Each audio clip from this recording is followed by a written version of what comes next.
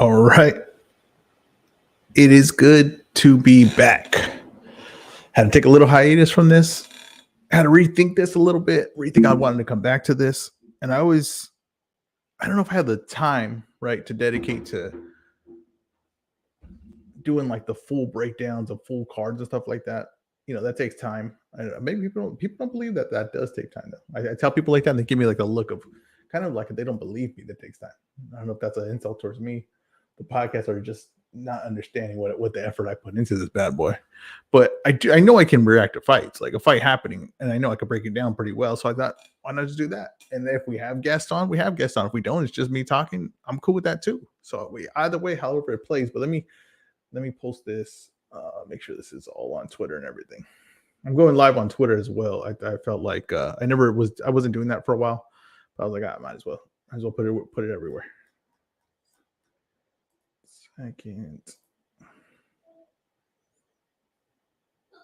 Here we go. Wait 1 second. Quote 2.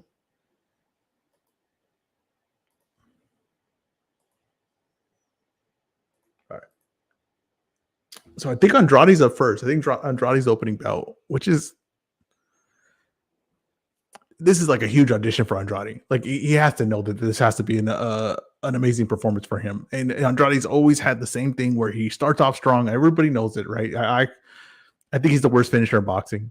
I call him a 401k fighter because he's constantly just doing matchups that are safe, that are good for putting safe money in the bank. But he's got to take a chance. If there's ever a point in his career he's going to need to take a chance, it's right here. So he's got to look impressive. Now, Nicholson, who's lost to, why can't I think of his name right now? What the hell, the hyped up guy from on Top Rank? Berlanga. He lost to Berlanga, right? So he shows you what level that he's at, right? He shouldn't really be a threat to Andrade, but what makes this fight interesting is like, what is Andrade going to do? What chances is he going to take to have an impressive performance to really get some buzz that could maybe build up a Charlo fight later in the year? So that's where we're at with this fight. So I think that's what's the most interesting point of this fight. Also, the fact that Andrade's going to be on Showtime, and the fact that Andrade's, on a PBC card, all that is what people wanted for such a long time, and they just want him to get his chance. And I also want to see him against the top guys, because I want to see, there's been so much hype behind him, so much, people assuming that he's at this certain high level, and maybe he is. He just never got the opportunity. I'm not saying he isn't. I just have not, and the performances don't show me that he is. The performances of beating mid-level guys in the middleweight division for long stretches and having kind of like boring fights, kind of just having fights go to decision all the time and not getting them out of there, it doesn't really show me like an elite level guy. It doesn't really show me an elite level, the level of Canelo or Triple G in his prime, or even Charlo. It just never showed me that. Now, like I said, Charlo hasn't looked extremely impressive at middleweight. He hasn't. He's looked good at middleweight, but not extremely impressive. The power definitely hasn't shown to be there like it was at 154. So Demetrius is moving to 167 in this fight. This is the final act of his career. If he's going to finally make that push to superstardom and to proving that he's an elite fighter in boxing, that's where it is right here with Jamal Nicholson. So, like I said, he should win this fight. And I'm pretty public about this. Oh wait, my bad, Broadway, can you hear me? What's going on, bro? How's I'm the environment? To show you some love, bro. I appreciate it, brother. Just to show you some love. I'm happy you back on it. I hope this isn't your last live of a fucking year. And just know that we need you on YouTube, brother. We need Ezra. I appreciate it, man. YouTube boxing world is missing something when Ezra is not on, man. I appreciate it. No, I'm back. I love you too, man. I appreciate that. I appreciate the love. Nah, man. I just came to show you some support. I saw you was live. If I was home, I would be on here chatting it up with you. But I'm at the fight event. Just want to hop on, tell you we missed you, we love you, and we need you back out here, man. Hey, I appreciate it, man. And I'm back. There ain't no going anywhere, and I appreciate you showing the support, man. As always, have a great time, and be safe tonight, man. Thank you so much, man. All right. Tank going to sleep. All right, man. Have a good one. All right, man. Peace.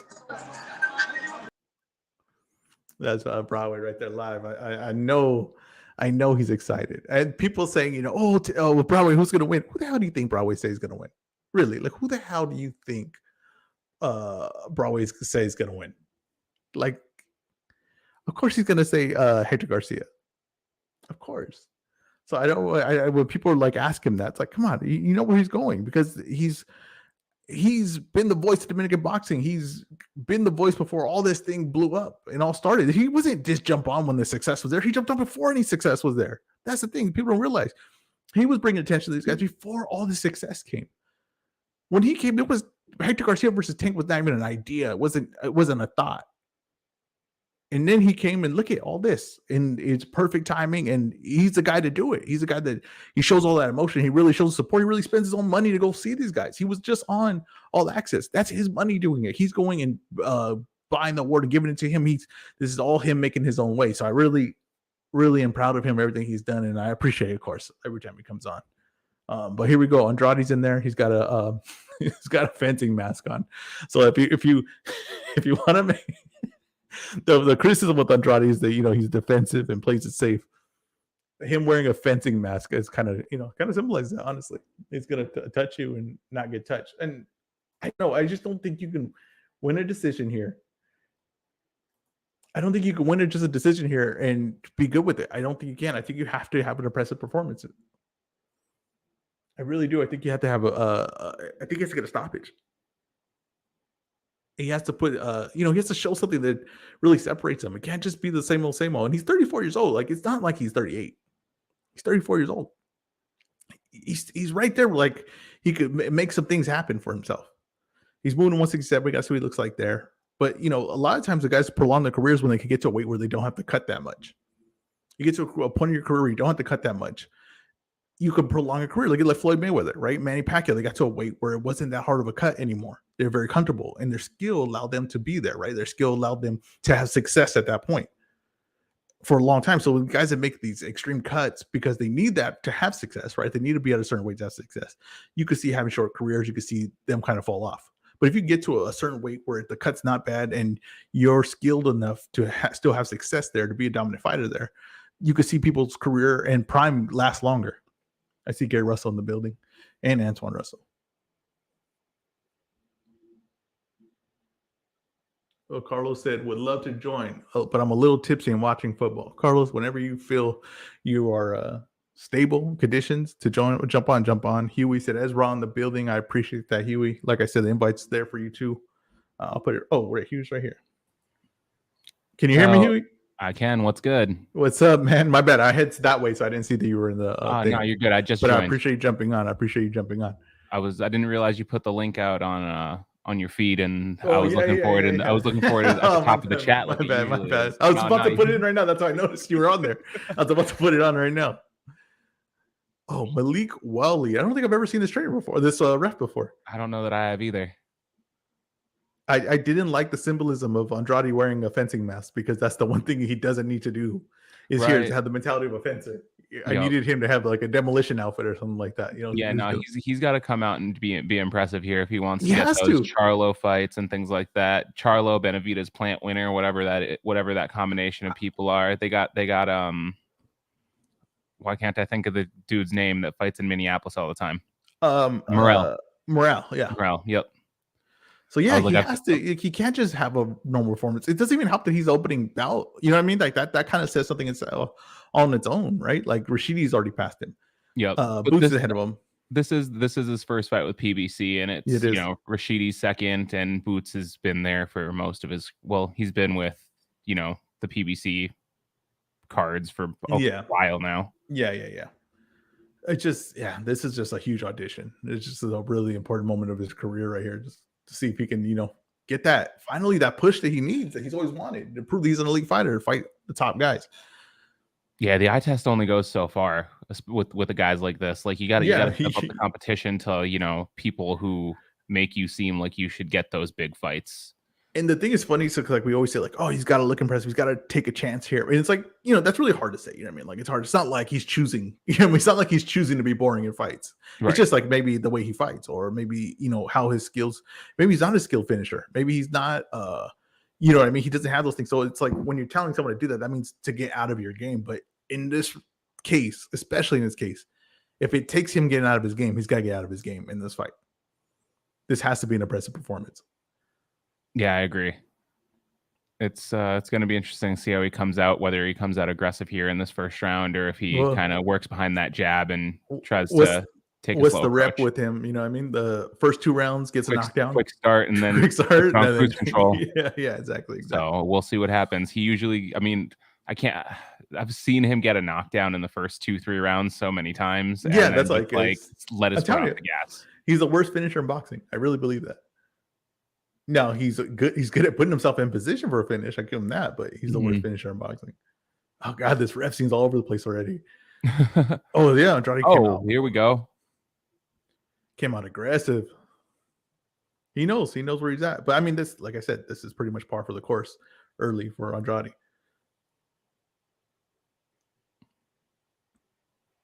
Man, they're both swinging. Andrade's size looks good. He looks good at 167. How long has Nicholson been at 167?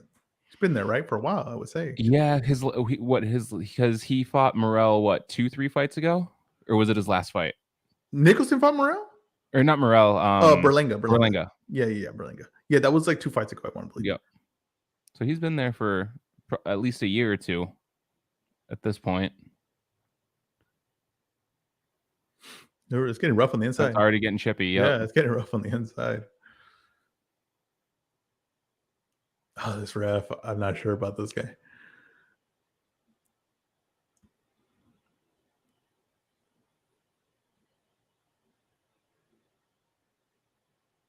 Yeah, Nicholson's a big guy. He's a big guy. Yeah, when they were doing the instructions there, I guess I didn't really notice it at the weigh-ins. I wasn't paying too much attention to them, but I was like, damn, they're about the same size. Yeah. It is. It looks like just matchup wise, you're just like that part of the eye test. You're like, it looks like a good fight. Is he complaining about his eye? Nicholson, he must have a cut over that eye because I keep seeing him blink it over the right side. Yeah, I think they there was a clash of heads when they were on the inside. They're getting a little rough. It's getting real rough. Look at Andrade. Okay, he's really leaning in.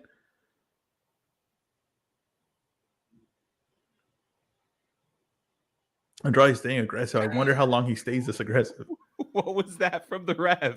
Dude, this ref is, I told you, I knew it right when they announced him. This guy's out of control. This is a DC area ref for sure. They brought out their local heroes, local star talent.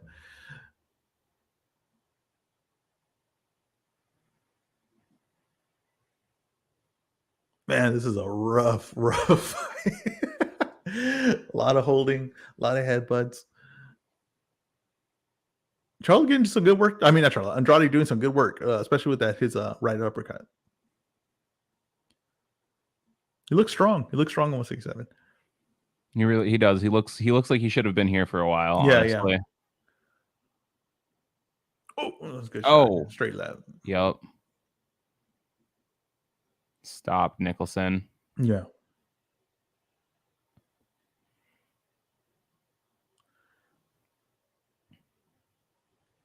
Yeah, Nicholson has a weird style, like that, especially like when he comes forward and he gets Andrade to react though. Andrade does react a lot when he steps forward like that. That little hesitation. Yep. Oh, nice uppercut. That was good. It was a nice little combination from Andrade right there. Yeah, Nicholson's eye is really bothering him. He caught something. Either it was a headbutt or a thumb. But yeah, he keeps squinting and favoring that eye. I'm trying to see if there's a cut. Doesn't look like there's any blood. No, it doesn't. Maybe that. Maybe it could have just been a punch to the eye.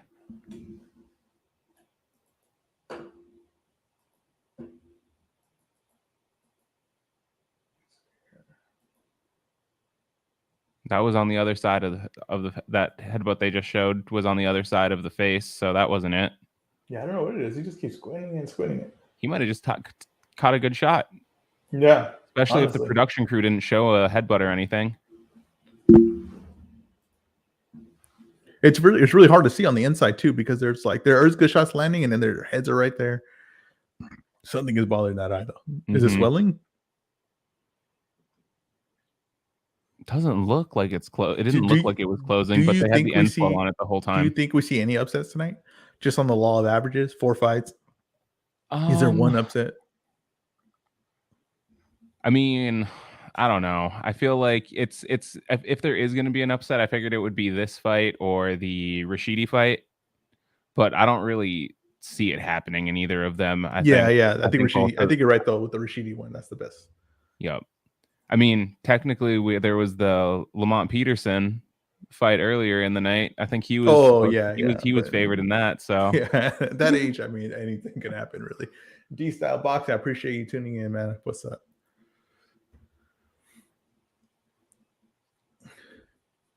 Yeah, so obviously round one, Andrade, right? I mean, yes, I think we're gonna go there. Okay, I didn't get like a paper write that down for rounds, but it's all right. I think for these fights, I'll just remember on top of my head.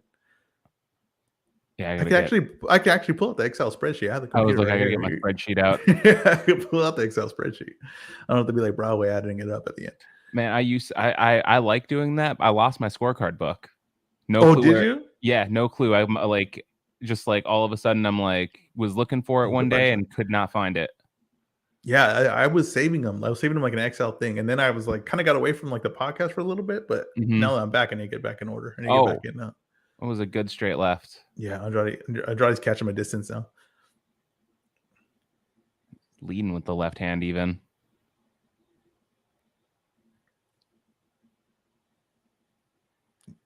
And now he's not letting Nicholson get in on him. So he's avoiding the clinch now. He's just saying, I'm going to keep the range. And I see with your move. Oh, there's a drop. Oh, there it is. There it is. Knockdown. The first 2 rounds, though. Like the first 2 rounds. Let's see. I don't think that was their feet getting caught up like he's saying. No. He looked that looked really nice. Very good at looking like you were going to step further in and then catching him at that range.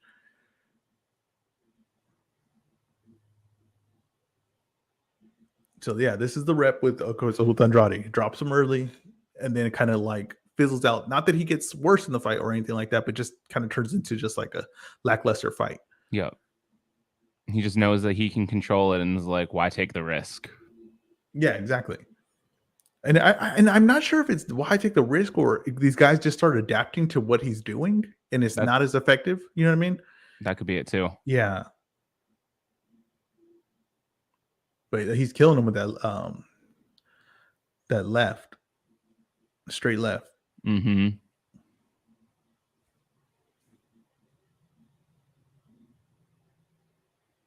He's doing a good job keeping his lead foot on the outside too, so he has a good straight shot at it and keeping it as short as possible. Mm-hmm. Mm-hmm. I mean, he's not falling for that Nixon when he jumps in. He's not reacting to him. He's just kind of keeping the same form and just kind of stepping back, just getting out of range because he realized like he when he gets squared like that, he's too far to really do anything. If I just take a step back, I'm out of range with him. So now Nicholson's I don't know if Nicholson's the kind of fighter that can make another adjustment to it, but it was a little bit off balance. But it was not that he tripped him. He just I don't know if it was like he was rocked or anything. Yeah, he just wanted to continue with it. He was like, I'm good. Good. Let's see. One. Good shot. I mean, oh yeah. He's off balance, but that's a good. It's a knockdown because he fell from the punch, but it wasn't like he was hurt. Right. The eye is swelling too a little bit. If he blows his nose, that eye's gonna shut. If he blows his nose. So I got it 2017 Andrade with the knockdown. Yeah. Decided to open up the spreadsheet. That's a smart move. Yeah, Andrade's going for it. Yeah. He thinks he hurt him in that last round, so he's coming out aggressive. He knows what he needs to do to get the big fights from them. Yeah, he does. He needs to go out there and he needs to call out everyone at the end of this too. Mm-hmm. I mean, they have it. They have all the guys besides Canelo, and I think Canelo's coming. That 167. So they could make a lot of interesting fights. I mean, him and Morrell is still very good. Him and Charlo, him and Benavidez, him and even Plant. Even the winner of Benavidez Plant versus him, I would still like to see. So I there's a lot they can do.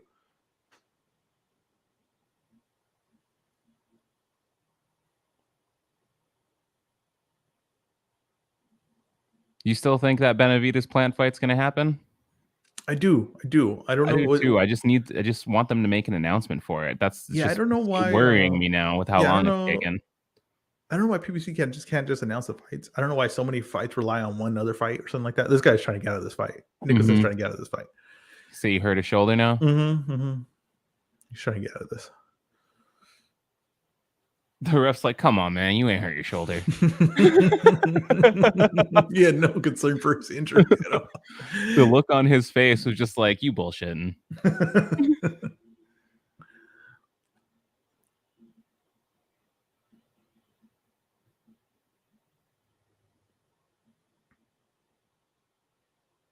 So this is kind of it's kind of par for the course for an Andrade fight. That's kind of like what it begins to start to look like, which is it's really interesting. He's still coming forward though. He's more aggressive. Yeah, he's aggressive with offense, but it's kind of like where he settles into like, I'm going to be more defensive. I think Andrade punches very from very awkward places. It's unusual, like kind of how he punches. He loops his shots. Yep. And I think when you first fight him with his speed and he's got good balance and timing at times, you don't see it. But then I think over time, guys kind of begin to see like where the shots are coming from. He may be winning, but it's not as effective as like, oh, I didn't see the shots before. And as the fight goes on, I kind of just think they kind of get used to it. Even though you don't ever start winning the fight, none of these guys ever do. They just kind of get used to where the shots are coming from. Yeah, so they can anticipate them, roll with them, whatever it may be. Yeah. Especially because like early on, they're like coming from his hip, but like he keeps his hands kind of low at distance, and it's just like you said, they're awkward punches. They're awkward, because like his feet kind of don't match his hands. It's weird, and he's coming from the same side. He leans the same side. See,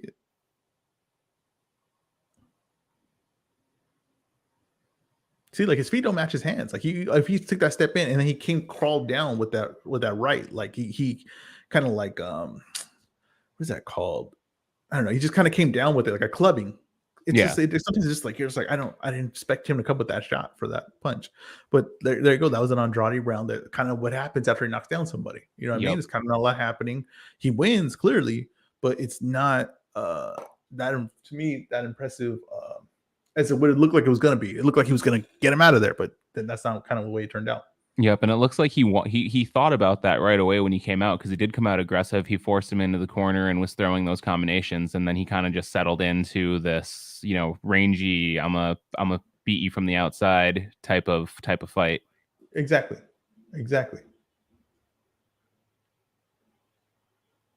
Yeah, I love that left though.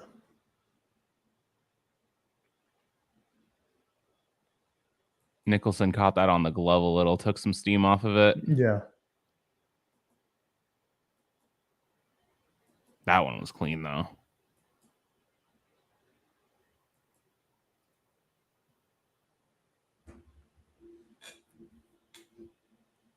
Okay, see round 4. So he's obviously up, 3 rounds, none with a 110-8 round.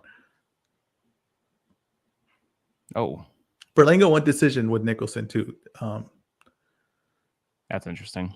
Yeah, that is interesting. So he's got a chin.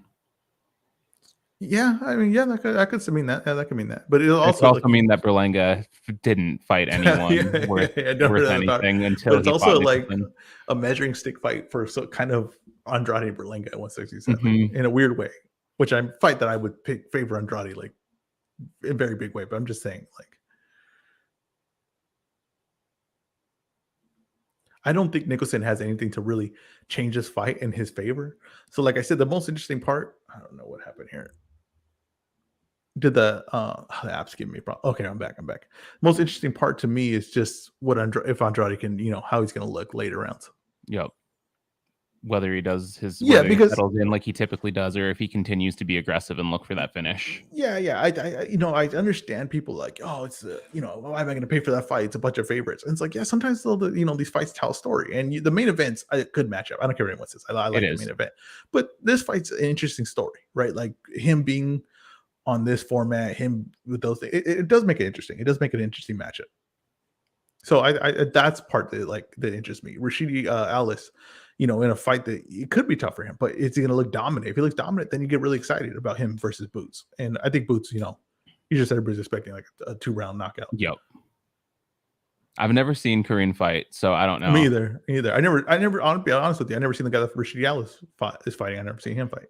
I looked up some of his fights. He's like an aggressive dude, kind of like honestly, he reminds me of like the Argentinian fighters that we saw last decade, like the Maidana, the Lucas Matisse, like those guys.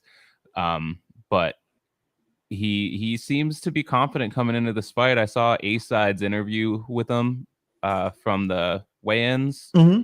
And yeah, he seems confident. He, that he's going to be able to come in, give Rashidi problems, and even get the knockout. Okay. Well, let's see. I mean,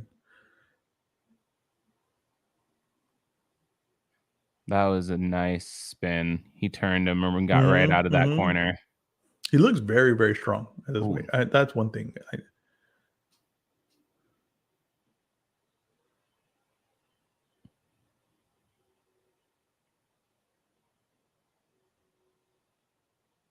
And he's staying aggressive too.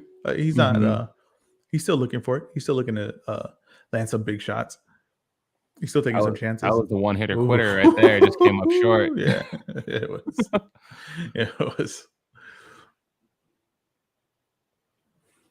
I'm telling you, this is par for the course, though. Par for the course.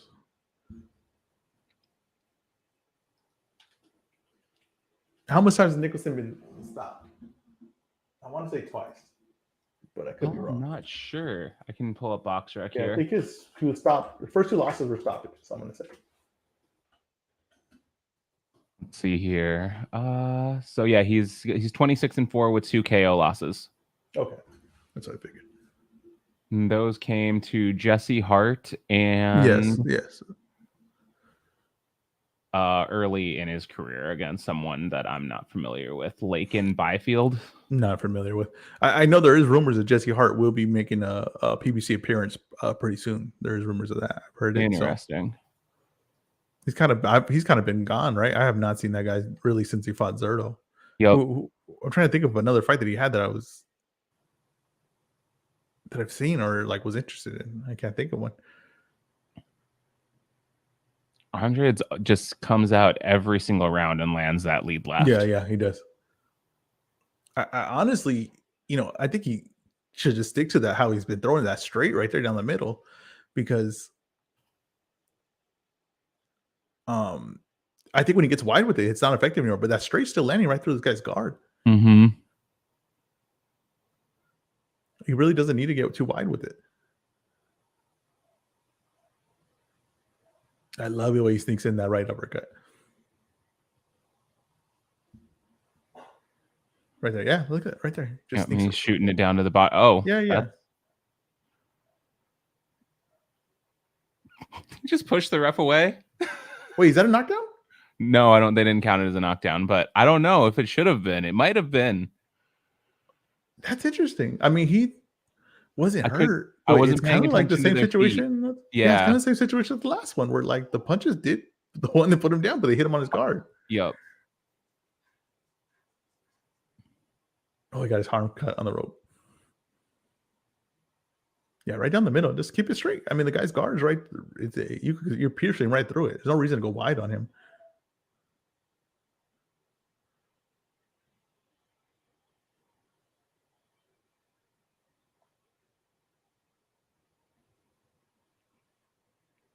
I want to see that highlight. I want to see what happened there. I know he was not hurt, but I mean, by the rules. Yeah, exactly. That's by the rules was he dropped. Yep.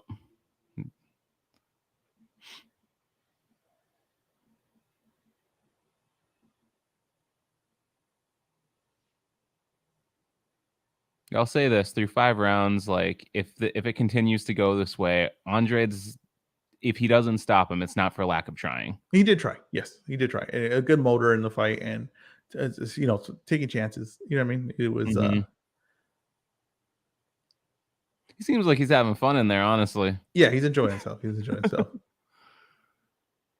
And Nicholson has nothing for him. Like, he has nothing for him to, Yeah,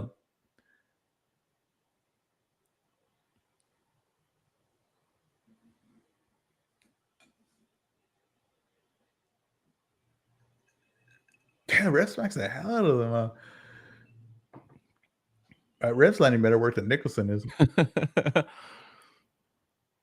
Another good straight left.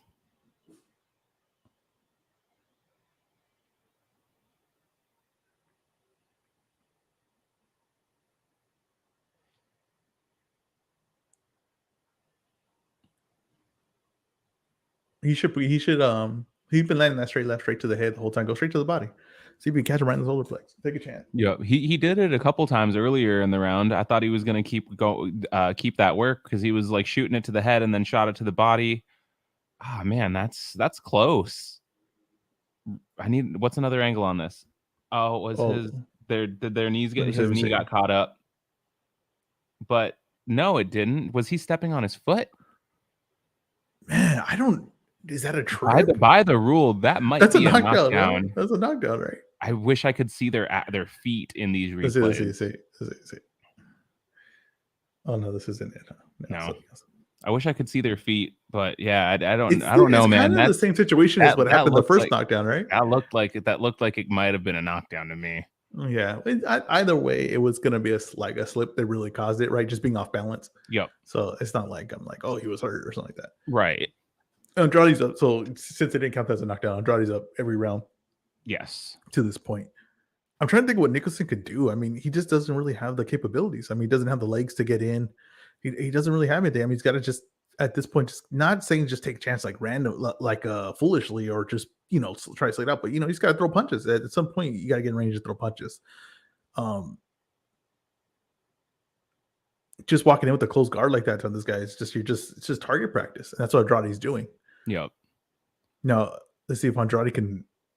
I think the straight's landing down the middle. I really do. Let's see if he can, work on that to build something else up from it. I like how he's finishing the combos with that right hook to the body. Mm-hmm.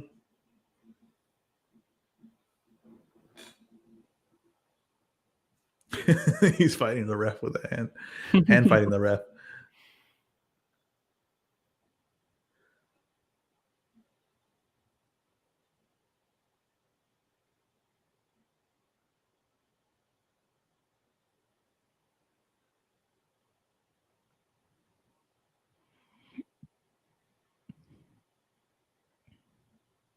Ooh. That was some nice footwork to take that angle off to the right there. I mean, Nicholson doesn't have anything to keep up with him. Hand speeds, he doesn't have the distance. He can't keep up with his foot with feet either. It's just a completely different level of fighter. You know what I mean? It's just outclassed. It's just it's turning into an Andrade fight. I mean, this is, to be honest, like this round right here, especially. Yeah, this is what happens with Andrade fights. He starts aggressive and then he settles in and he just picks you apart. Yeah, there's nothing here that this is what these fights look like. And this isn't gonna really, this isn't gonna impress. This isn't gonna capture the imagination. Now, if the Showtime and the PBC want to put him in with the best guys, and they already determined that they're gonna do that, they gave him this tune-up fight, and they know they're gonna put him in with the best guys. There you guys going for it. Right there. Oh, yeah, I know. Andre's right eyes. Close it. It swelled. Yeah, that shot got him. I don't know if it's been happening or if that happened with that one shot, but that right eye looks like it's got swollen there. Well, yeah, it does. But I was just saying is, if they decided that they're going to put him in with the best guys, no matter what this happens, then okay, you have to see how he looks against the best guys. If he's able to do this against the best guys, then hell, he's in a good spot. Yeah. But this, like, as far as like he needs this performance to do it, this ain't going to do it so far. This ain't going to do it.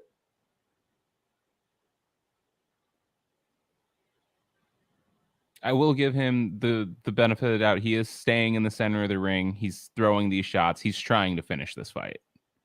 Yeah, I think what it shows though is that it was never for lack of effort. Mm-hmm. I just don't think that he has. You know what I mean? I just think he kind of gets less effective as the fight goes on.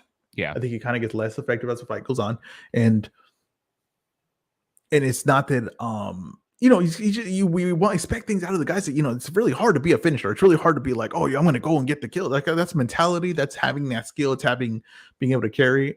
His eye looks fine right here. Yeah, it does. Yeah, it's like, you're kind of expecting something that maybe he just doesn't have in him. You know what I mean? That's another thing too. So that's kind of tough, but I understand. But that's what I'm saying. That I think this is kind of showing that this is just kind of what Andrade is. I mean, that's maybe we'll see it against the top level, and he's able to do this against top level. Like I said, it'll be very impressive. Yeah, he just caught him and stung his eye there. It didn't swell. It was just he had it closed after. Yeah. It looked like it was closed for a little bit though, like for a while. Yeah. I don't know if you read Nicholson's lips there, but no, I didn't. I missed it. I turned my head. Called him punk. Punk bitch. After he landed that shot.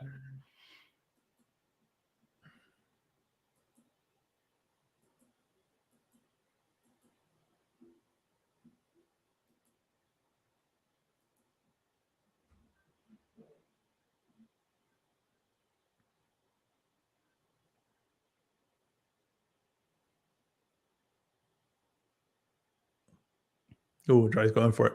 Mm-hmm. He's landing through his guard too. Yes, I tell you, that's straight right through the guard. As soon as he stopped looping it, he got more effective with it. Yeah.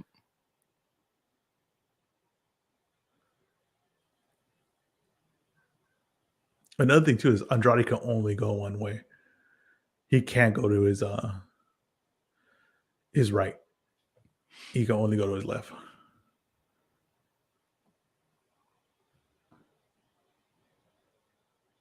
Yeah, you know what? You have a point there. He's good at he can take angles and like get out of position to recenter himself, but he doesn't fight going right at all. He works like a clock. He always got to go the way. He resets and then goes back the other way. Yep. Yeah.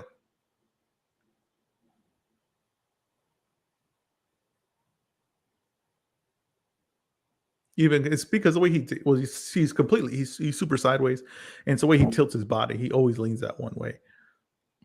Nice body shot. I love it straight.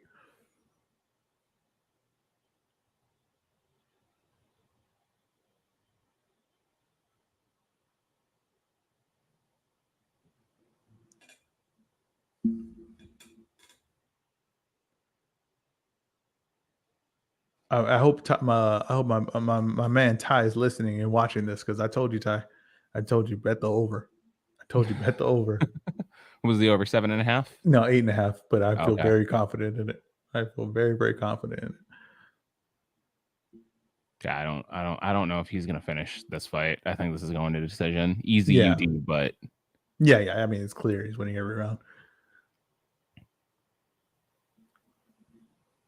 Nicholson's tough. He's tough. I do like the approach that Andre took to this fight, though, because he came out and even to this point, this round's been a little slower for him. He hasn't thrown as much, but he's been trying to finish it. Yeah, he has. That not for lack of trying, that's for sure. I do like his shorts too. I do want to give him credit on the outfit. The outfit is very nice. That's not a knockdown. Did it count as a knockdown? No, slip. He wrapped it around his neck. That's why.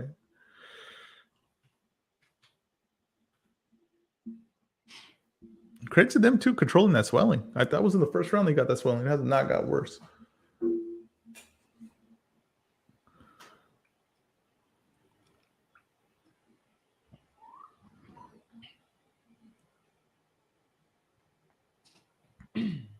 I hear people saying I had Boo Boo getting a stoppage on my parlay.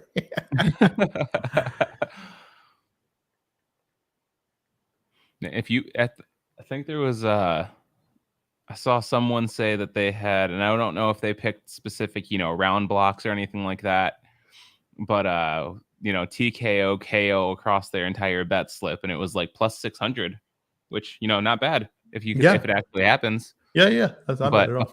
A 4-fight card with all stoppages is that's a lot to ask. 4-fight card with all stoppages with Andrade on the card is almost impossible to ask. I'll tell you right now, it's almost impossible.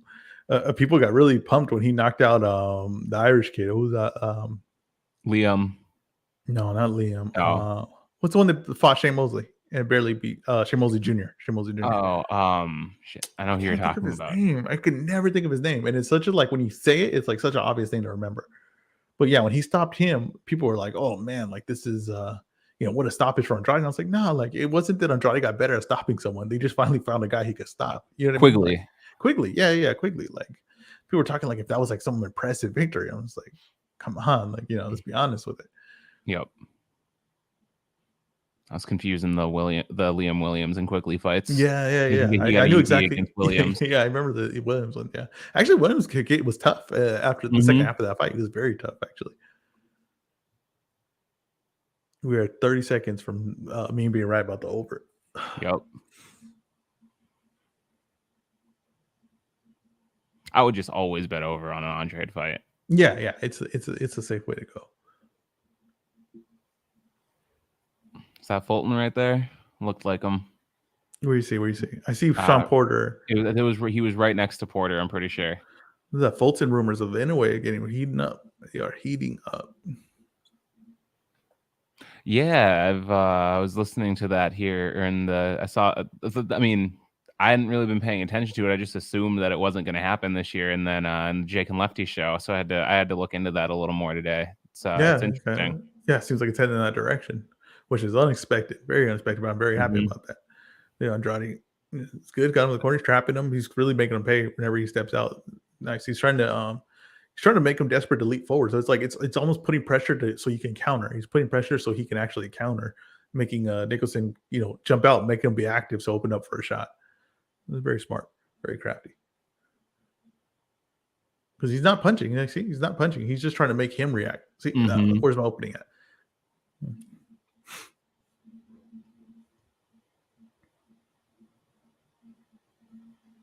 He's just trying to find openings. That's really what he's trying to do. Nicholson might be getting tired here at this point too, which could another reason I think he might be backing up to the ropes just so he doesn't have to have as much movement.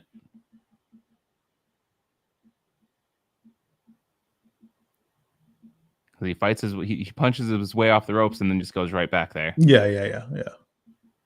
I mean, it's like Andrade's in complete control. He could put this fight wherever he wants it. Really, it's just he just doesn't have the capability of stopping it. He doesn't have that pop, or it's just he can't he can't find the shot to really do it. He's trying a bunch of different tricks to get it though. Yeah, it's an Andrade performance. I mean, this is what it is. This is the typical fight that you expect out of him.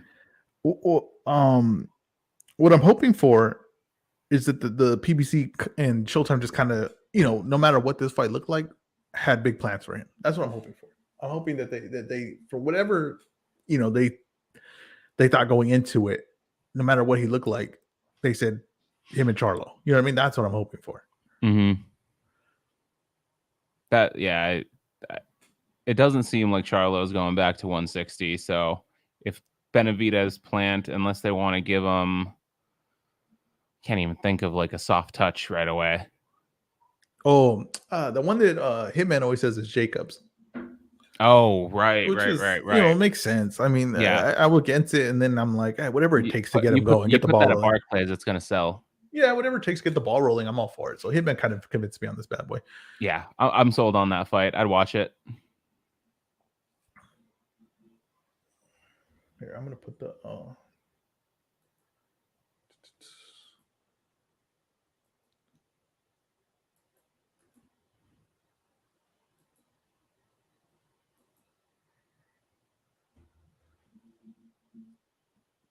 Yeah, Nicholson's just getting through 10. Yeah. He's going to be very happy to take that decision. He's going to be very happy to get to that decision, not take it, get to it.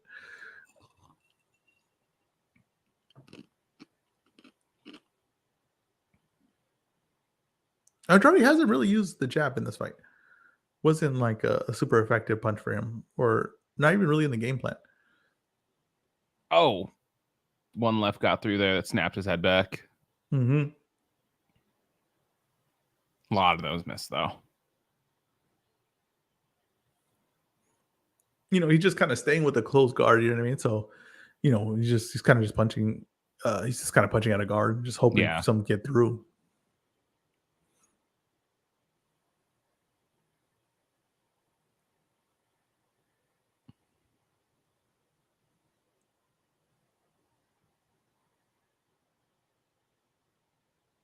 It's crazy. It's crazy how much of how much Andrade kind of diminishes when he goes on that side, when he goes to his right side.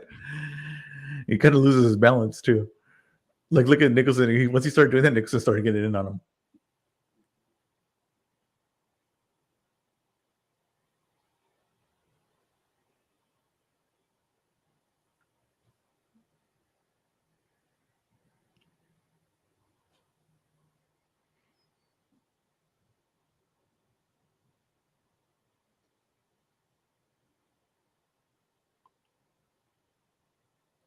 Yeah, man, I don't know why I really like that punch. It hasn't even been that effective, but that lead right uppercut he has and he sneaks in there, I really like it.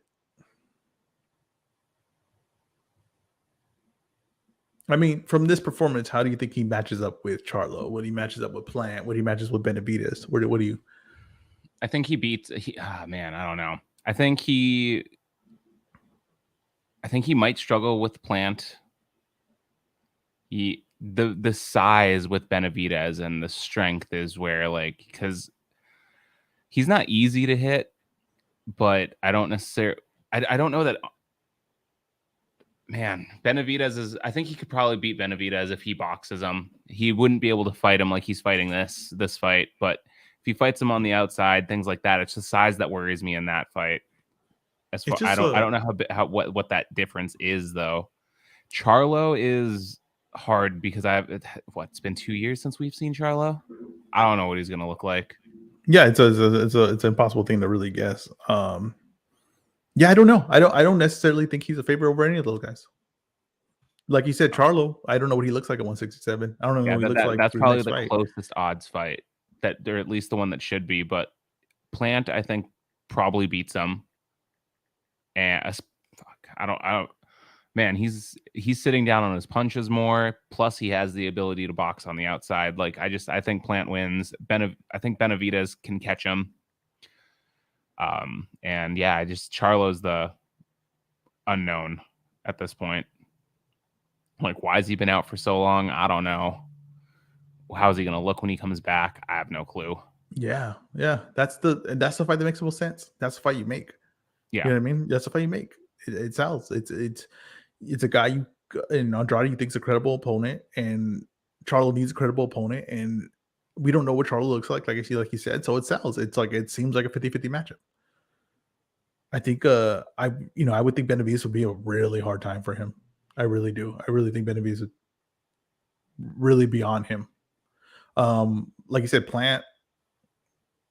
It's interesting. I don't know. I just don't see the separation that I see sometimes when Plant fights, a lesser fighter. Mm-hmm. I don't really see that separation for him. He's beating this guy, but he's supposed to beat this guy. You know what I mean? He's doing what he's supposed to do. He's not doing anything above that, in my opinion.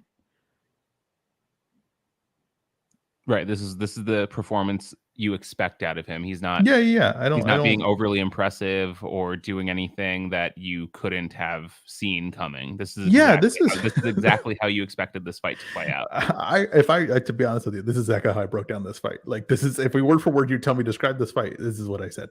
Mm-hmm. So, like, you know what I mean? So, like, look at Espinoza in the back. He ain't even watching. He's like, I know what's going on. Who's he talking to? Oh, Anton Russell.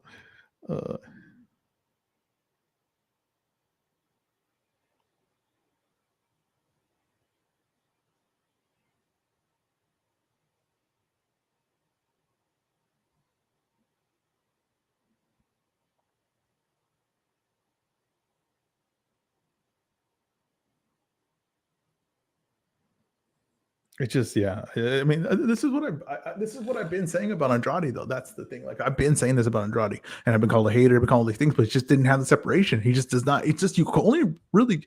I'm telling you, the eye test is one thing, but judging what they do in the ring is really important. He just does not have the separation of the talent. He does not show that he's an elite level compared to B level fighters. It doesn't look like that. It looks like he's better.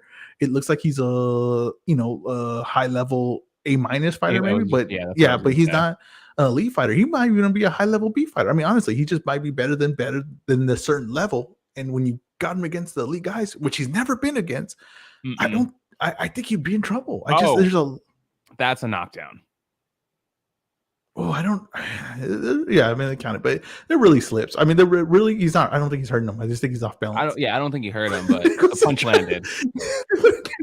This guy's had no respect for the ref. He just said, like, no, we'll just keep going. The ref's counting. You know what I mean? Like, you can't just say, oh, no, we'll just keep hilarious. Going.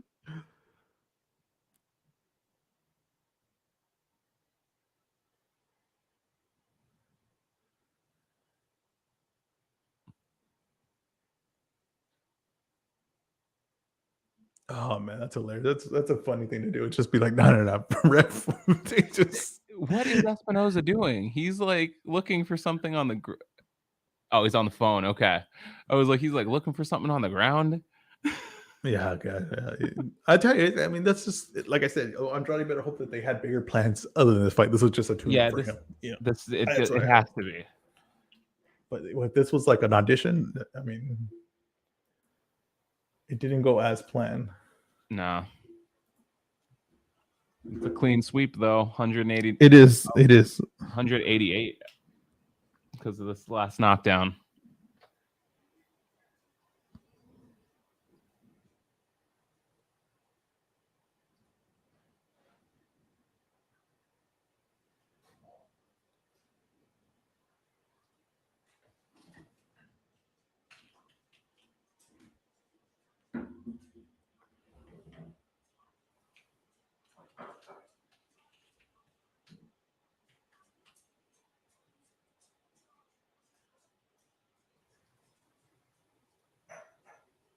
Yeah, it's off balance again.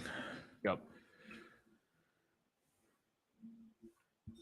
I don't. One of those that buy the rule book. Yeah. I don't think he has. I don't think he has great power at this weight. I don't think he has great power this way at all. Did he ever really have like a great elite standout power? No, but at least he had, like, to me, like, I don't even think when he dropped him, like, I don't even think it was that devastating of a drop. You know what I mean? Mm-hmm. I think that at the middleweight, at least he would like hit a guy. He could drop him. He could hurt a guy. Right. It did take a lot of emotion in the punch to get behind it. You know what I mean? It looked like when those guys punch. You know when those guys they go with the girl to like the fair or something like that. They have to punch that thing that measures their punching power. You see those guys like really wind up to get the 700 score. That's what he used to punch to knock people down.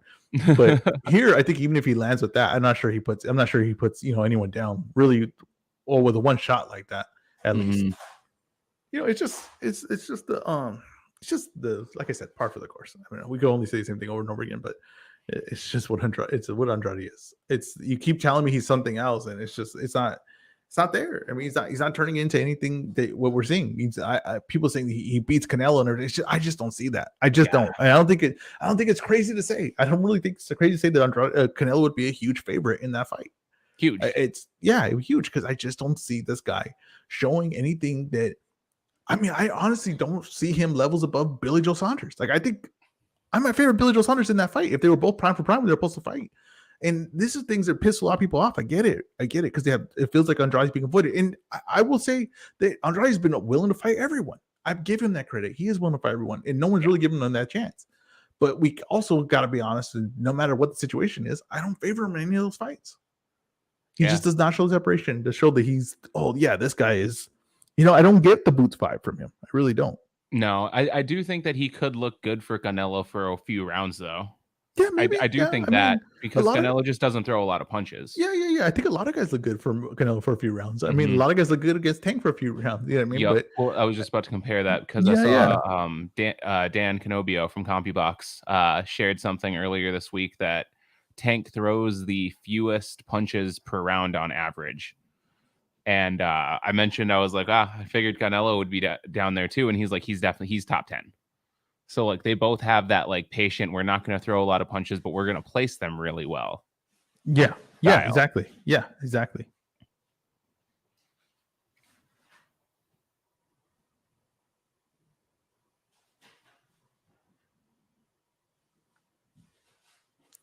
He shows you who he is. You just got to believe him. You know what I mean? Let me see. You have the volume up on this thing? I do not. Oh, I was going to say, let me see if I can crank this up. I can unmute this, though.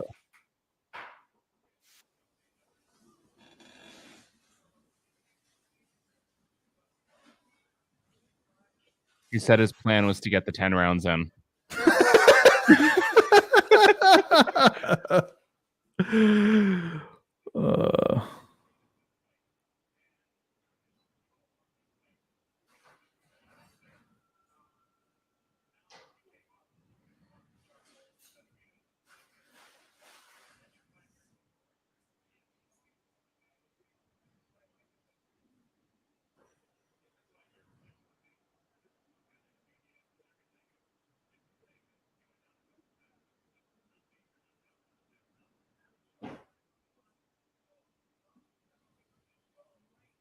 He's got a little cut on his eyebrow. Does he? Oh yeah, he does. It could be from a headbutt. I think there was a lot of like. It might have been from a headbutt. Yeah.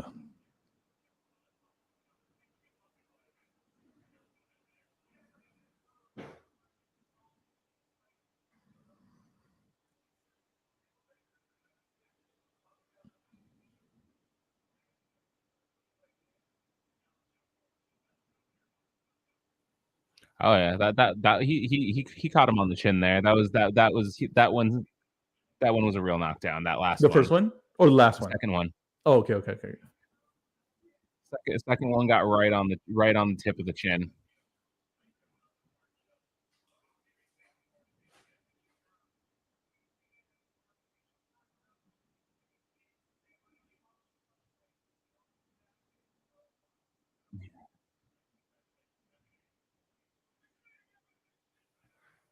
He didn't call out anyone though. he scared Jim Lampley really. I mean, yeah.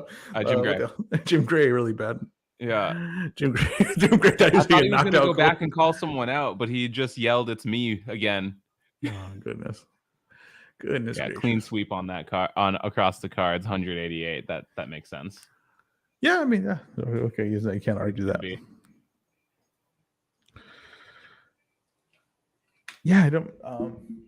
I don't know what that. It's like I said. If we have to see him against elite level guys. Sometimes guys look like they look this way against the guys. And then when they do the exact same performance against Charlo, then you'll be really impressed. You know what I mean? Like if he did this exact same performance, clean sweep it, but it's a board. It don't matter. It'll be extremely impressive.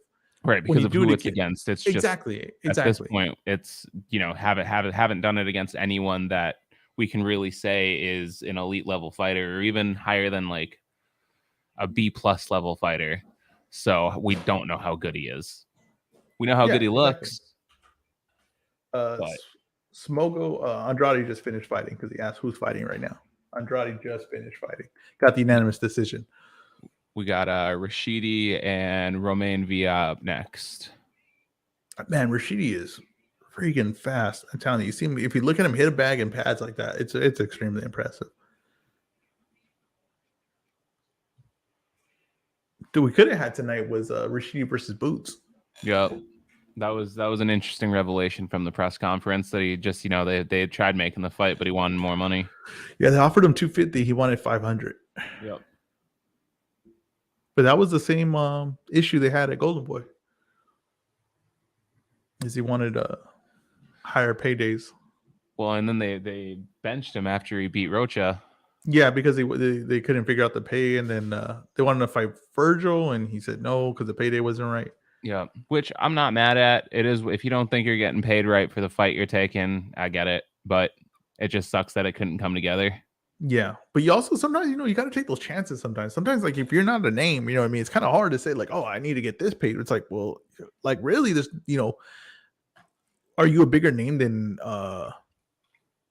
Mean Machine at that point? Are you a bigger name than Hooker? Like I don't, not really. No, like nothing that really separates you like that. So I don't know. It's kind of tough. Like at one point he's gonna have to take a chance. I don't know if just even winning tonight gets him to 500,000 that he wants. You know what I mean? I don't know if winning tonight. You know what I mean? It's interesting. I don't know. Some of these guys, he's getting older. He's against the clock. Mm-hmm. He's got to. At some point, he's gonna have to take a chance. You've seen that with Frank Martin. Frank Martin just took a chance on his career, and it benefited him. Played out in a big way. He's in a good spot now. Yeah, absolutely. That's a good point. Fighting Tank. I mean, fighting.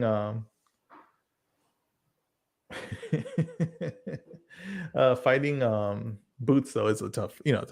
I don't think it's a tough ask. Yeah, I don't think anyone's looking forward to that one. So, I mean, how big is Boots too? Because I feel like he's a bit bigger than Rashidi is. Yeah, he looks like he's gonna be the 154 pretty soon. You know what I mean? It looks like he might grab a title here and shoot up to 154. Yeah.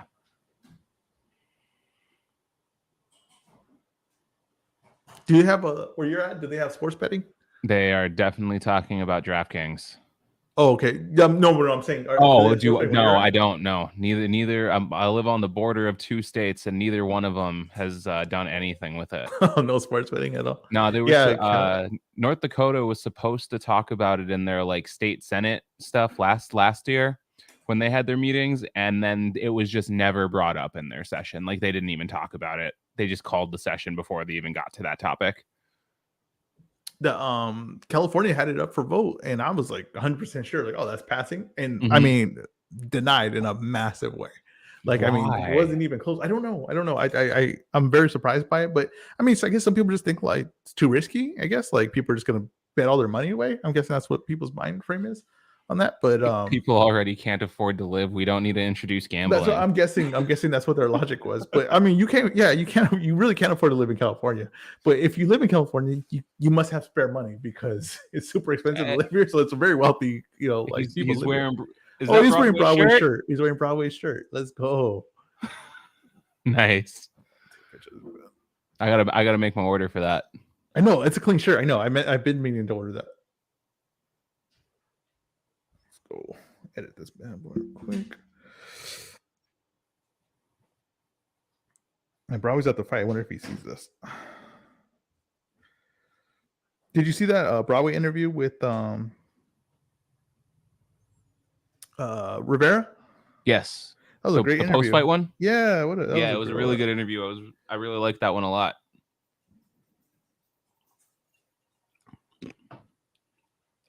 Not typically the type of access you would see a journalist get to a fighter like that in that moment. That was the interview of the year, if we're being honest. Like, not just like on YouTube level, like on anyone. That was the interview of the year. If that was an award, like probably should have got it. That was an amazing interview. Oh shit! He beat out Jake on the Chicken Talk Awards for journalist media personality. I've never seen NBL so pissed about it. I feel like it was because of that interview, because the voting came out the day that interview came out. Oh yeah. It was like for sure helped him.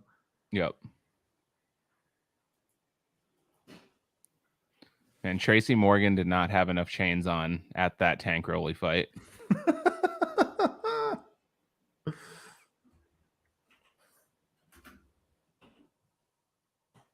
How do you see the main event going, or you want to save that until it's closer?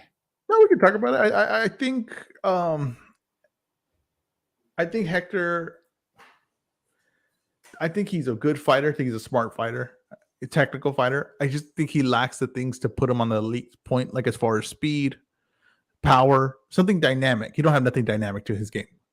So I think that he can be competitive in this fight, but I think that at some point when Tank kind of figures the range out, I don't think he has anything to match that. I don't think he has the one thing to match that. Now, he's shown glimpses of power, but not like devastating power. But he's dropped dropped Colbert, right? He hurt Avalar. He's shown glimpses of having some pop, but I don't think he's good. I just don't think he has that one thing to really change the dynamic of this fight. So I think that at one point when Tank figures it out, I think he stops him. I'd say around the eighth round. Yeah, I was telling people to bet 7 through 12 earlier. On Twitter. That's the spot to be at. I kept hearing these first 4 rounds, and I was like, y'all are underselling Garcia. Yeah. Could it happen? Absolutely. Tank's got power to end it in any round 1 through 12. Yeah, definitely. I took that's the thing. It's like it's the way we look at these fights. I kind of don't understand. But people saying like, oh, this is a tune-up. It's like, well, it's only a tune-up because of how highly you think of Tank. Mm-hmm. Do you get what I'm saying? Like this guy. Okay, I was on a thing. I was on. What's it's completely blanking right now. The round table? D-Style Boxing. Yeah, D-Style. I was on D-Style Boxing. And one of the guys was saying, oh, Virgil, he deserves a shot. I don't know when he's going to get a shot because he's doing all the right things. And then they go and complain about Garcia fighting Tank. And I'm like, well, he did all the right things to get his shot. So I don't, how can you ask for one thing and then be mad that another guy gets the exact same thing you're asking for? Like Hector is a world champion. He's a world champion. Virgil has not done that. He beat a top prospect.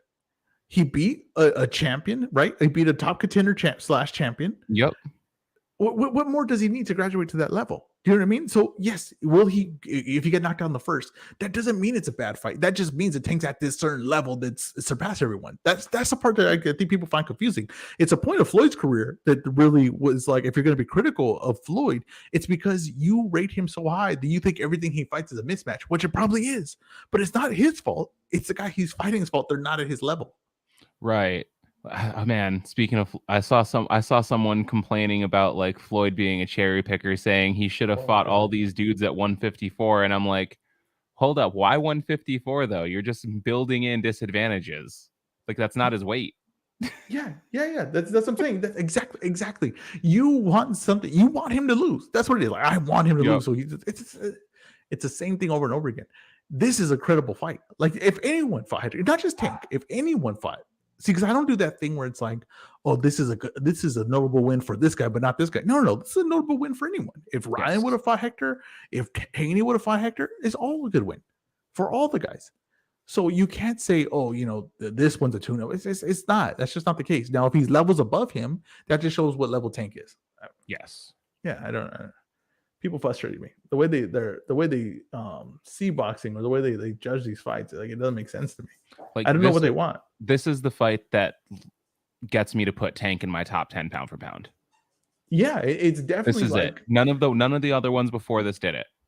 Yeah, I'm a little higher on the Leo Santa Cruz fight. I like the Leo one too. I don't know what Leo was doing in that fight. Like, why'd you throw the same punch 3 times in a row? Yeah. He got greedy. Definitely got greedy. It's funny because the Tank knocked out Rolly for doing the exact same thing. Threw the same punch twice from the same range too.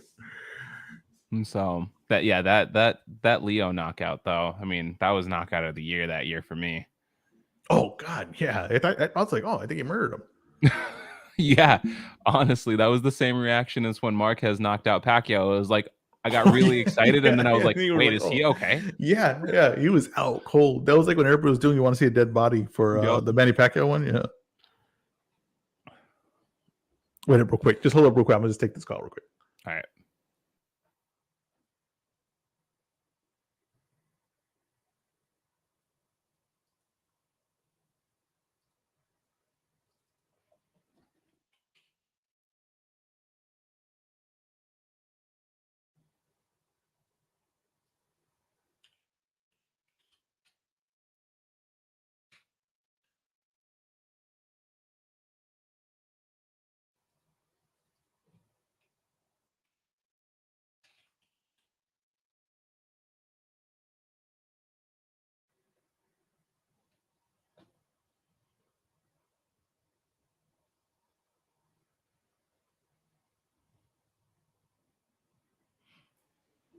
All right, my bad. No, you're good. It looks like we got Villa and Ellis in the ring right now. Let's go. Interesting that they don't show the walkouts for the undercard fights here. Just moving the card along. I'm telling you, the one thing I really hate, and I've been talking about this, I hate that they got rid of the whole entourage with the trainer walk-in. Like we walk in with a group of people, I hate walking in by yourself. I think it's very awkward. I don't think it works in boxing. I think you have to walk in with the whole team. That makes more sense. When they do like on the zone where one guy walks in by himself, I just think it's awkward. I don't know why. It just doesn't work. It's something with the gloves or something. It just does not work.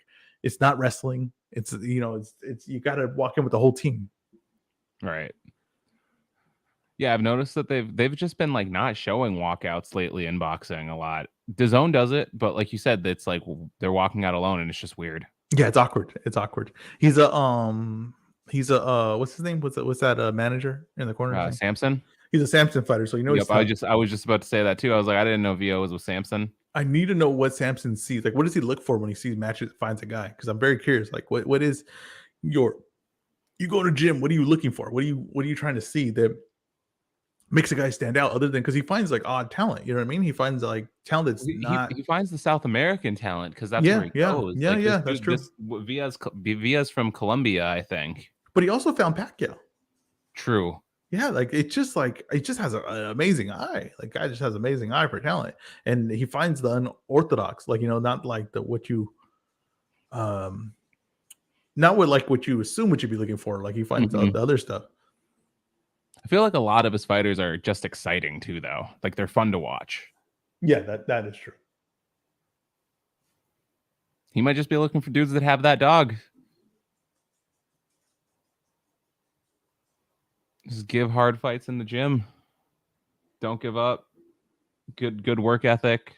And then just solid, Yeah, I don't know, man. I have no idea. He's one of the best scouts. I mean, he really is. He's one of the best scouts in boxing. Absolutely. I think I can't disagree with that one bit. Yeah, like who generates more, who consistently finds more value in undervalued fighters? Like no one. Mm-hmm.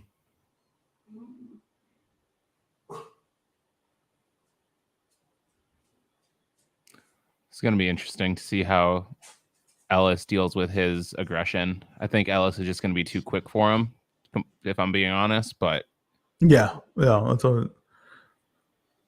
I just want to see how I just want to see how he looks, just even skill wise. I want to see if I could really buy into that him versus Boots matchup and get really excited about it. Right. I love the mole haircut too. I'm telling you, that increases your power by like 20. There's no doubt about it.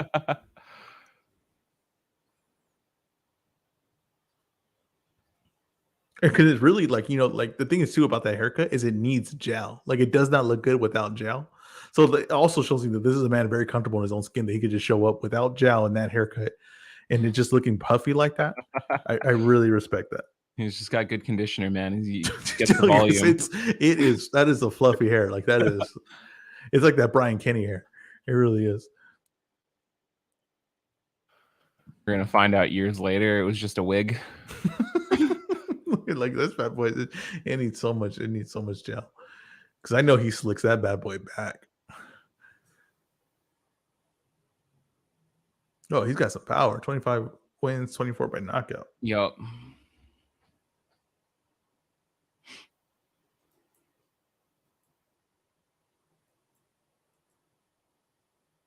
No, 25-1 versus 24-0. I know. So might not be, on paper, on the odds, it might not be close, but it seems like if you're gonna match up records, this is a pretty good one. I do think those odds are slightly skewed because there's more name value in Rashidi. Because what this was I think this was the closest fight on the card and it was 6-1. So I don't know. It's a little wide for me. That's true. It is.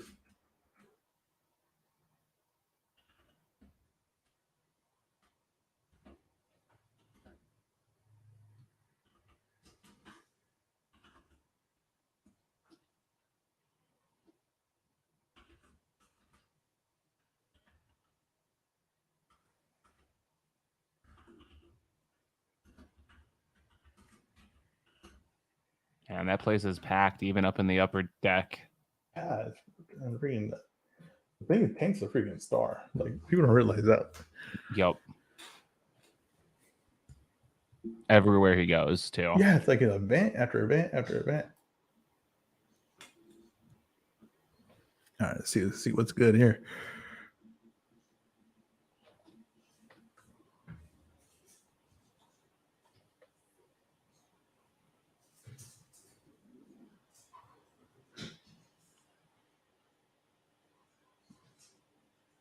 Holding him off with that jab right now.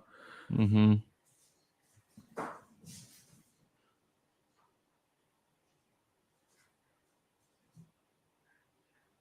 He's got to watch that jab. That jab of the body's nice, but he's got to watch it because just from far away, especially like that, because he can come right over the top with it. Yep. How tall is Ellis? Short, huh? 5'9", I think, is what he's listed at. I think that's what the tail of the tape said before the fight.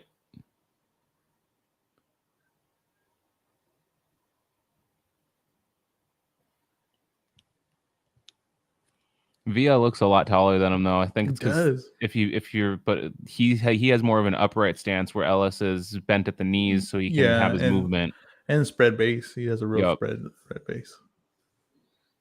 Someone was saying I don't know, maybe it was King P or Hitman, that he has a short upper body. He does have a short upper body. He does. His torso is not very long. Yeah, like that freaking, his belt is like right under his chest. I mean,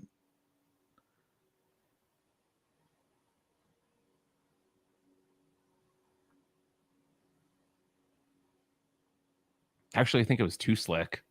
Too slick. Yeah, it was too slick. Yes. It was too slick.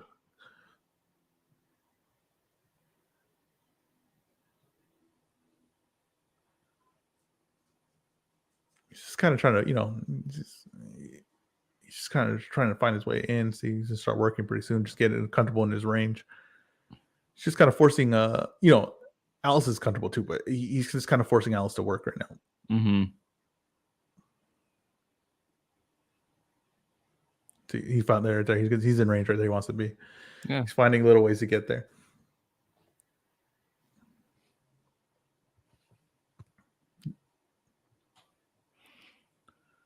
Ellis is just working that jab. He is. They got the closed guard. He feels that it's there for him, but it's just like this guy's just slowly just eating a little bit of range. Just slowly eat a little bit of range, eat a little bit of range, then I'm in. See, I'm in. See, you're gonna get. And then he lets his hands go. Yeah. Just slowly.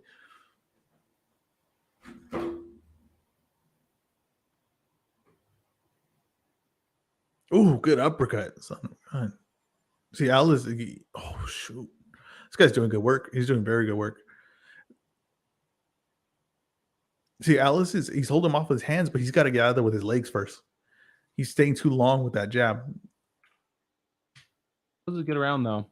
I'm giving it to Ellis, but it was a good round. Yeah, no, it was Ellis round, but yeah, it was. He started. You could. Ellis didn't land a lot, like he landed the jab and stuff like that. But that guy did land some good stuff. But yeah, I'm okay with Ellis taking that round. I think Villa might have landed the better single shots, but the overall work from Ellis is what I'm giving him the round for. Yeah, I'm with you. That's fine. But yeah, he didn't throw much more than a jab. No, he didn't. He didn't throw much jab, and you can see you get a little comfortable with that because you're landing, right? You're landing on that guy's close guard. And then that guy slowly he's like a wave, like a current. Like he's constantly just taking a little bit more, then he's in on you.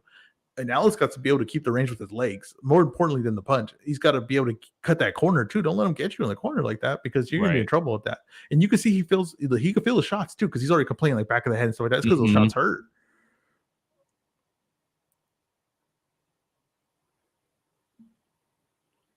So that's good work right there. Getting a little more off the spot movement from Villa in this round, but.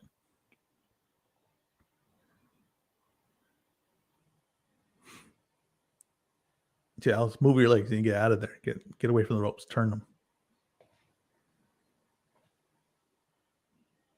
So he doesn't need to be there for this type of fight. I mean, or maybe he doesn't have the legs to do that. But I'm just saying, like that's what he would do. To win it with the punch is going to be very hard because eventually he's going to start landing those shots. Going to start meaning more. He's got to turn them there. Yeah, get out of there. See, get out of there.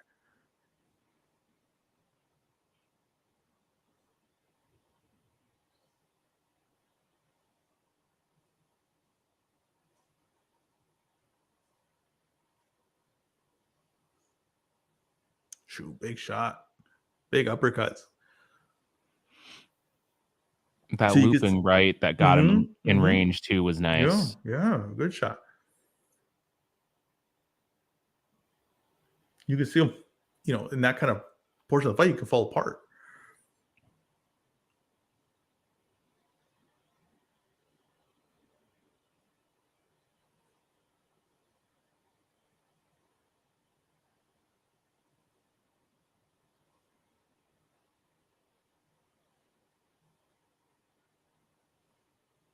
Good wrap up.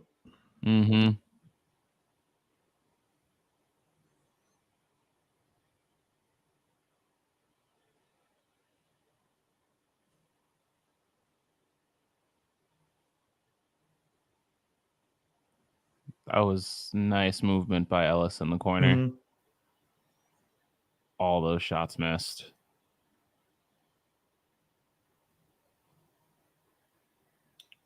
What second are you on the round? I think you might be able to 45 now. Oh, we're dead on. We're dead on. Yeah.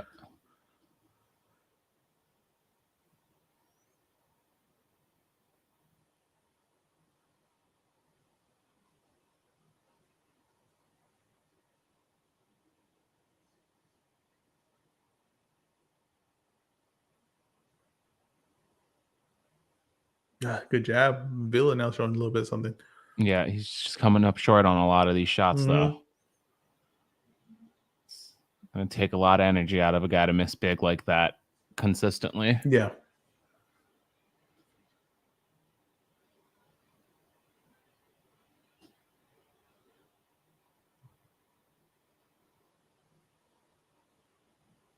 Ellis looked better in that round than he did the first. Yeah. He was doing a lot better job of getting out of the way and not letting him. Yeah, less opportunities to Villa. Yep. You know what? Shout out Tank. For the shirt. For the shirt, is what you're gonna say. Yep. That's what I respect Tank. I'm a bigger fan. You know what? He's number 8 on my pound for pound list now. I knew it. As soon as I seen the shirt, I said that's gonna win some fans.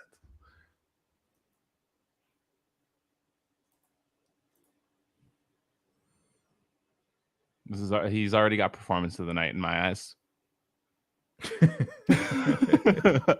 That's hilarious. Hey, she was NHE too.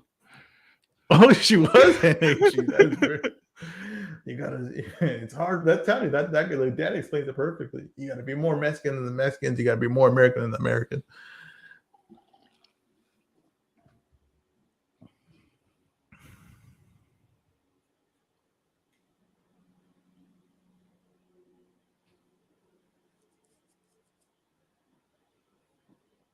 Villa showed a little bit of a jab in the last when he goes back to a little bit because he was matching his jab a little bit.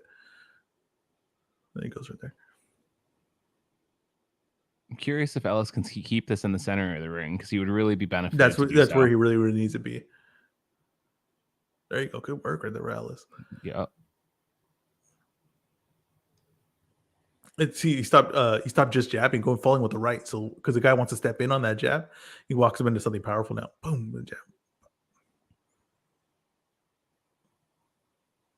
Good movement. Stepped out. Make him reset. Make him work back into you. Good control distance.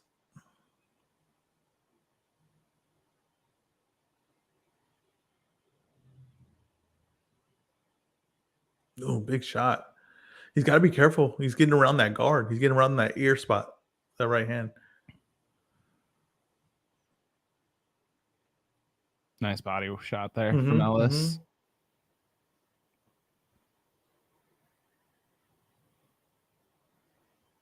To Villa's credit, he doesn't seem to be getting affected by any of these shots. No, not yet.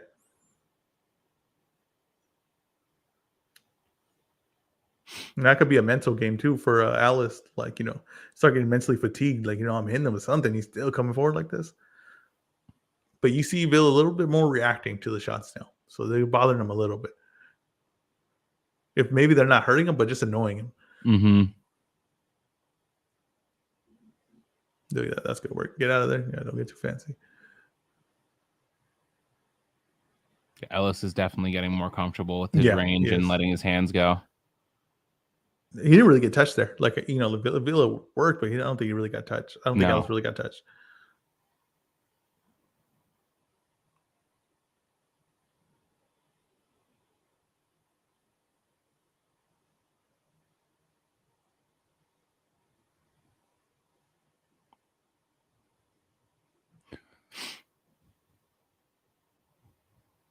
Now it's a matter of can Ellis keep this movement up for 12 rounds? Yeah. Okay, good movement. Don't get greedy though. If he can, this is going to be a long night for Villa. Yeah.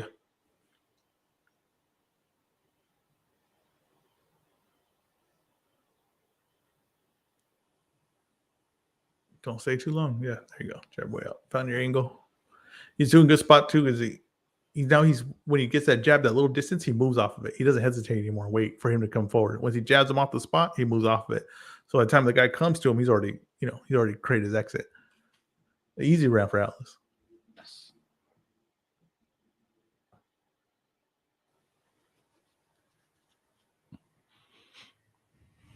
If Broadway ever needed advertisement for his shirt, he's getting it today. Right. He is getting it today. You know what? I'll have to take a screenshot of this later for him so I can send it to him. Mm-hmm.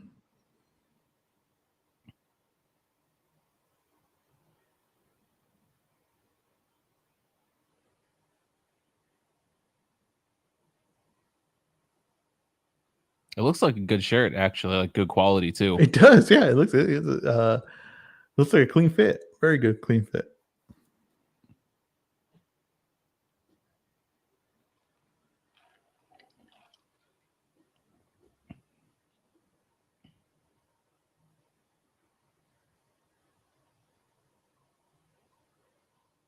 I've seen people impressed with the boom boom performance.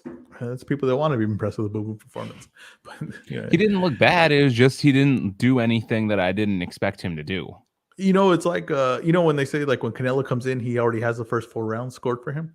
That's like Boo Boo's fans are like basically you already know what you're going to be impressed by. You already know you're going to be impressed. It's just now the fight has to happen. You're already impressed, but the fight has to happen, I guess.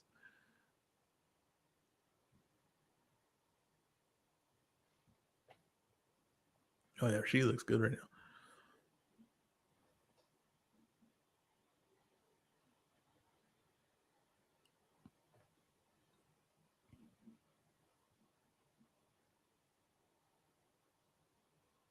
As the smaller guy, him controlling this on the outside is pretty impressive. Yeah. That's why Villa should have kept challenging him with his jab. He got away from that. See right there, the jab pushes him off the spot, so it doesn't allow Ellis to set. It makes him move, and he pushes him right back into the ropes. If he followed it with another shot after, he could get to work. Ooh, just good like two counters, Ellis. But Ellis is catching him. Yeah, in between his shots, his hands are so fast. Yeah.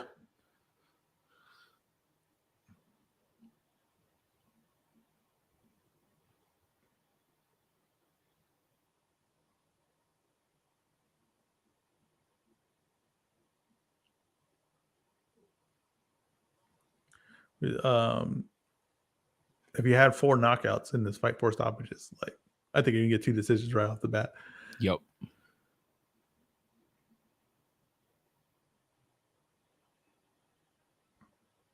Yeah, it doesn't look like Ellis is going to stop this guy. No, I don't see that.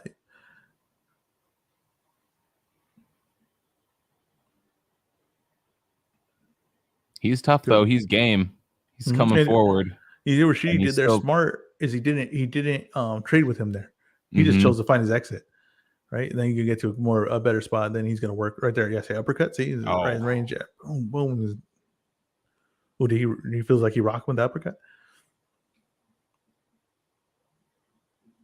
Oh, a lot of offense coming from Rashidi right now. Now he's pushing him back. He feels like he landed something big on him. Landed a few big shots there. Yeah. Whether or not they hurt him, it's hard to tell. That's what I'm saying. He feels like he hurt him. He wasn't. He's definitely not moving as much, and he's already kind of stiff, so it's hard to tell if that's like impacting him in that way. But he's coming forward. He looks good. Just maybe got stung a little bit. He could have seen something in his eyes that we couldn't see. Yeah, Rashid, he's doing good. Rashid Ellis is doing very, very good. This is impressive to me, what Rashidi's doing. Yeah, I really like what he's doing. He's fighting smart, showing his speed, showing his offense. This is very well-rounded performance. And he's making adjustments. From the first round to what he's doing now is not the same thing.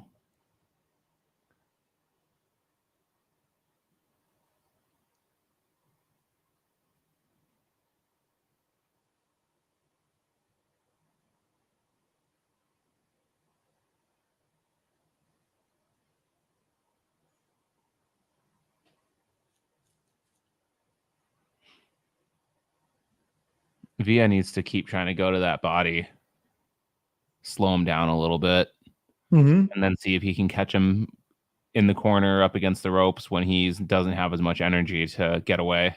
Yeah, he's got to have a shot that you can't just I'm going to come forward and I'm just going to eat your shots on my high guard. That's fine. You could do that at times, but you got to have something too that also gets the guy off his spot. You can't just have a guy set and I'm going to walk towards you. It's like a pitching underhand to like a home run hitter. You know what I mean?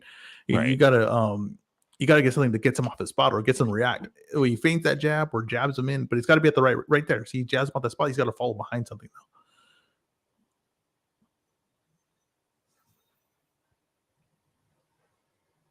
though. So he's not offering anything. And when he's coming up short, because he's not in range when he's punching, because there's nothing getting him in the range. He's just reacting now. And this is going to get easier for Ellis. Now he's in the middle of the ring. You know what I mean? Because Villa kind of doesn't want to take those shots as much. You can see him. He's not as much. He's not as willing to trade. Yeah, not as willing to get in there and just take those shots on the guard thing. So now He's got to find some offense that gets him going right there. You got to work. Yep. But Alice is he's levels above him right now.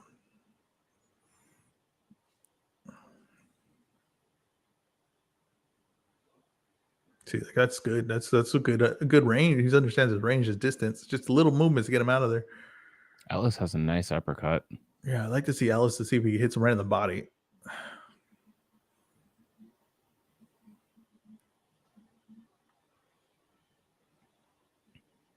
And yeah, you're right. If Villa was able to get like right there we go. We'll see if he could jab his way in more and then throw that hook.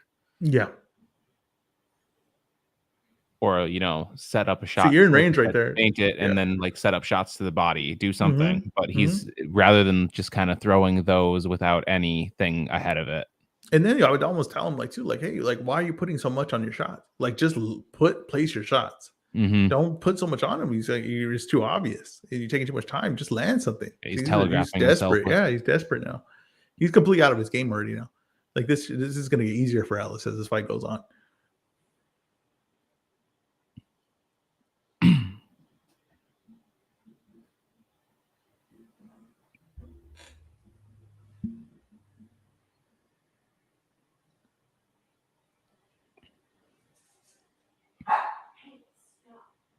I know that Villa is just in wars every day in the gym. Like, I know every day he is taking some massive shots and giving some massive shots. That's the only way that people get good with this style. It's like you got to almost like when you're in the gym, you got to to get in shape really means to get your body used to taking a beating. Like, it really is. Like, the guy Crazy A, what's his name? Azat Habiojan, I believe his name or something like that. Yeah. He's like 122, I believe. I used to watch him spar. Like, that dude just go through wars every day, like just vicious wars. And I just be like, how can you go through this every day? But I just realized that's his style. Like, he's building stamina for that style. Like, he's building being able to go through that style. And that's just the way those guys are. Some guys are not going to place it on the skill or the thing. Is I have a mentality that I need to build in the gym. And right. I know that's what Villa goes through. When Villa goes to the gym, it is no fun.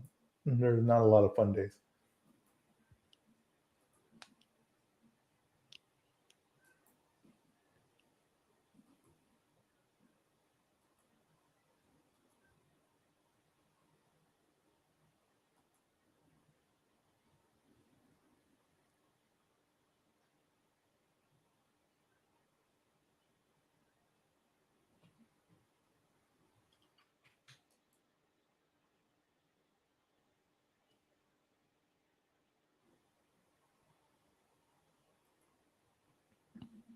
Yeah, Rashidi is in complete control of the range of this fight.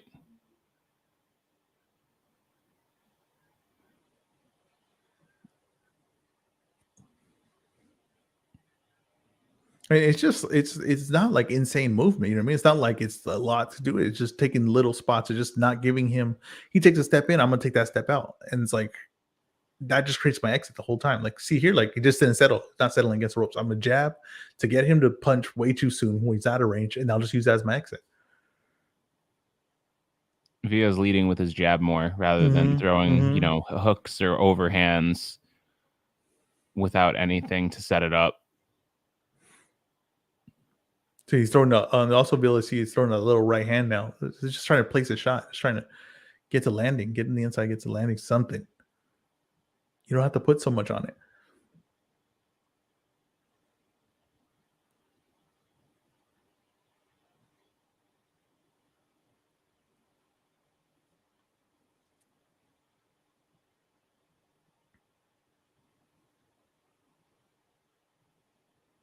Ooh, two good shots right there for Villa.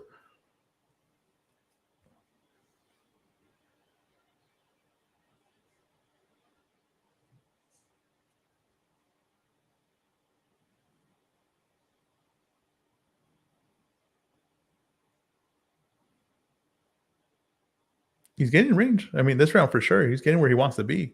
Just not letting any really effective work, but he's getting where he wants to be. I was just thinking, I'm like, I wonder if Rashidi's taking this round, might take a little break from this round. Yeah, 6th round makes sense. Nice right hook to the body there.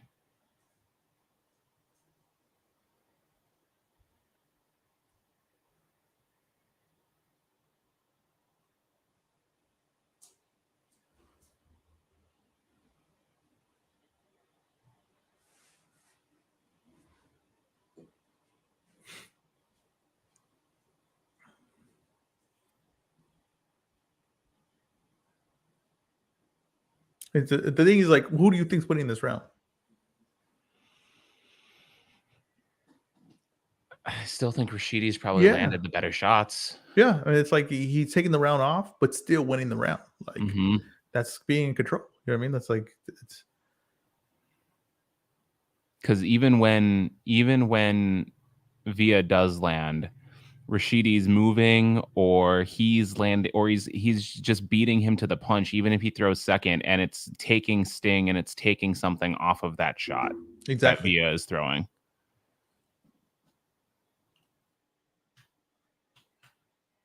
Outside of round one, I don't think I have a round that I would have potentially given to Villa. No, yeah. Round one was the one that was close. That was like the toss-up round, other thing. But yeah, I think it's a clean sweep with like I said, that swing round for Rashidi. 100% agree.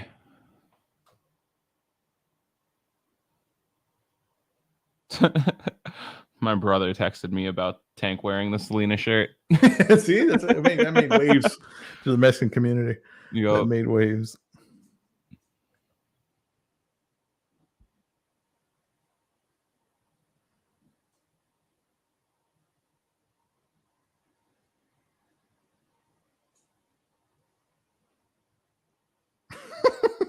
De La Hoya got those new abs, and he's shirtless in every post now. Oh, that's hilarious. That is hilarious. He also announced the fight on April 17th, which is a Monday. Beautiful. He announced the Tank Ryan fight on April 17th. It's a Monday. That's beautiful. That's prime De La Hoya right there.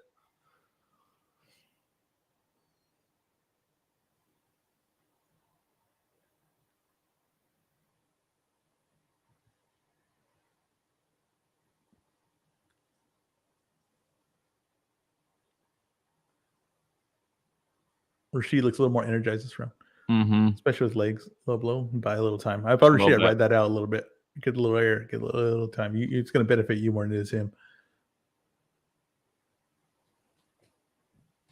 Yeah, take your time. Just get some air, get your legs.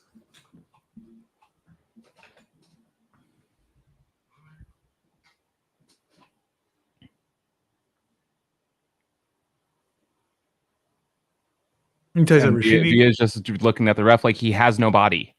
Yeah, that's true. That's another thing too. It's like I either hit like his chest, or I don't have body shots this fight.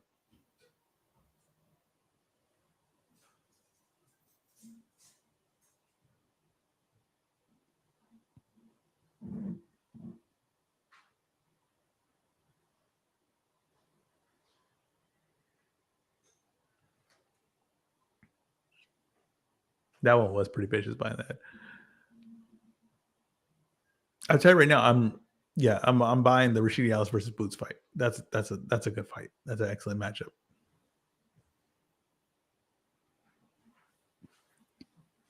Yeah, it would be. I can't argue that. I still have to favor Boots. Yeah, I mean, but I'm impressed with what Rashidi's showing me here tonight, and I think that he could win rounds at least. Yeah, I think he's a good talent. You know what I mean? I think that he's an excellent test for. I don't know that Boots would be beating him into the 2-3 rounds that we normally expect. Yeah, no. I don't think so. And if he did, I think would be extremely impressive. Right.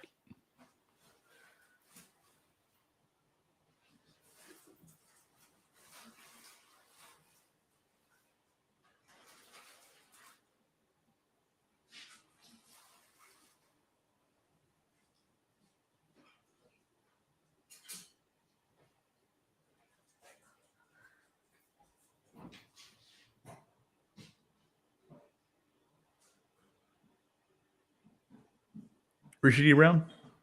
Well, 12 seconds, but yeah. Ooh. Unless something big happens there. Yeah, did I speak too soon?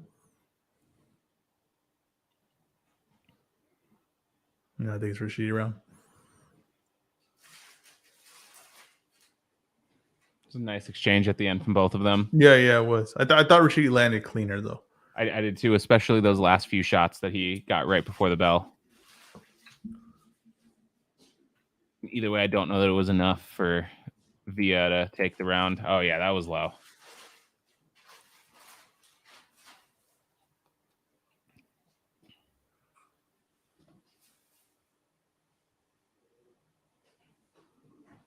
And that was absolutely behind the head.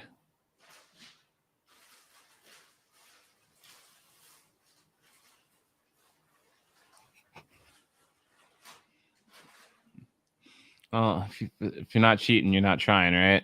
Yeah. He's got to do something. Also, I don't know what the sponsor is on Rashidi's trunks, but it looks like a GameCube logo. Yeah, it does look like a GameCube logo. That's exactly what I was thinking of. When I was thinking of like the game where it's like, remember, like used to roll out like boop, boop, boop, boop, boop, and create like a little square. Yeah, that's what exactly I was thinking of.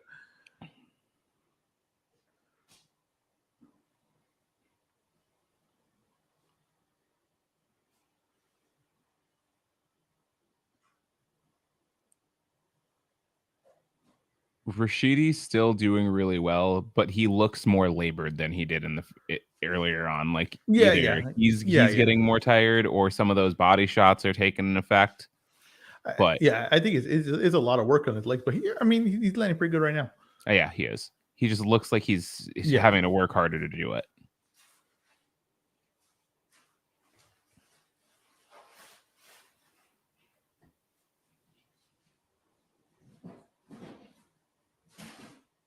You got to think too, like, this guy might be durable. You know what I mean? I don't know. He has one loss, correct? Yeah, it's not by knockout either. Not by knockout. Yeah, he looks like he might be a durable guy. So other guys might walk into some of these shots because he's landing some clean uppercuts and stuff like that. Farhood gave that last round to Villa, huh? Yeah, I didn't see that. But I did ask because I kind of thought like maybe this would make a case. But... He was the aggressor in that round, and Ellis was seemed more willing to trade with him. So I could see it if you maybe thought that he controlled the pace of the round, that sort of thing.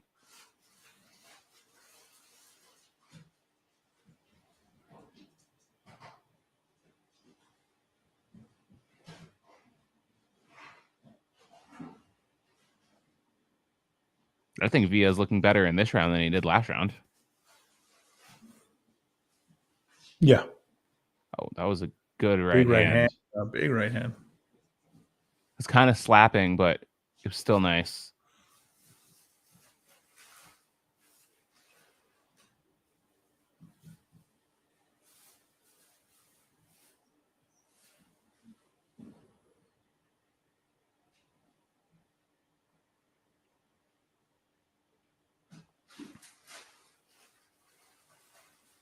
Ooh.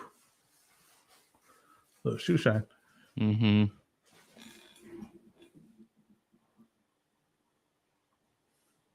I mean, like I see people saying like, he's just winning with like a simple strategy, but it's not easy to stay this disciplined. It's not easy to find the angle out. You know what I mean? And especially the guys coming forward like this, even if he's not cutting off the ring, right? He's still coming forward in constant pressure, and he's creating the exit. I think I like this performance by Rashidi Ellis. I do. I think that you can downplay with the guy. It's fine, right? Because the guy's not a huge. The odds weren't close. Wasn't a 50-50 fight. A lot of those things, your perception of the fight going in, are going to change what you feel about the fight when it happens. This guy's good. He's not a bad fighter. This isn't he's not no Desmond Nichols. I'll tell you that right now. Okay, this guy he has some skill. He has some confidence in what he's doing. He has some ways to beat you. Rashidi Ellis is taken away from him.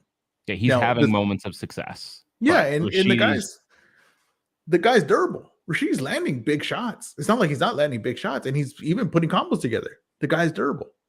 A lot of times you say, "Oh, why can't he get him out?" Well, it's more not on the fighter; it's on the guy what he has inside of him, what's in his chin. So I think this is a very good fight for Rashidi Ellis. I think this is a good performance by him, and that's what it kind of hurts is when you get matchups that are not good on paper, right? And they have no name or buzz like that, because people are going to not judge it correctly. Sometimes they're just going to say, that's what he should have done, or you know what I mean. Like Desmond Nichols is not a good fighter because I could see him in the rings. He's not that great of a fighter. You know what I mean? I can see it in the ring. I don't need to tell me odds. Yeah, I don't need you to tell me odds. I don't need you to tell me anything about his record to know that he's not that good of a fighter, and that if you're just beating him just because you're better than him and winning on points, it's not that impressive to me. But when I see Villa, I see a guy that has a style that's effective. I see a durable guy. I see a guy that can put some shots together. I see some guy that can have some success. He knows what he's doing in the ring. You know, the reason why he has success.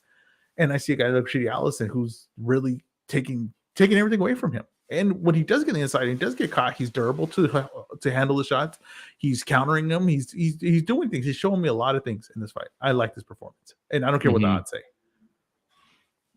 Ellis is favoring exiting to that left side. Villa would benefit from when he gets him on the ropes or gets him on the corner from feinting a jab and then throwing a right hook. Yeah. Headbutt.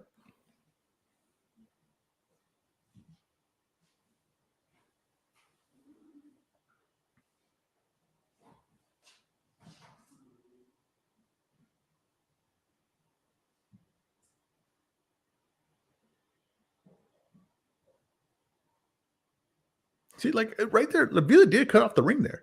Mm-hmm. Ellis just got out of it. Ellis just turned him. He went under his shot, got his arm around him, and turned him. So you can't just say, "Oh, it's just a simple thing. It's easy. Anyone can do it." No. Not anyone can do this. This guy probably breaks a lot of guys. If you're not educated with the movement, not educated to find your angles, not educated on what shot to place him when he comes in like that to buy you some time. Look, it's cut off right there. He's got him. He found his exit.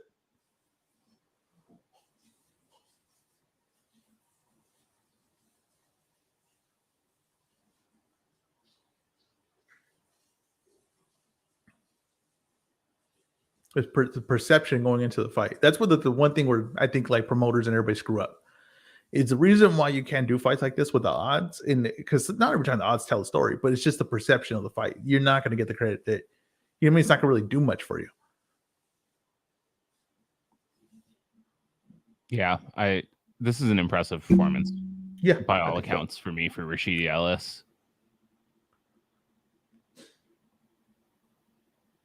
And because it's like you said, Villa's not someone here who you can see is unskilled. Like it's not like he's a bad fighter. He actually seems like he's a pretty good fighter. Yeah, exactly. Like, it's just that this is a guy that we expect to be in the ring. He hurt him.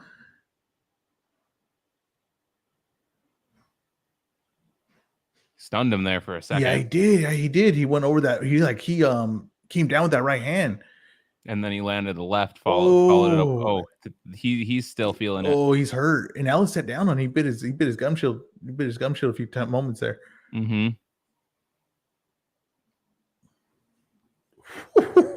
I'm telling you, this guy's not a bad fighter. He's not a bad fighter. That right as I was saying and trying to make a point there. Yeah, he just shows out. I'm giving that round to Villa because of that moment. I think he had him hurt. Ellis looked good and was kind of working there, but Villa was cutting off the ring. He was getting him in the spots he needed to, and he appeared to hurt him there. Yeah. Ellis, shout out to him though. He didn't just survive. He kept composure and even was throwing punches back throughout it.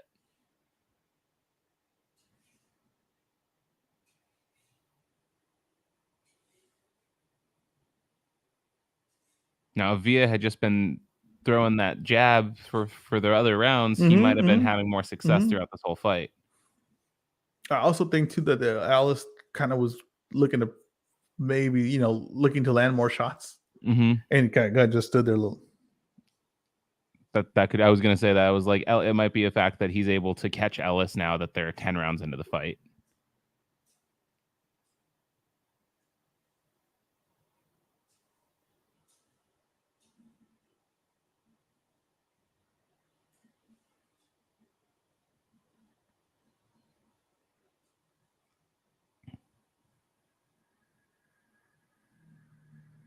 Oh shoot!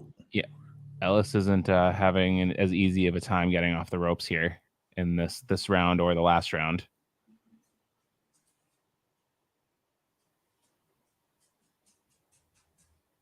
Oh, a little low. Caught him on the hip there. He's gonna have to bite down on this performance to pull this fight out.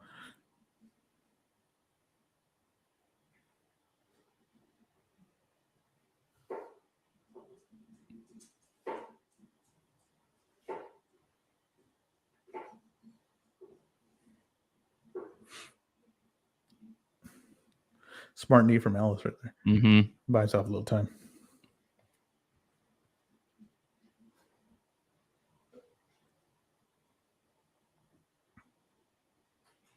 Villa tried to club punch him there, just run up and swing.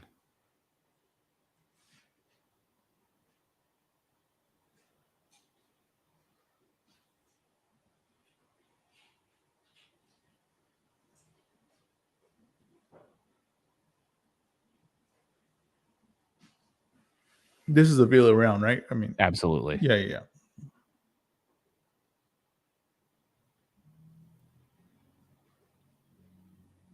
I mean, there's still a minute left, but up to this point, it's clear for me.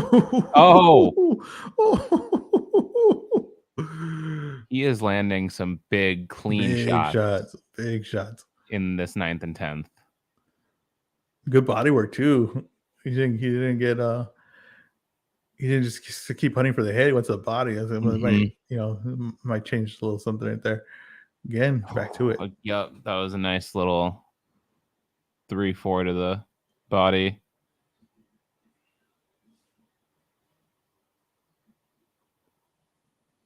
Oh, shoot.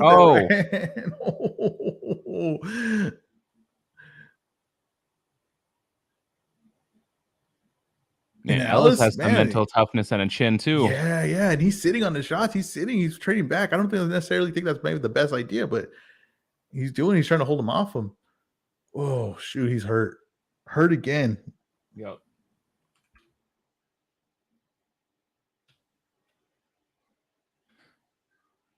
This is we got some drama here in the championship rounds. Granted, it's not for a title, but this is an eliminator, right? Yes, eliminator for the IBF, I think.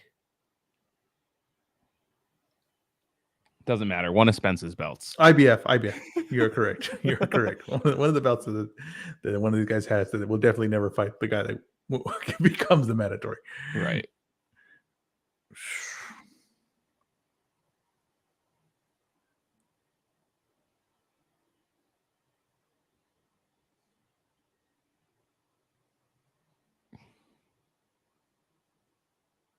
Yeah, that right hook started landing here at like the second half of round 9 in this round. It's because Rashidi's hand slowed down too. Yeah, so he's able to punch with him more. Yeah. It was. He was. Yeah, exactly.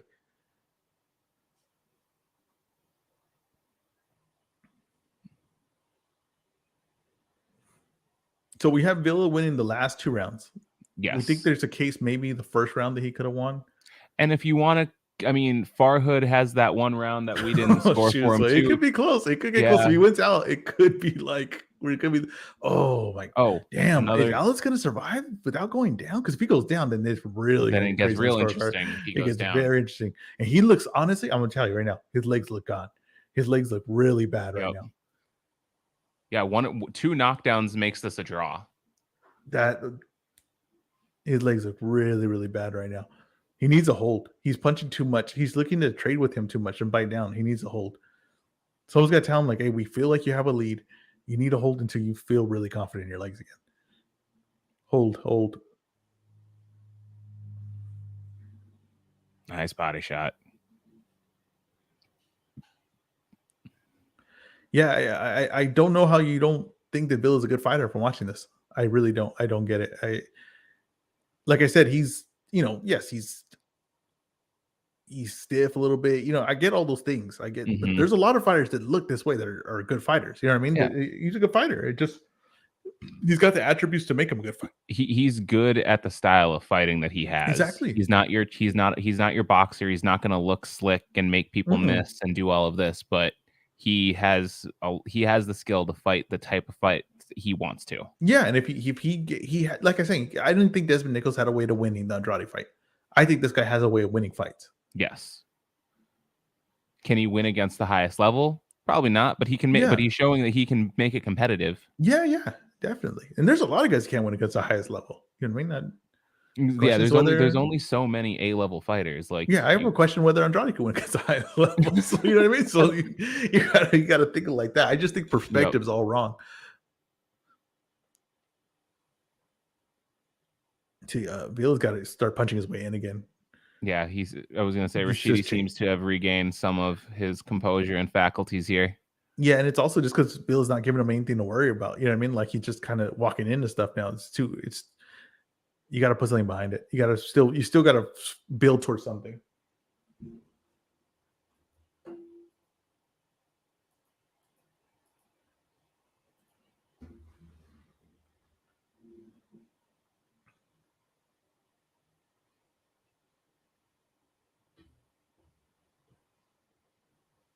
I don't feel like either guy really stood out in this round. No, yeah, I think I could go to Alice. I think that round goes to Alice. I do too, but I think he stole it. Yeah, I don't. But if you gave it to Villa, I don't know that I'd have a good argument to tell you no, you're wrong. Yeah, swing. It's like a swing round for sure. So the scorecards could be interesting in this fight. Yeah, I have it 108, 101 for Ellis going into the final round. But with the swing rounds, if they went the other way, then it would be 105 to 10. Bad at math right now. Was it? Yeah, I know. I think it'd be 106 to 103 is what it would be. See, Yep. Which is, if Villa were again, if he got those swing rounds and then he were to drop them, we have a draw. Yeah.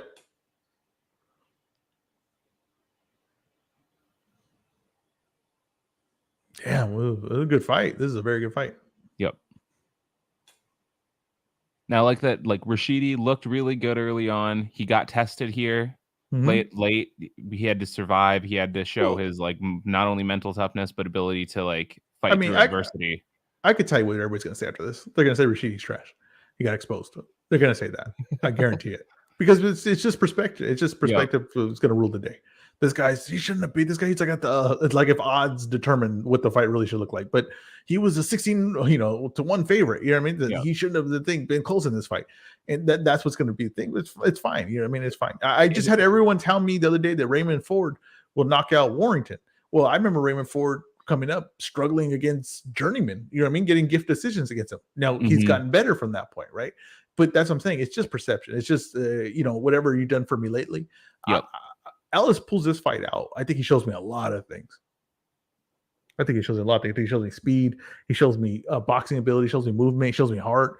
He shows me he could gut it out. He shows me that he's not going to break under pressure. Oh my God. Oh my goodness. He threw that right hand and came behind with a left hook. It was like the first time he's ever really done that in this fight. It was. Oh my goodness. This is a long 8. Oh, this is a long 8. Oh my goodness. Oh no, he is hurt. Yep. Hold. Don't try to fight your way off of this. There you go. Damn. Tank Boots versus Villa is going to be a decent fight. Oh my goodness, he's hurt. Oh good, he's got a minute. Such a long time. 1:10 to be exact. Yep. Oh, he's hurt. Man, his legs are gone. Good hold, but man, he is hurt. Jab him. If Villa jabbed, he could gain his distance. He could come in punching in range. Jab first, Villa. You got a jab right there. Yep. So you can punch in range. You set up with the shot. Don't smother him with your punches either. Oh no.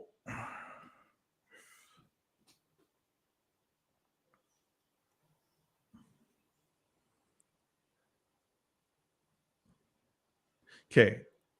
If Alice survives this round, I think he won the fight. I do too. But it's a very close fight. It's got a very interesting scorecard. Oh, shoot. Oh, he buckled there for a second too.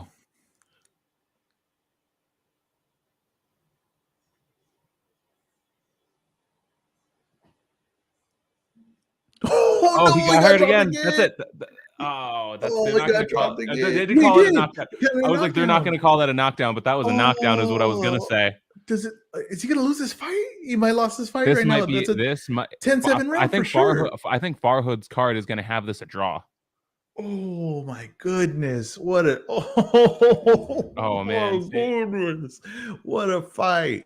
What a fight! Oh 10-7 man! round. See? So you can't do odds. I understand, but the odds don't tell a story. It's 115, 111 on my card. Farhad's gonna have this as 113, 113. I think. Because he has 2 rounds that he gave to Villa that I didn't.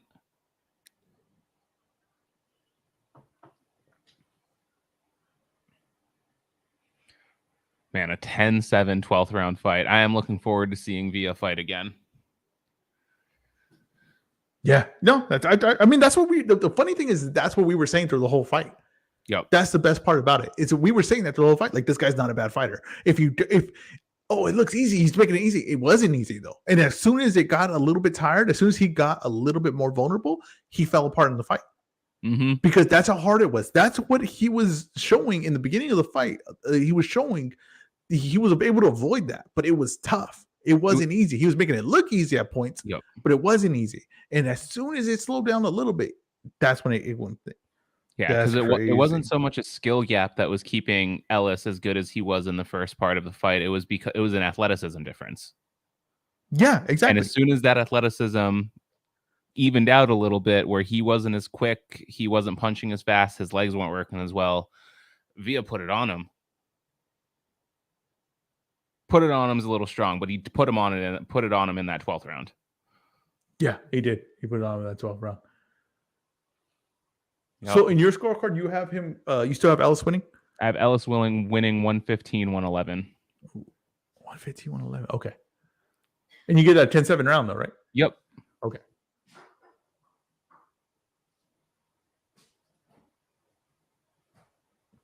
He finally followed that up with something. Man.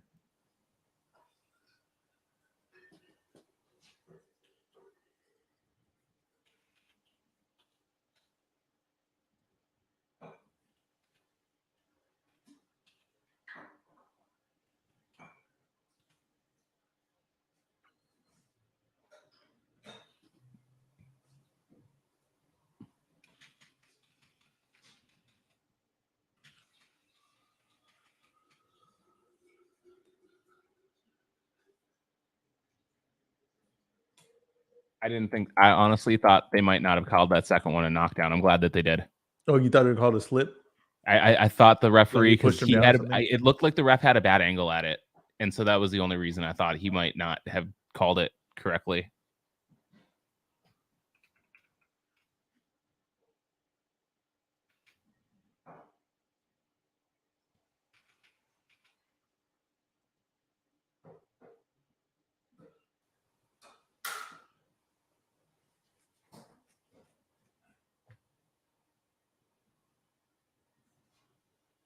All right, let me.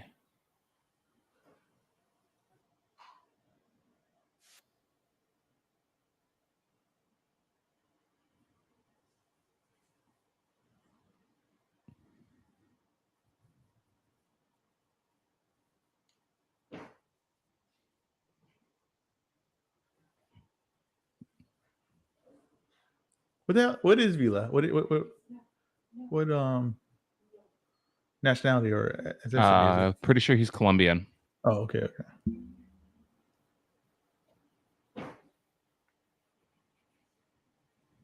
Let's see here. I have the event up in box check, so let me just click his name quick. So this is weird. I don't know, man. It says his nationality is Colombian, but his residence and birthplace is Venezuela. So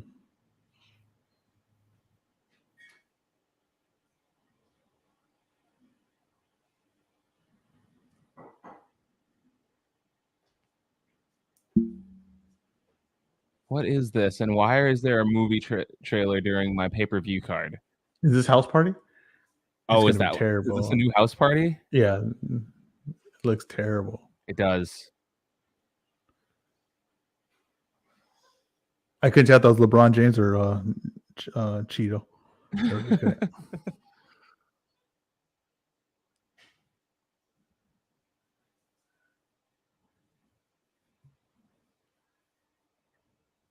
Called it. What is it? What is it? Majority decision, but it's going to be for Ellis. Oh.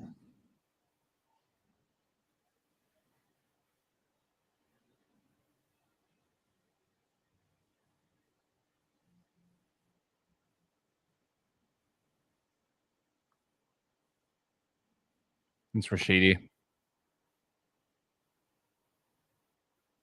Oh!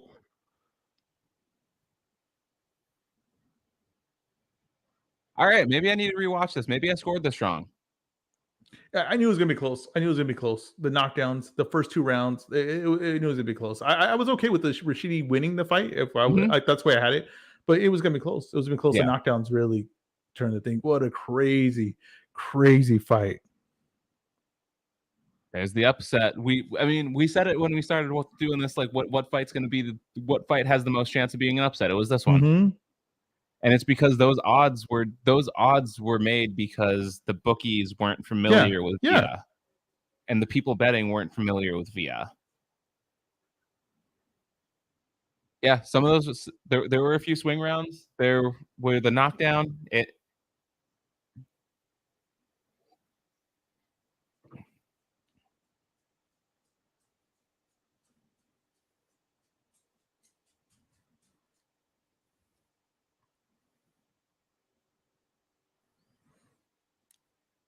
I'm gonna say this too.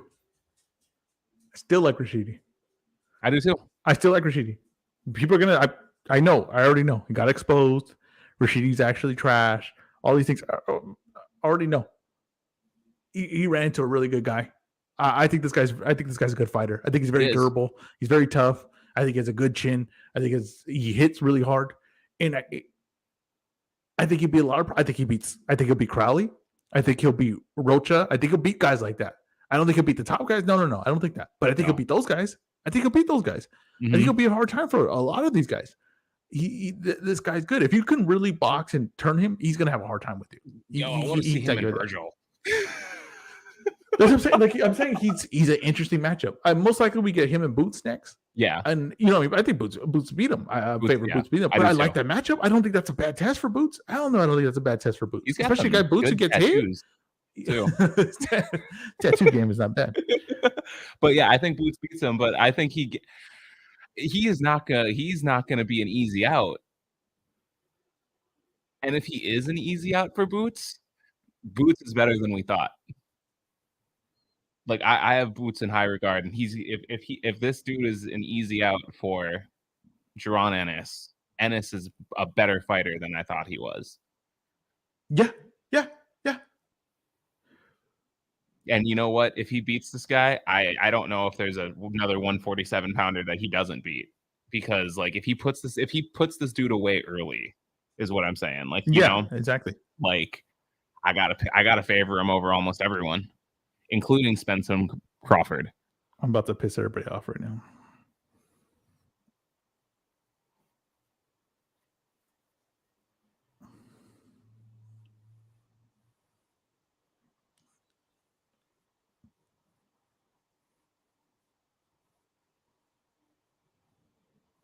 Damn, that was a good fight. That was a damn good fight.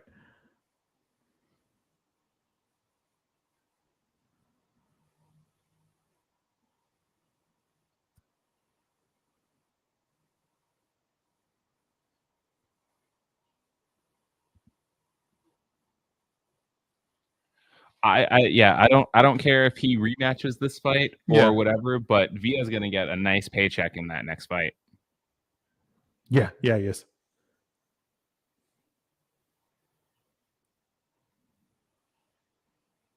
It's pay-per-view. You can swear. Did he ask that, or what? He said sorry. I disagree with the decision too, but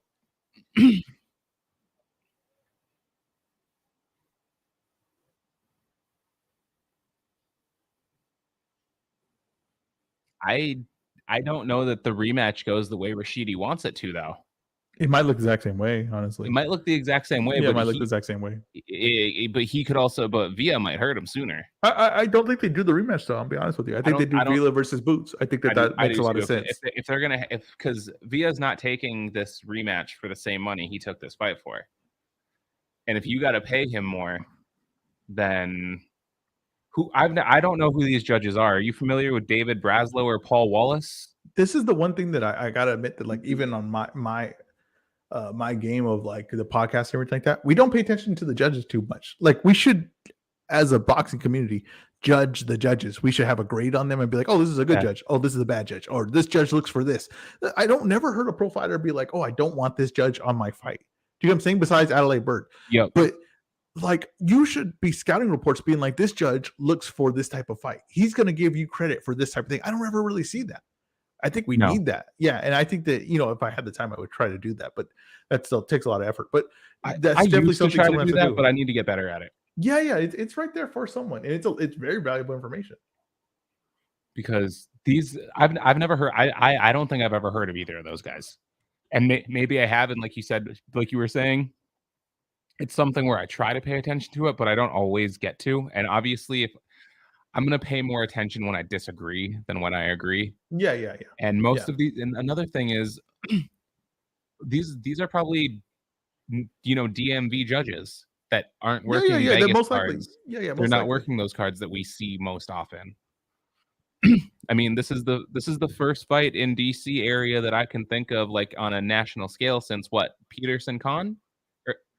I can't even think of is that the last one they had? Yeah, I don't even remember a fight in DC. Twitter had it a draw on their poll, I guess.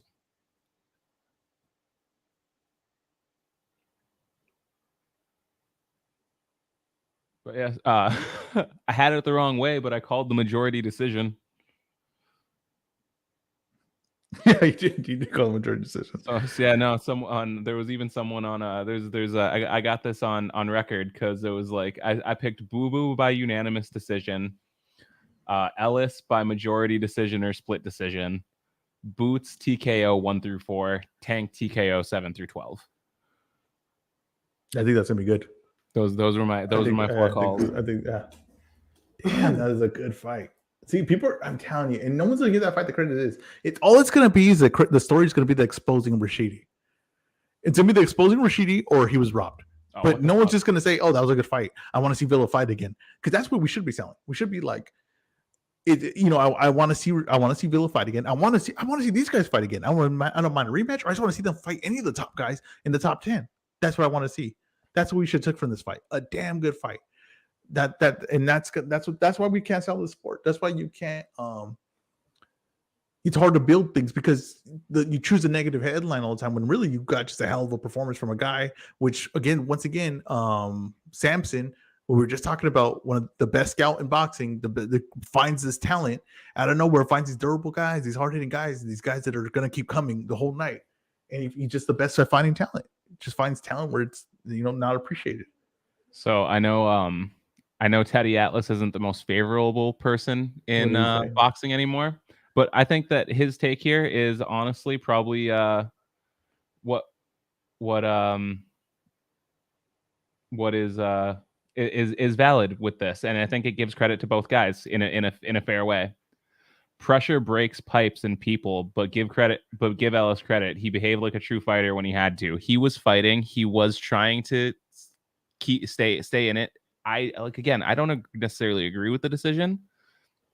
He was doing what he. And if we're really, I mean, if you're really fair, the pressure definitely broken up his pipes. I don't think it bursted his pipes. No, I think he was able to hold himself within the late rounds when it was really going south for him. Yep. And people he saying, got up both times. Yeah, people saying, fighting. See, and it's just funny because no one's going to backtrack on what they say and say, "Oh, this fight's easy. You should have, smoke him," and not going to say, it wasn't that easy. I was missing on what was actually happening. That's the funny thing. But that was a damn good fight. It was.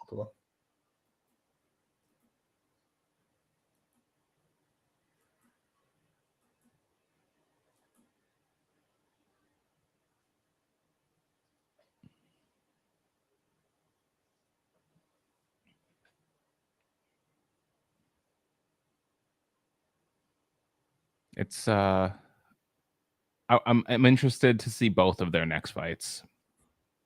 So you had, what was your scorecard again? It was 114, 112.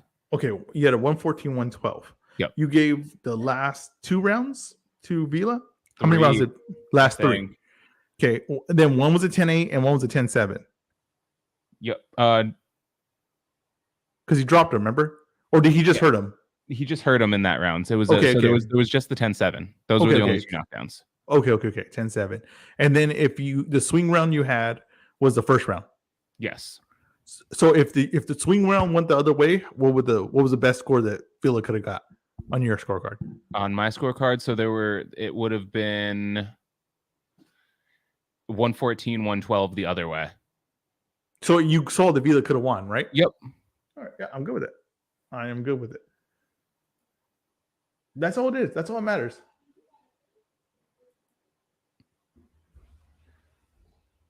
Yeah, because there was 2 swing rounds apart from the one that I scored for via. There was the one that Farhood scored for him that initially we both said was for Ellis, and then there was another swing round where it just nothing really happened in the round. Yeah, exactly. Damn, good fight. Yeah, that was the best fight of the night so far. Oh yeah, that's going to be the best fight of the night. I think it's probably going to be the best fight of the night. I think we already knew that going in that was the most evenly matched fight, even if the odds didn't reflect it. Yeah. Did you watch that Fight Town thing that I always want to call him Steven Jackson. That's his name. Steven Jackson, the basketball player? Jackson. Yeah. Did you watch the thing where he went to Philly? No. What was it? It's on YouTube. It's on Showtime's YouTube. It's called like Fight Town or something like that. But he went and visited Boots and Stephen Fulton. Oh, okay. That's pretty dope. Yeah, he did some he watched them train. He's walking out with them today, right? He's walking out with Boots today. Okay, yeah.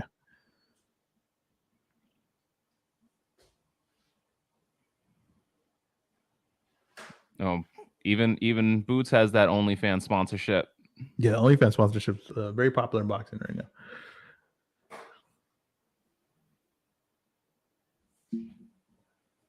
The first person in any sort of combat sports that I saw have an OnlyFans that wasn't like a woman doing the thing like Paige Van Zandt or something like that was Craig Jones, the Brazilian jiu-jitsu dude. Oh, really? Yep, he's Australian. He like posts like he'll post like, you know, tutorials on there and like rolling with like Alex like Volkanovski and stuff like that. No, honestly, it's pretty smart to use it that way. Mm-hmm. It's actually pretty smart. I think that's like probably long term the direction they want to go with it. But yeah, I think that's like pretty smart to use it that way. If you're really showing like really cool content, like rolling with Volkanovski, you know what I mean? Like people are gonna want to see that. Yeah. And so yeah, like, you know, working with all those city kickboxing dudes from the UFC and stuff like that. Now I think he's in Texas, so I don't think those are really happening very much anymore. But he still like posts like, you know, tutorials on how to do things and stuff like that. Yeah. Stuff that you don't necessarily, so you don't have to, you know, buy a $200 instructional DVD. Yeah, exactly.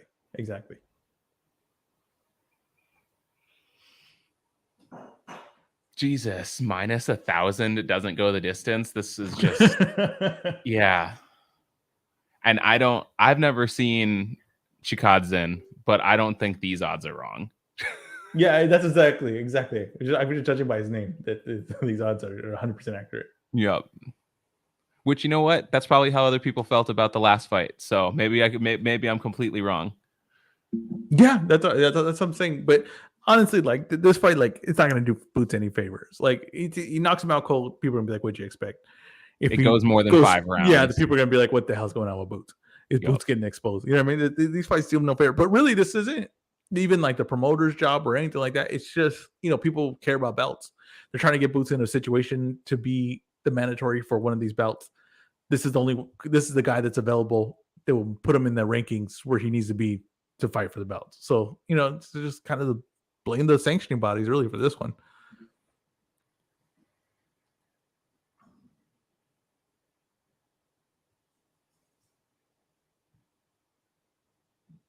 See, this is Luis, and I like Luis. He's got good takes on boxing. This is not a knock on Luis at all. Okay. But he posts, and that's also why I don't bet.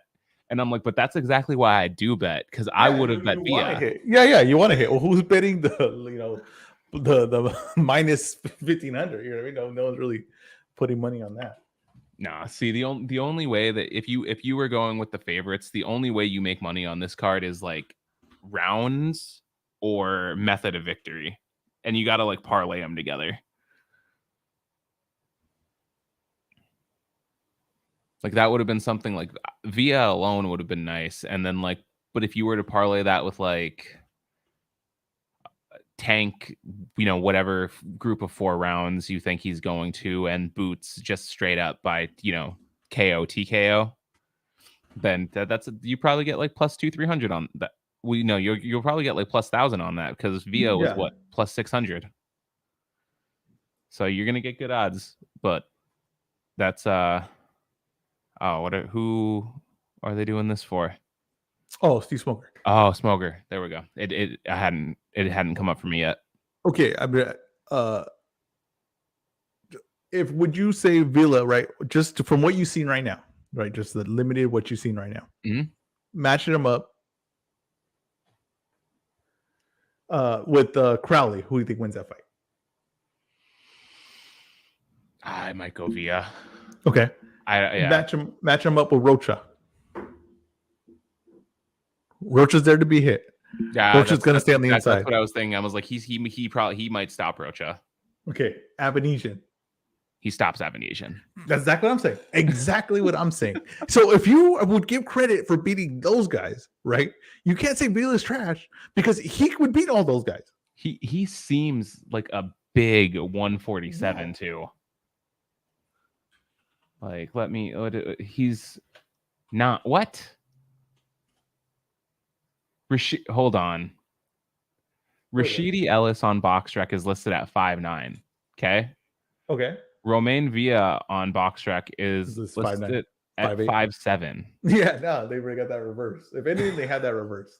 Like, what? He's not. He's not 5'7". I was expecting like 5'10" on that. If they have Ellis at 5'9". Maybe it was just the way that their stances are that made it seem like that, but it seemed like taller than him. No, it was the bigger guy. No, it was way taller than him. And then, like, let's see here.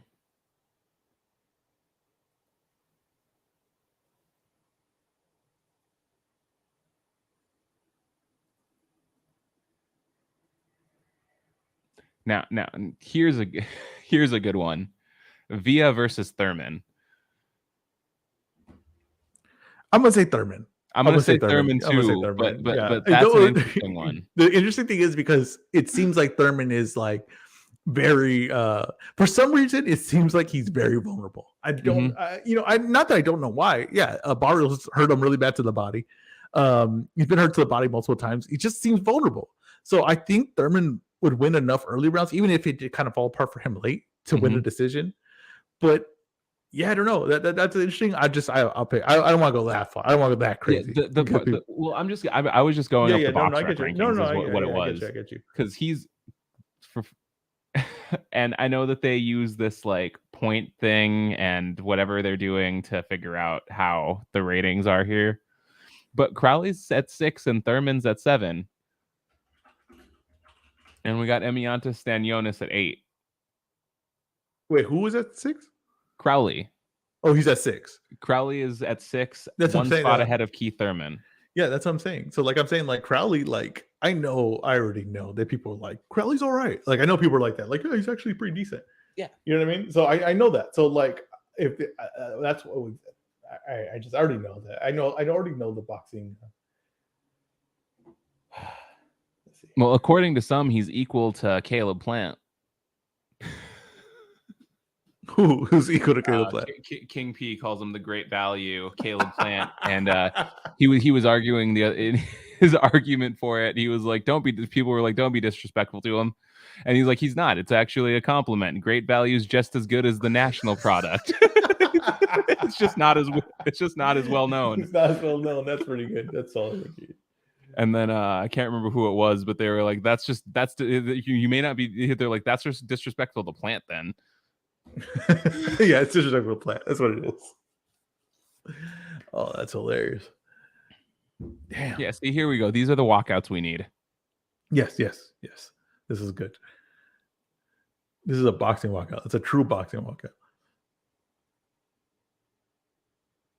Now I should get my scorecard set up here.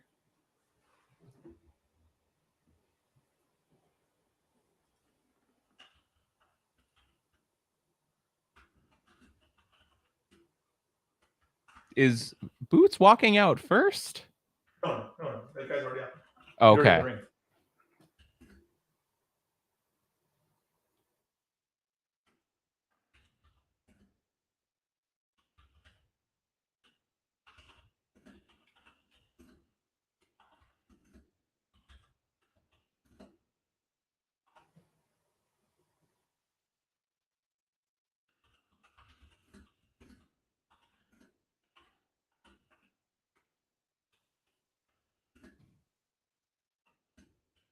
Jesus, Boots has long reach.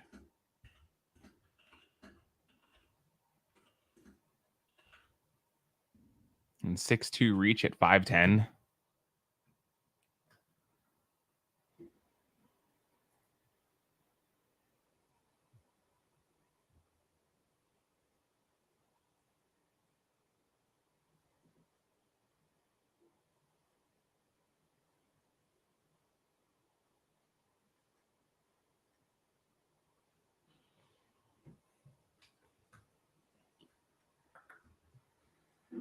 Let's see here.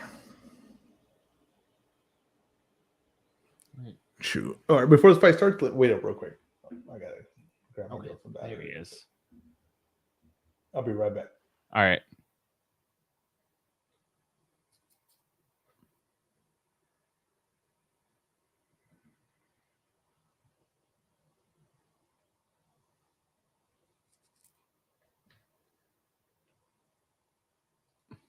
See, who has Chukadzian fought? Let's take a look here.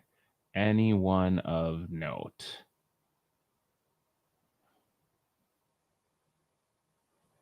Not recognizing any of the names on here doesn't mean they're not good. Doesn't appear that he's fought outside of Europe or Russia before.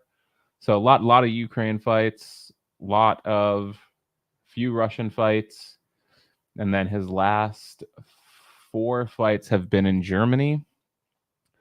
Last record in those last 4 fights, 4-0 with 4 stoppages, 2 TKOs, 1 KO, and then 1 retired on the stool.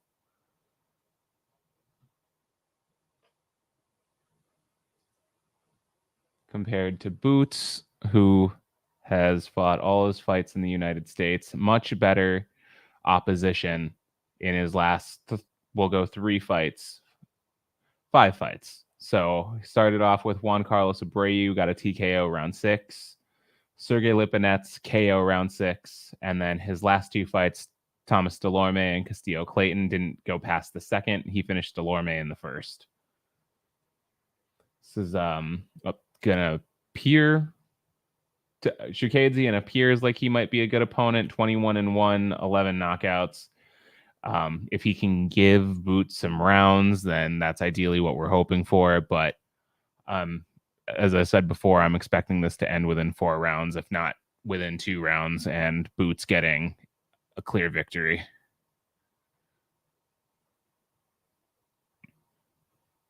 And then we got Steven Jackson in there. Okay, I'm back. All right, let's do this. What are we thinking here? Boots, the first 2 rounds? Yeah, Boots within 4. But yeah. I actually, right before you came back, I was just filling some time going through the stuff for anyone. If anyone's listening, I'm not really checking that. But I was like, I expect, hopefully he can give him some rounds. I expect it to end within 4, more realistically 2, is like literally what I said before you. Yeah. What if he's all tough? What if he's like Pure Rock versus Daniel Jacobs?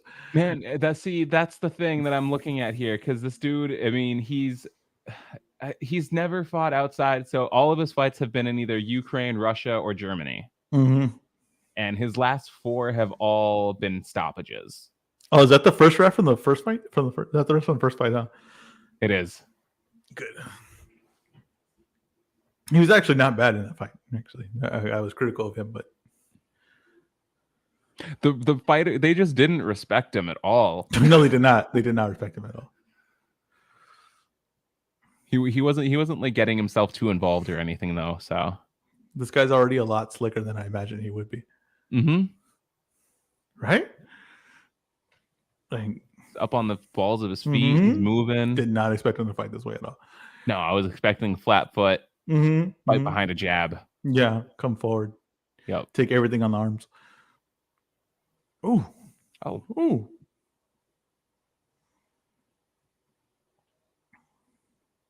Ooh.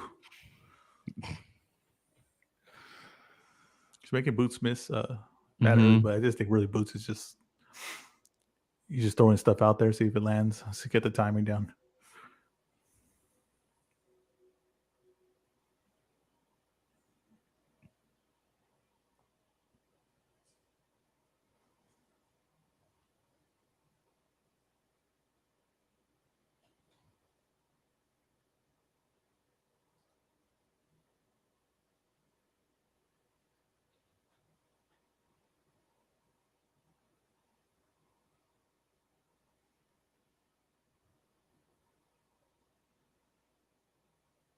It's kind of it's a little yeah, like I say, a lot slicker than I thought he would be. He's got good feet.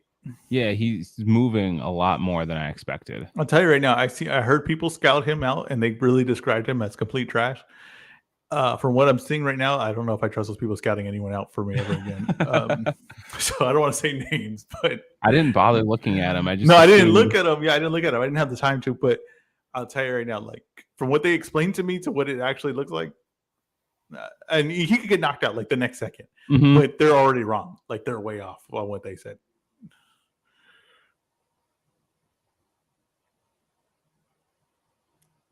Ooh, talking a little trash to Boots.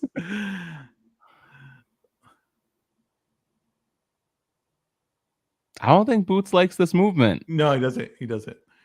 I wonder if Boots even really saw him fight. Like, I wonder if Boots ever scouted him out. And he's probably like, what the hell is going on right now in the ring? Ooh, hey, what the hell? He's making Boots miss bad. That was a nice little angle he took to avoid that shot. And Boots looked like Boots is, like, I don't know, just a little bit like out of character a little bit. Yeah, because like the way he reacted after missing that shot was like he knew he was going to be there and he wasn't. Are we going to see a Karen Villa matchup for IBF man, mandatory? That would be insane if he pulls this off, but I don't think so. He's going to take. I mean, did anyone do anything that? That's I don't know. You know what? I know he wins that round. Karen wins that round. I don't believe that. I believe that was a 10-10 round. Okay, right. Just if I had to give it to someone, 10-10. Okay, I'm fine. Let's go. If I had to give it to someone, Shukadze won that round. Yes, if you had to give it to someone, did someone do anything effective in that fight? If I had that round, favor it to one, it's Shukadze. But I think that is the definition of a 10-10 round. Okay, when they said that what's the name won a round without throwing a punch, Willie Pep. Yep, that's about as close as it gets right there. Yeah, that's about as close as it gets right there for winning a round without throwing a punch. Yep, no, 100%. His defense, like they both made each other miss though, and it's like who made each other? Did Shukadze make him miss in more style? Yeah, he did. But yes, he did. That's a very good point. Okay, we'll call that an even. But I'm giving that a 10-10 round. I know the commissions, ABC, everyone doesn't want you to do that, but you know what? Sometimes it's necessary.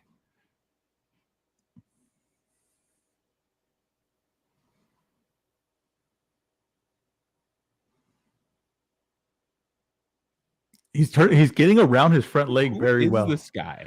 Yeah, he's getting around his front leg. Remember I said the Pirog thing? I told you that Pirog thing, that movement. He's getting around his front leg, getting around Boots' first front leg extremely well. I don't see how Boots cuts him off. He's doing a really good job making sure he's circling to his left and away from Boots' power too.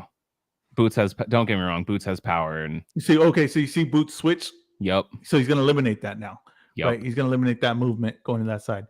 I was going to say, don't get me wrong, Boots has power on both hands, and then he adjusted his stance. Yeah, he switched. So now he's got to go the other way. Yeah, he's got to go the other way. Chukadze is impressing me, man. He seems like he has a good IQ. He's got some athleticism. I will say this, though, the bar for him to impress me was very, very low. Very low. Very, very low, yes. So the fact that he held his hands like a good guard, that would have did it. You know what I mean? Like it wasn't like the bar was that high to impress me on this. You know, I'm gonna say one thing, and maybe it's not, it shouldn't be considered that way, but like, if we're putting a guy from the Ukraine on the world class level, I don't know that I should have expected him to have like that traditional stance, upright style. That's true. Because I don't know. There's been guys from the Ukraine recently, like Loma. Yeah. Like not that style at all.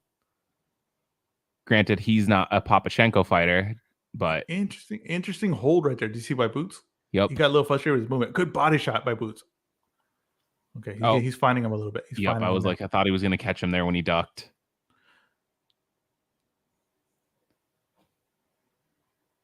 I'm trying to see where Karen's going to find his offense.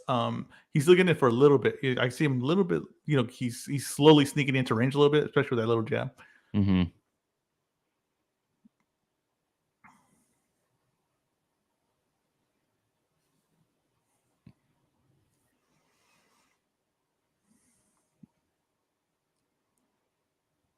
Just staying out of range of Boots' shots here too, but like you just said, he's not able to set up his offense while he's doing that. He's just moving.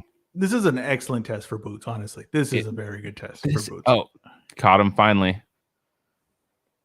Got a right hook over the. Yeah, this is exactly what Boots needs. Oddly enough, who would have thought? This is exactly what he needs. If the guy's not there to be hit, right, he's got to find him. How is he going to find him? That round I give to Boots close, yes, but he was the only one that landed shots really. Yes.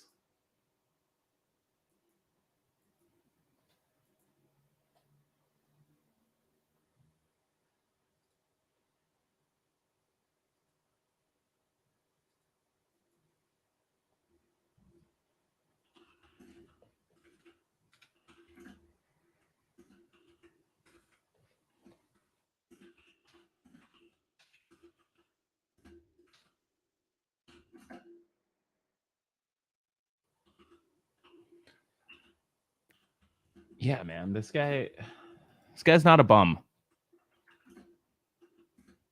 He is not what I had been seeing on Twitter all week.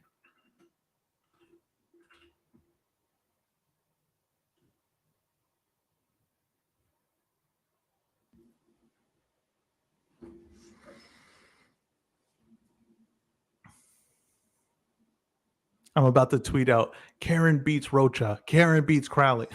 Just piss everybody off. And this is why people say you have bad takes. You got to piss people off once in a while. You got to keep them. You can't get them comfortable. See, I read those tweets and I think it's hilarious.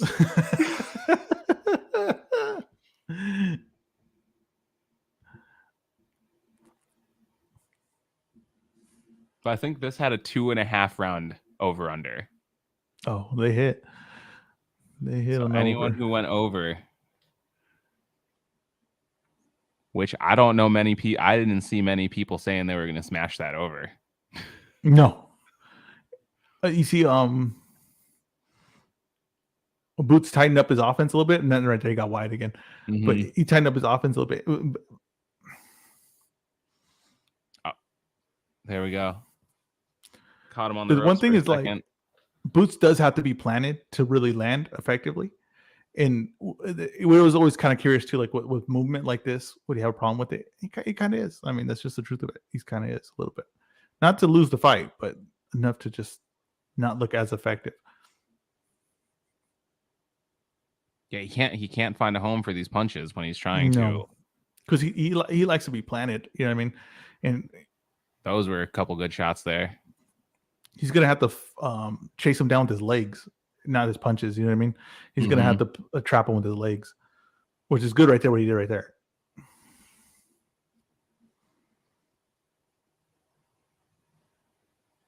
He stopped talking to the crowd or his trainer or whatever the hell he's doing. He's getting his timing a bit. Yeah, he is. Yeah, he is. He got rid of the. He got rid of the fat, like too much on his punches. Took too much time to get there. I do think there's a rhythm to the way Chikadze's moving too, and he's actually starting to read that.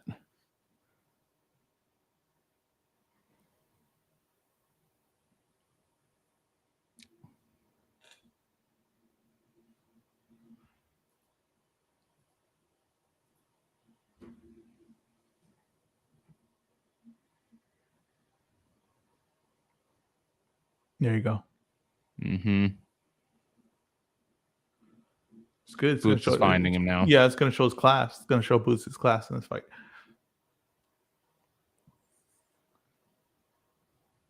Getting to him, little by little.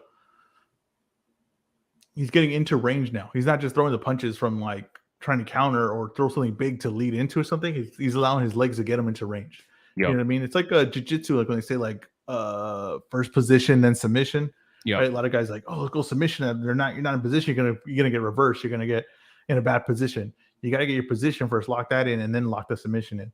It's the same thing with the punches like this. You got to get in position and then throw the punches. Right? Exactly. He's throwing wide, throwing from far away. It's gonna come up short. It's gonna get too much towel on it, and especially a guy like this, a Karen who can move. Sit your ass down, Boots. You don't know how long this fight's gonna go. Keep your energy. Yeah, I always wondered that too. In sparring, like no one ever sits down, and then like when you get to a fight, you sit down. I always kind of wonder why that is.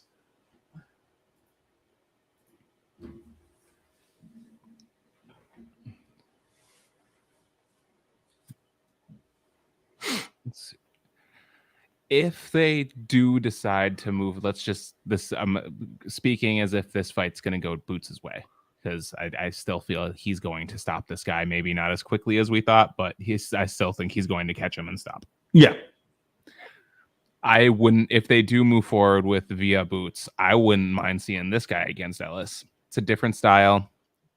Yeah, and I think that's like promoting wise, I think that's not bad because familiarity, right? He's recent, he's in your head, you know who he is. The thing Top Rank's been doing that a lot more. They both be coming off losses. Yeah, the UFC does that a lot. It's familiarity. I just seen this guy. Good shot. Goodness, that was the best punch of the fight. It was. And Boots is trying to get it back now. Don't get frustrated.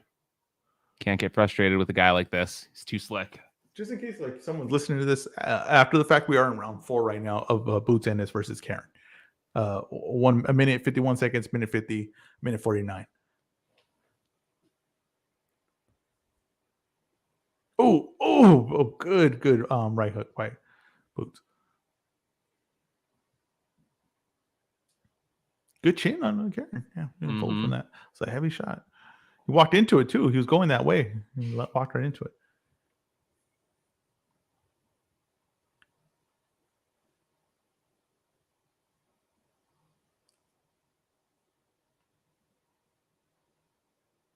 Oh wow, Tank's a minus 1,600 now. I'm really interested in those live odds of a fight. Live odds are, I think, there's some good value there. Yeah, absolutely. I like live betting the NBA. Yeah, you know what though? The one thing about NBA, there's such huge runs. Like, you know what I was thinking about? Like live betting NFL games, like when a team's down like 14 or higher, because there's a lot of times where the teams come back because in the NFL now they allow a lot of runs. There's way more runs than there ever was before.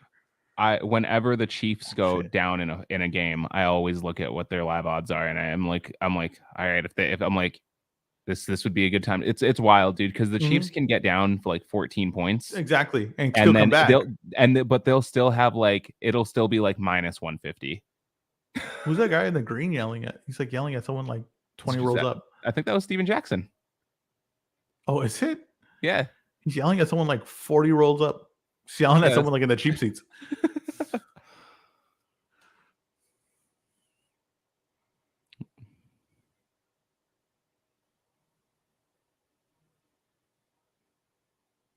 You want to know what's gonna be the thing after this fight people take? Oh, Boots isn't what everybody thought he was. That's what exactly everybody's gonna take. I don't think that's true for Boots, and I don't think that's true for Ellis. I think we underestimated who their opponents were. That's what it is. No, that's exactly what it is. But it's, dude, come on. I know exactly how these things work. I know. I can already feel the storylines when they come out of there. Like, I have Boots up 40-37 right now. That last round, Karen did some good work, but I think Boots got a lot of it back in exchanging with him. Yeah, he did. But that does not mean it was not competitive. He's making Chikadzian's making Boots work. Like nobody else has made Boots work so far. I don't like odds. They don't really mean much to me, right? But I do think name value does matter, and putting Alice and Ennis with these guys, it just hurts some name value because no one knows who they are, so they automatically.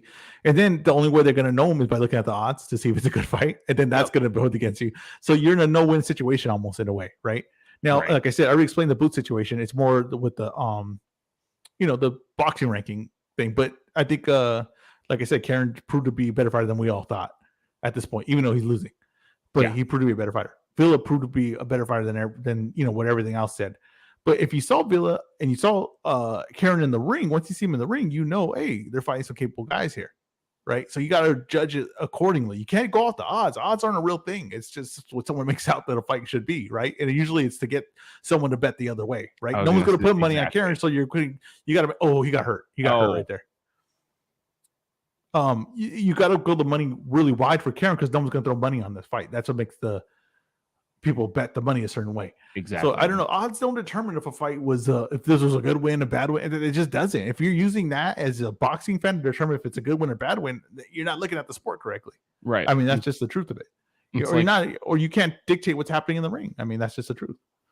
Right. Like going back to like Canelo Bivol. Anyone who knew what they were watching knew that Bivol should not have been an underdog in that fight. Exactly. And if he had him an underdog, he shouldn't have been a big one, right? And there's no way you should have thought that was going to be a massive upset if he won, right? But people want to do that because what? Because Vegas told you it's a massive upset. Because then be honest and be like, I don't know how to see what's happening in the ring. I determine what other people say to tell me what's happening in the ring. Then that's fine. But you got to be public about it. You got to be open about that. But you're not going to tell me, oh, Vila is a bad fighter. Why? Because the odds.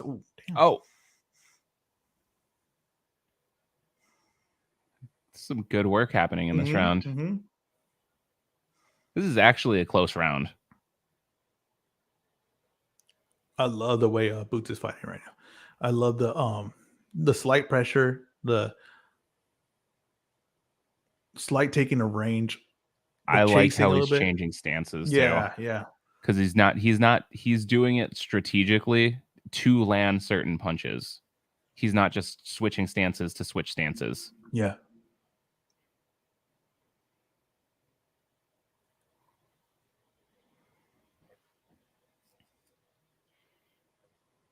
This is a much more competitive fight than I thought it was going to be.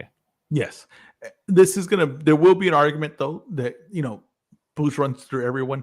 I do think that the fans of Thurman, this will be their best argument to being like, no, he could be very competitive in this fight.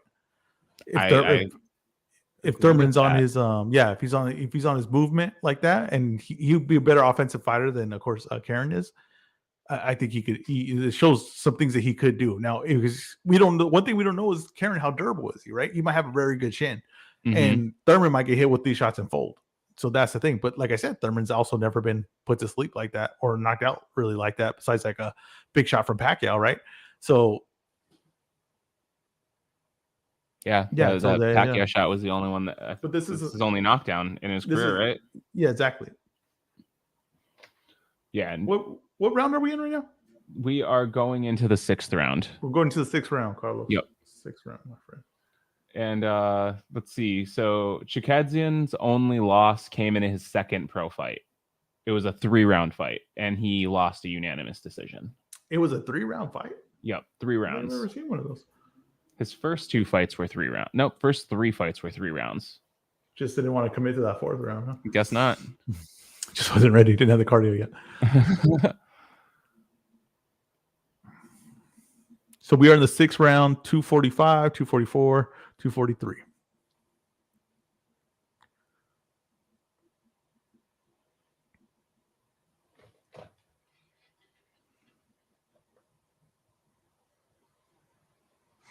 He's slowing down. Chikadzian, he's not moving as much. Mm-hmm. He's more flat-footed. Boots is finding him. Mm-hmm.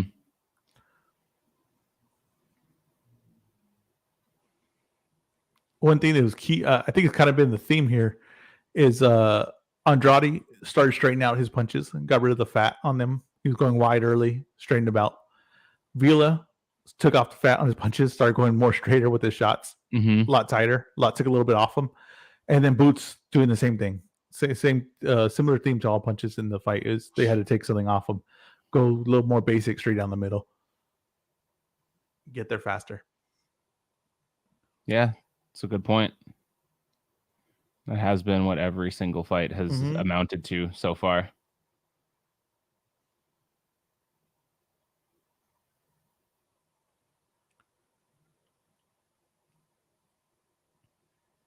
Good body shot. Oh, shoot. Oh. Every once in a while. With it, but yeah, every once in a while, he just pops out. He takes the chances. Not enough to win the rounds, but like I think I see like a little redness over Boots' right eye.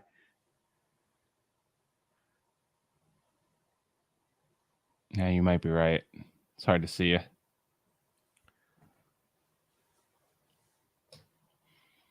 You might be right. Karen's slowing down a little bit too, because he looks like he's sitting in it a little bit more. Maybe he knows he doesn't have the legs to get away the 100%. He's like, I might have to sit down on something.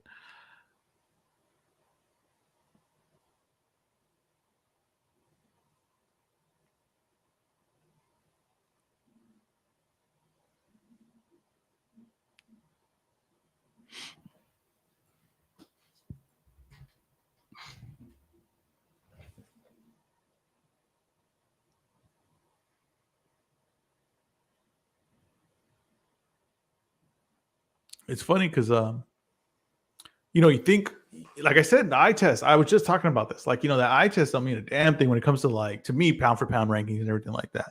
Right. Just the eye test don't do it. And, like, I don't really, like I said, I think this guy's pretty good at moving. He has a good movement. He's a crafty fighter, right?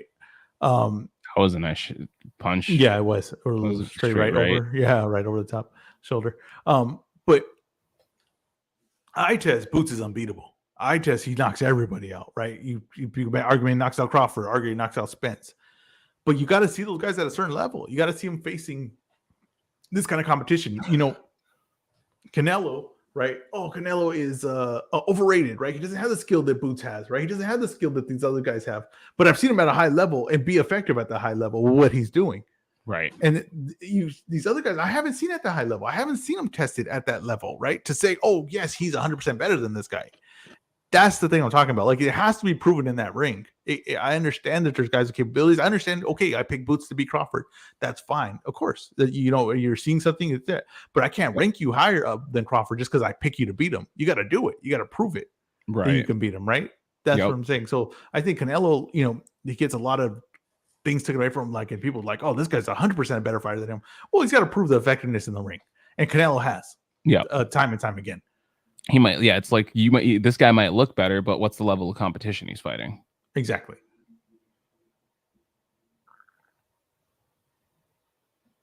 That's why like fights like Martin Rivera are so important, or very important. Yeah, very important. Virgil Stanionis. Exactly. Benavidez Plant. Yep.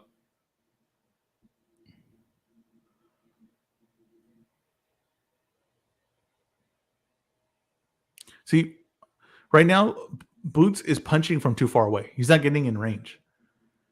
He's gonna have to trap him. You know, you're playing chess, right? Like you got to trap him. You can't. You're not gonna reach him from there. You got to get to the spot you need to get him there. And, you know, he's trying to get there with his punches. He was getting there, and then now he's kind of going back to that thing. He wants to put on an impressive performance here, and I think he's searching for it too much rather than letting it happen. Let it happen. Yeah, let it come to you. There he is right there. See? Yep.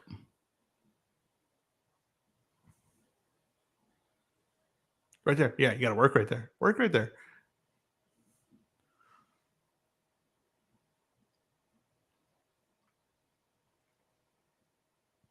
Take one more step. One more step.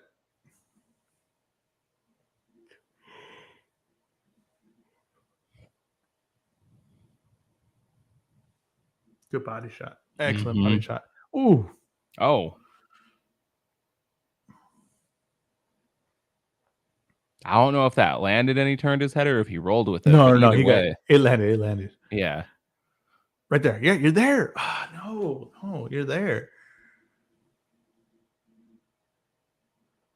So he's getting in range. He's getting where he wants to be now. You know, you can't let him hold like that. He's got to work in there. And he's pretty good at doing that. Usually in all his fights, he's good at working right there in that spot.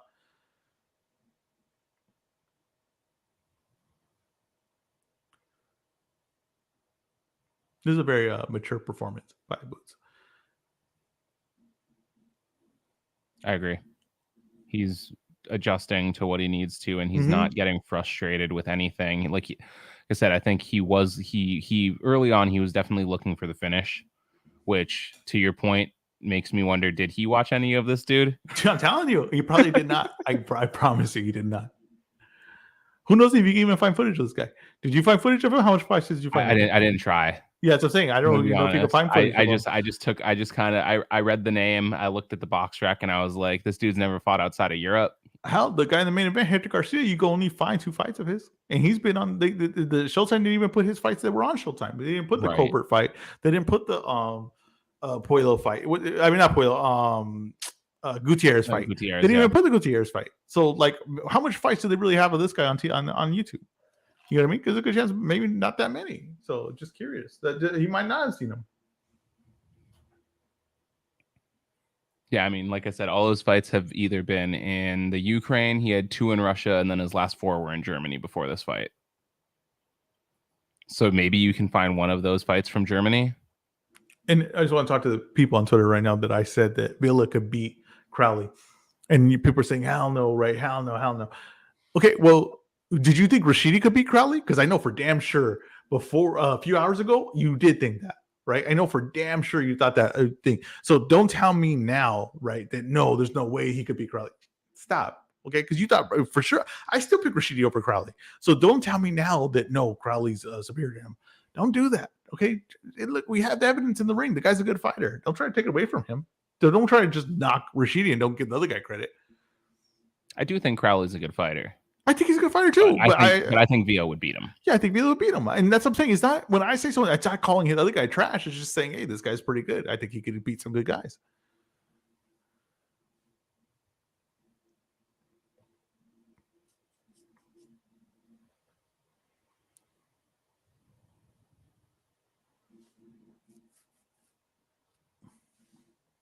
Put Boots against the ropes.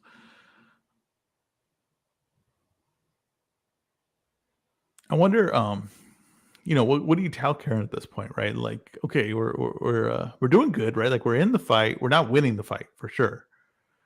How do we get, you know, offense going? Are we going to take a chance here? Are we going to look to win this fight? You know what I mean? You got to tell me you want to win this fight, or are we just comfortable going to decision here? I'm not sure how many chances Karen gets. at a certain level, right?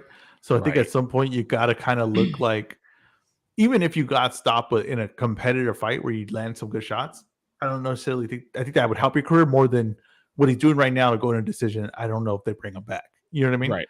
And I don't think he's going for a win right now. I think and he might not be able to. You know what I mean? Like he might not be able to, because if he does anything, he might get knocked out cold. Right. But you have to kind of make that choice. You got to make that choice to what you're going to do with your career. Or he might just be content getting this paycheck and then going back to, Germany, Ukraine, and fighting out his career. Yeah, this could be his his payday, and then he goes back home and he continues whatever career in Europe he would have. Yeah, I get maybe if he, this makes him a better name in Ukraine for it, but I just don't get it. I would say like, hey, let's try to win this fight out. Let's try to win this fight, because most likely your career is done if you have this performance, and who's going to bring us back? You know what I mean? So we should probably take some more chances. Because he has good boxing skills. He's just not doing much offensively at all. Yeah, he's to me. You proved that you're not going to get blown out. You proved that you're a lot better than what people thought. But we should want to prove more. Now we took that. Let's prove more. Yeah.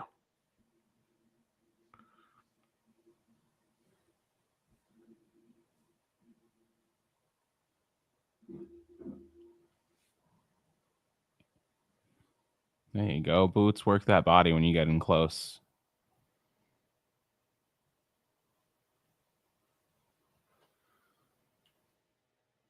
I've given Boots every round. First I had a tie. Could have given it. The only person you could have given it to, I think. Well, actually, I think you could do it either way. But I mean, I don't think anyone separated themselves in that first round. Yeah. Yeah, I agree with that. What do you think about Jake Paul to the PFL? I mean, sure. I don't know who he's gonna fight.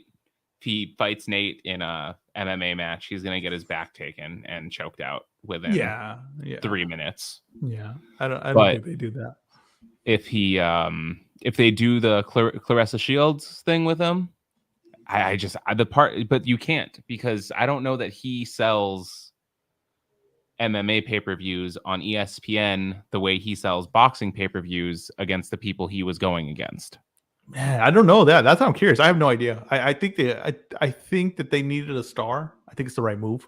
Yeah. I think that he did the perfect move, because it doesn't matter if he wins or loses. He's a part owner of that company now. Yep. And that's where he needed to get into. And I don't. Yeah. Go ahead.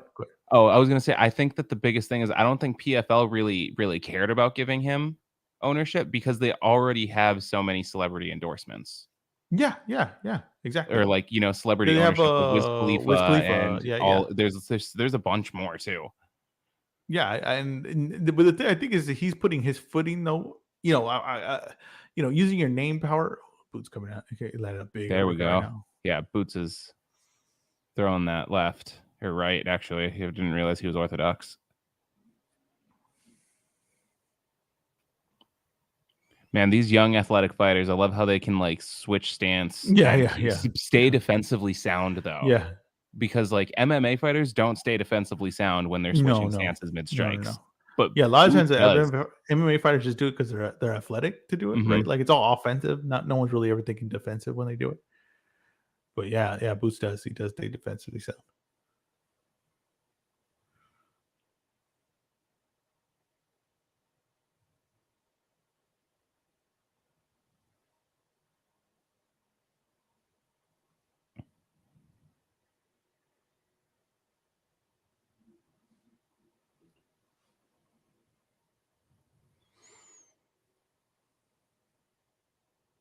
Oh, shoot.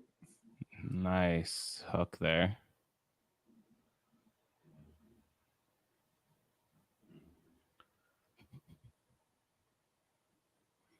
Chikadze was ready for Boots if he had thrown that right hook there, though. He was going to roll with it. Yeah.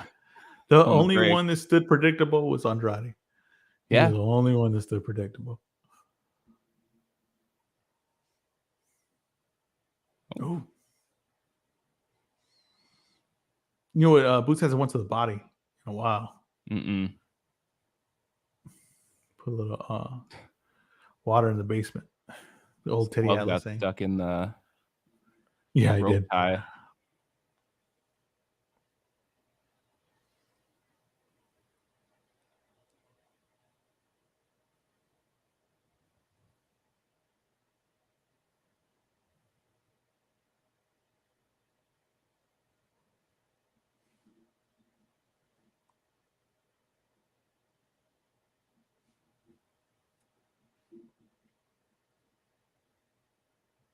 Well, I think that this for sure created a strategy to how to fight Boots. Now, like I said, he's not losing this fight. No. He's winning every round. But he was blowing everybody else out as soon as someone started moving. It definitely, the offense got a little less effective. It did. Yeah. And you know what? Here's another thing. Dudes from this part of usually fighters from this part of the world are tough and they can take shots and they're just not usually I just don't really expect them to be movers like this.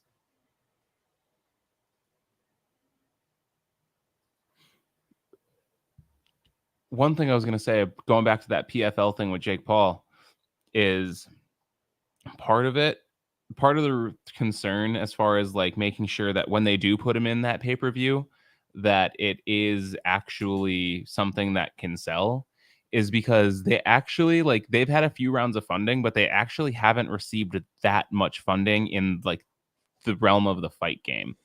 Like their most recent one was $30 million. $30 million is not a lot. Yeah, they put that one too. They got they got a grip of money. They got a portion of money, I guess, and then they put it towards like building like a gym, like a UFC gym or something like that. Did you? I don't remember. I gotta look at that. I didn't see that, but I'll have to look. I'll have to look into that. It was a lot of money, and I was like, why did they do that? But I don't know. They're run of all the businesses that have ran MMA, they're one of the more well-run ones. So I'll give them that. But yeah, I don't know. I think they need star power. I think that they ran a pay-per-view, and I don't know if that sold too well. Right? It did not. Yeah. So I think they knew that they needed a star power, and it worked for both of them. Jake Paul gets his foot in the door on the business side of MMA, right? They get some kind of star power, some attention, and now Jake Paul has a boxing promotion. He has a MMA now. He has a partial ownership of MMA. Like he's got his foot in the door on some stuff. You know what I mean? Like this is he's seeing big picture on stuff. He's getting his foot. He's placed himself in a good position to where he's not going to be fighting much longer. You know what I mean? But the better these fights get, someone's going to put him to sleep. In MMA, he's not going to have much success. No. Unless he's fighting celebrities or YouTubers. You know what I mean? Oh shoot! That was a good hook. That was a good right hook. Boots is Chikadze looks like he's trying to get away more than he was before. Like not out of like boxing, but he's just trying to avoid getting hit now. Yeah, my man Lord has this fight 4-4 on scorecards. 5-4 for Boots now. Interesting. I love it because it's controversial. Yeah. I don't agree. I don't agree either. But I do love a good scoring take like that. And I don't always I don't always agree with Lord's scorecards, but I know that he has a good boxing mind. So he does have a good boxing mind. I won't like tell him he's wrong. I will think that I need to go back and watch the rounds that you scored for this guy and see if I can give them to him. Well, I think everybody knows that I'm the best boxing judge on Twitter. Yes. You know why? Because I don't agree with the fans. I agree with the judges. The judges and me always see eye to eye on everything. And I'm the only one that makes a case for them. When everybody says robbery, I'm the one that says, no, it could have been that. So yeah. I'm the best boxing judge. I do love Lord's controversial ones. Like the one where he scored, what's his name? The Bivol versus Ramirez for Ramirez. Oh wow, stuff like that I do love. Like I can't help but have anyone that could tweet that out like and not be afraid of like the ads you're gonna get, because I know that pain. Like you don't understand. Like, you have to know that pain where you can send something out. Because he's not just scoring it; he's like breaking down each round as he's doing it and telling you why.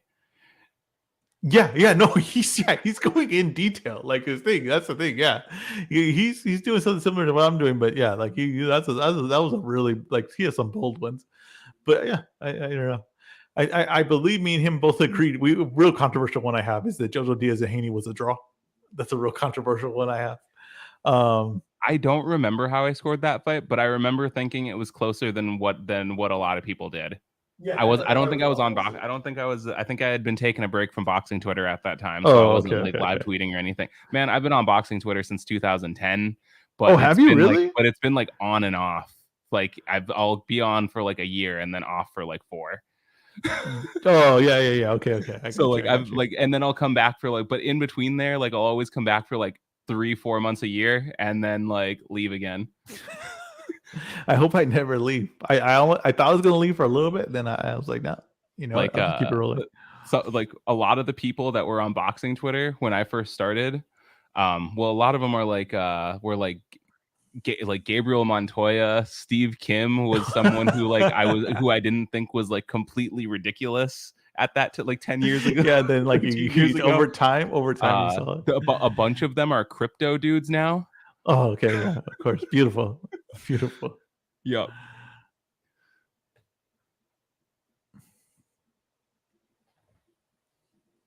But yeah, I was on boxing Twitter way back then. I did articles on Bleacher Report when they had their contributor program. Oh, really? Yeah. That's pretty cool. That's really cool. So like, yeah, and then I like stopped doing. I did like my last thing was on Pacquiao Margarito. And then I just left boxing Twitter and stopped doing it. Like I just got busy with other stuff. I've been waiting for you to start your podcast. That's the podcast. My brother's working on my logo for the updated name. Perfect. Swing Rounds Podcast is what it will be. I like it. And so once that's done, I'm gonna get the banner up, get the logo up, upload the first video, and then start doing the content. I'm gonna start with gambling stuff and work my way into weekly recaps, releasing those on Monday. News and all that kind of stuff that came out, results, upcoming things. Once you do it, start putting it on TikTok as well, because it gets a lot of eyes on TikTok. Ooh, good call. I'll have to get a phone for that. Yeah, the eyes you get for TikTok are like insane. You get so many eyes. Good call. Yeah, like I said, I don't know that I want TikTok on my main device, but I'll get a cheap Android for that. Yeah, and just put it on there. You just have to. If you're gonna do a podcast, you have to put it on there. Just grows so fast. Like I said, I'm gonna start doing these. I'm gonna try to do these for every fight. So if you want to jump on these, you're more than welcome. Absolutely. This like the live watch things are something that I was thinking about doing, but it'll probably be something I wait until later down the line if the subscriber count grows more. Yeah. It's tough. Like I'll go on these things and like sometimes I'll have like 0 on here, but I don't really care sometimes. I'm just like I'll just keep it going. I know it'll grow. Yep. But yeah, I just like doing I like talking during the fights. Like I really do.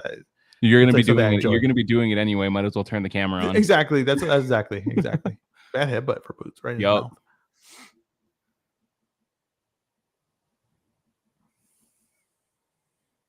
Yeah, I think a lot of guys are gonna see this, and I don't think Boots looks bad in this performance. I really don't. I just think that, like I said, he just doesn't look as unbeatable. You know what I mean? It looks like there's something there that you can do. I think. You know what this kind of reminds me of, and Boots looks better than the winner of the fight. I'm going to say Boots looks much better. I'm not going to say that, but it's hard. It seems like it's hard to look good against him right now with the way that Shikadze came in to fight this fight. Mm-hmm. It reminds me of like Ryan Garcia versus Emmanuel to go. Not how the fight's going or anything like that. But just like it's hard for Boots to look good with the way that Shikadze came to fight this fight. Exactly, and that's a really good one. That's a really good call out because I remember people were really critical of Ryan on that fight, and I was like, oh well, if you think about it, the guy took no chances to win the fight. You know what I mean? He took no chances to win the fight, and I'm telling you, if you have some knowledge and have some movement, right, you could avoid fights like this. Like you could make a fight not happen, right, and survive, right? Like I'll be honest with like when I sparred and stuff like that, I could box, I could move around the ring, I could fight guys that were a lot better than me, and if I chose to say like, I'm just not going to take any chances myself, right? I'm just going to go around with this guy, but not really take any chances to try to win the sparring or do some work in the sparring. Yep. I could go a lot of rounds. I could make it real ugly. I could make it real limit the action from happening. So if at a real high level, like with what this guy Karen is with his legs, like yeah, you could do this. You know what I mean? If you just completely say I'm not going to go for the fight to win it, yeah, you could make it hard for a guy. So yes, if he was going to win this fight, I think Boots would take him out. I really do. I think Boots would eventually catch him and break him, but he's not going for the win in this fight. Unless you're Lord scoring, and then he's up 8 rounds right now. There was some good back and forth there. It's like it's now that it's the 12th round. It's the 12th round. Yeah, it's a mental thing. It's like, well, I got nothing to lose anymore, and I'm not going to be tired after this round. Because the thing too is you don't want to get tired. If you're afraid of a guy's power, you don't want to get tired. You're like, I don't want to be tired next round. So this round, you're like, okay, I can let go. He's really letting go. I mean, they are really trading right now. He's sitting on the shots when he's throwing them.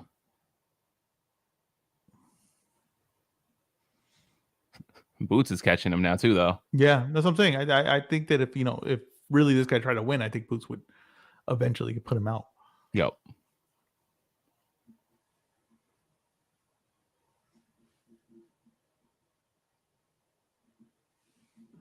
This is the best round of the fight. Here's the thing. If I watch this back, because it's just the fact that I feel like he didn't really do much of anything up until this round. But there's probably a few rounds that you could give to Chikadze, and there's probably a few like swing rounds where neither of them were really effective, and it's just like, well, do you prefer the fact that he controlled the pace of the fight and moving around and where the fight was going to take place, or do you like the fact that Boots was more aggressive and going and had a more offensive style? Yeah. So I don't think that his scorecard's probably not that ridiculous if you like sit down and this would not much happen in this round. Not much happened in this round. Yeah, Like, what do you prefer? Why I respect Lord so much is because he couldn't explain it. He'll explain it. He'll give a good argument. You know what I mean? Yep. I won't agree with it, but exactly. He'll give a good argument. Yeah. And that's why, like I said, I know he knows what he's looking at, and this is what he saw. I may not agree with it, but he's explaining it in a way that makes sense. Well, I'll tell you this right now. If we go to the scorecards and the judges agree with him, then I'll be like, he's 100% right. Because who gets paid to do this? The judges. So he must be right. If the judges agree with him, that's my whole theory, then he must be right. But yeah, I just think, this guy, like I said, this guy showed more levels than what I thought he was going to show. Boots had a very disciplined performance, though. Yeah, I thought Boots won the round. I thought Boots won the fight. Like I thought, he definitely was the only one really landing offense. So, like I said, but I think Boots was impressive. This guy, he's like a lot more tougher than I thought he was going to be. Yep.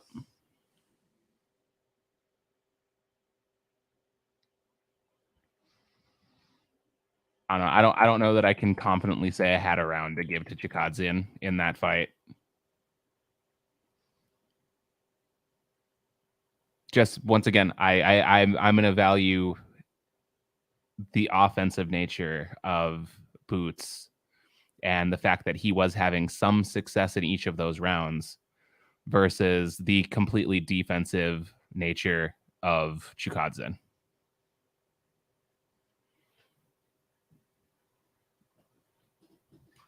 Yeah. They threw the same amount of punches? It just doesn't seem possible. Sway? Yeah, it doesn't seem possible. It does not seem possible. I just don't buy those punch things. How did Boots only throw 20 more punches than him? You know what? Maybe Lord's right. He saw what we did it. Oh, man.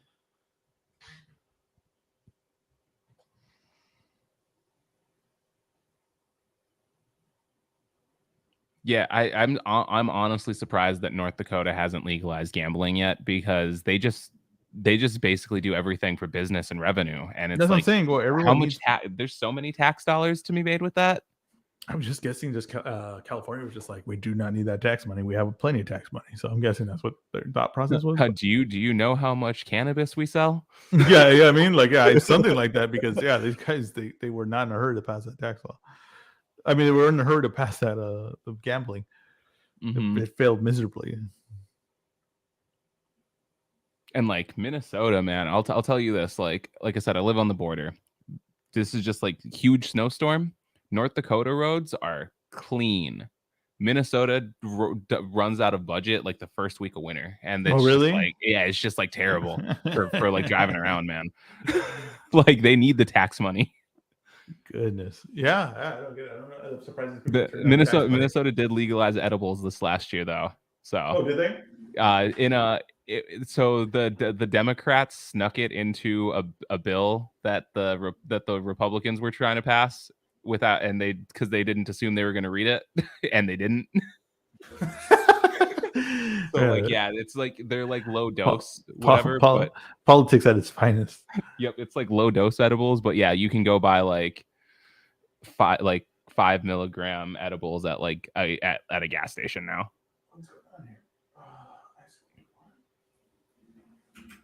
What were the? I didn't hear the actual scorecards.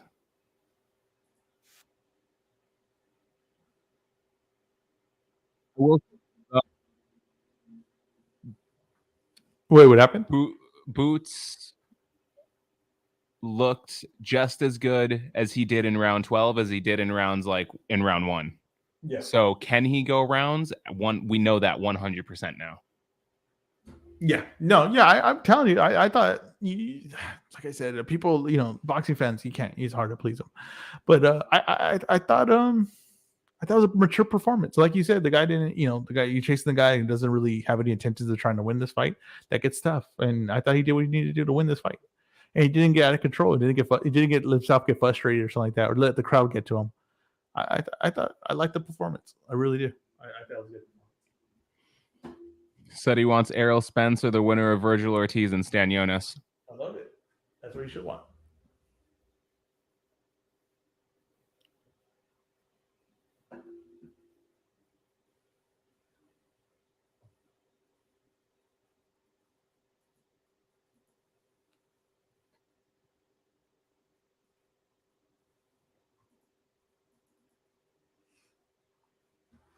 What? I want to see these scorecards just to see what they scored it.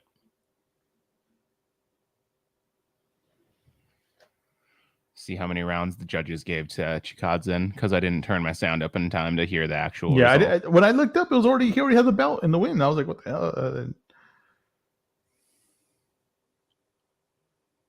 Didn't even show it.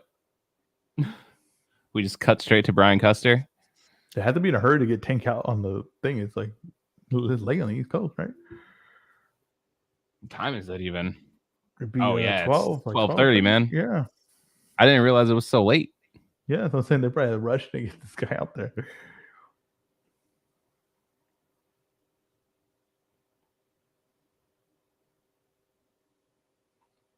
All right.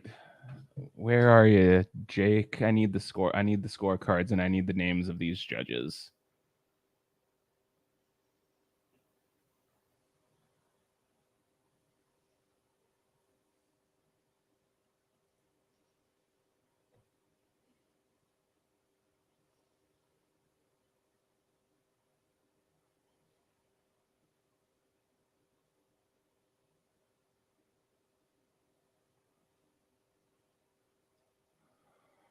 See, I don't know that that's the take. Saying like, I don't know, like, I don't know if Boots is ready for Spence right now. Spence is not going to fight like that. Yeah, I just don't agree with it. I just think it's basically, I'm telling you, it's what you did for me lately. That's all everything is now in boxing. It's what you did for me lately. And it's just like, hey, if you go through all these guys, they all have performances. If you look at Bernard Hopkins, go look at some of Bernard Hopkins' performances.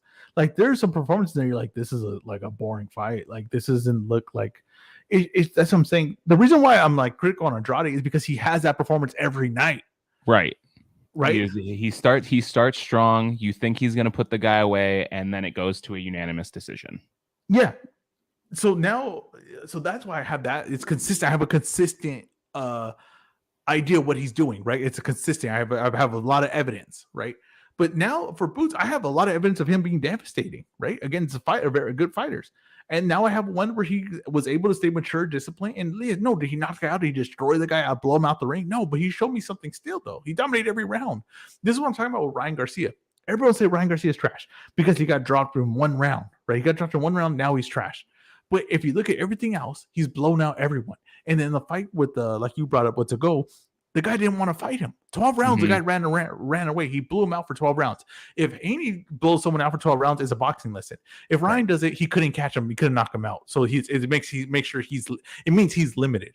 This is what I'm talking about. It's too much. People are all up and down on this stuff. I like that performance for Boots. It doesn't tell me anything other than, yes, he isn't going to blow out everyone, because I never thought he was, though. But you have people that thought he was, they overrated it, right? And they said he was better than Canelo. They said he would beat Canelo. He would beat Crawford. He would knock out Spence. You got to remember that when you get to a certain level, when you get to an elite level, you usually don't blow through all those guys. You're going to have some tough fights. You're going to have some tough performances, especially if you're facing a bunch of different styles. But people don't want to think like that. They just, what happened? What did he do last? He's trash, or he's the best ever. There's no middle ground. So that's what you're going to get. That's what you're going to get. Well, every time your opinion is going to be so ridiculous, it's going to be flip-flopping everywhere. It's just like, really, that was just a mature performance against a guy that had really good legs, and he used what he was best at, his legs. Exactly. And Boots beat him every round. So it is what it is. I saw that Boots can go 12 rounds. I saw that Boots can make adjustments to his game plan mid-fight. I saw a good performance that allows me to know he's a more complete fighter than I knew. Not that I thought, but then I knew going into this one. Yeah, exactly. 100%. So, that's to me, that's how like you judge the fights. I think that if you're like, I don't know, I just think a lot of people they really don't. They look at the result, right? Like a highlight, and that's how they judge it. And it's like watching the NBA and just looking at the SportsCenter top 10 and judging that's the best player in the world. Oh, that guy dunks every time I see him, so he must be dominant. You know what I mean? Yeah. That's why I kind of see how these guys judge. So the judges basically had the same card that we did. Clean shutout. Like I said, the only difference was that I scored round 1 10-10. Okay. Where we said that, you know what, that could have gone to Chikadze because it is what it is. Like that was a round that neither one of them landed much. And you know what? His defense was controlling, his movement and defense was controlling how that fight went that round. Exactly. So whether you gave that round to Boots or you gave it to Chikadze, or like me, you made it even, you're right. Yeah, exactly. Exactly.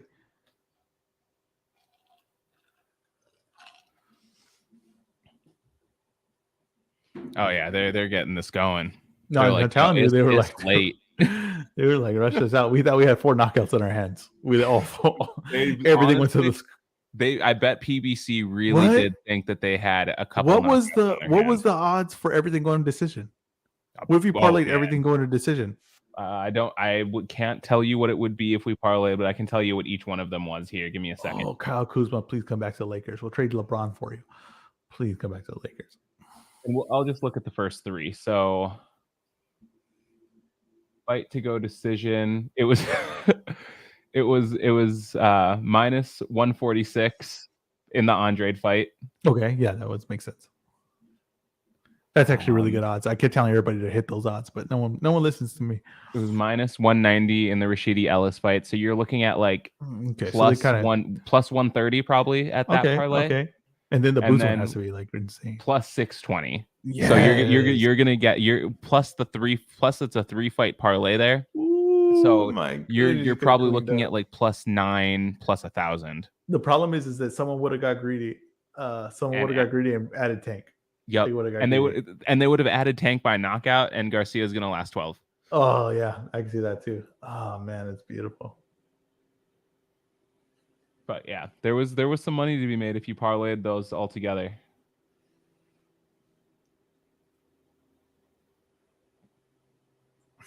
Freaking Cobra Fade is like, that dude's consistently hilarious on boxing Twitter.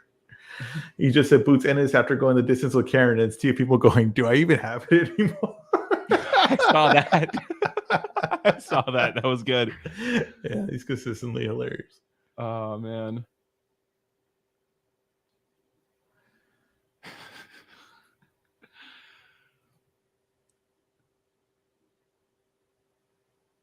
Man, West Coast gets all the best stuff for like watching sports. You get to finish early. You get morning football. Oh yeah, it's the best. It's really the best. Like I'm gonna go sleep at a very comfortable time today. I'm just hoping that this main event starts before it's Sunday morning.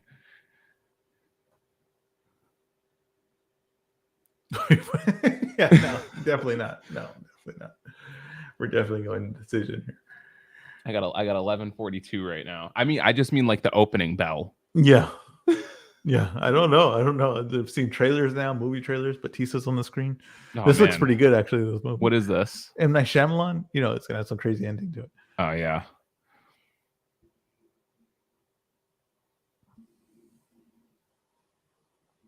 Did you watch Glass Onion? I have not. Oh, okay. I've heard it's really good though. I liked it, but a lot of people are like, "Oh, it's not that good." I'm like, I thought it was pretty good. I actually really liked it. I've heard good things about it. I got to check it out. I haven't watched much for like movies or anything recently. I've just been like listening to audiobooks and watching podcasts. Okay, yeah. I listen to a lot of podcasts too. I'm trying to think, but I just saw another movie too, and I was like, "Damn, that was really good too." Oh, The Menu. Oh, I have heard good things about that one. The Menu's pretty crazy too. Yeah, that was pretty good too.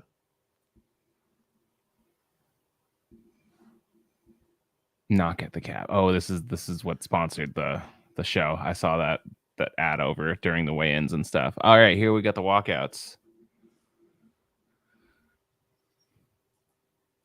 Yeah.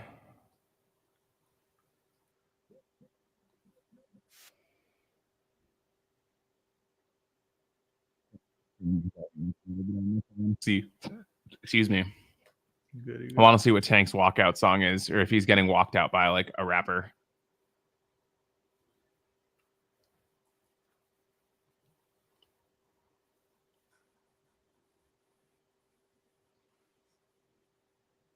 I think I've only heard throughout my whole lifetime one rapper sound good on a walkout. Every other one just sounds like muddled noise. Like I don't know. I forgot. I remember I heard it and I was like, I even tweeted it. So maybe I can find out one of my tweets because I was like, this guy won.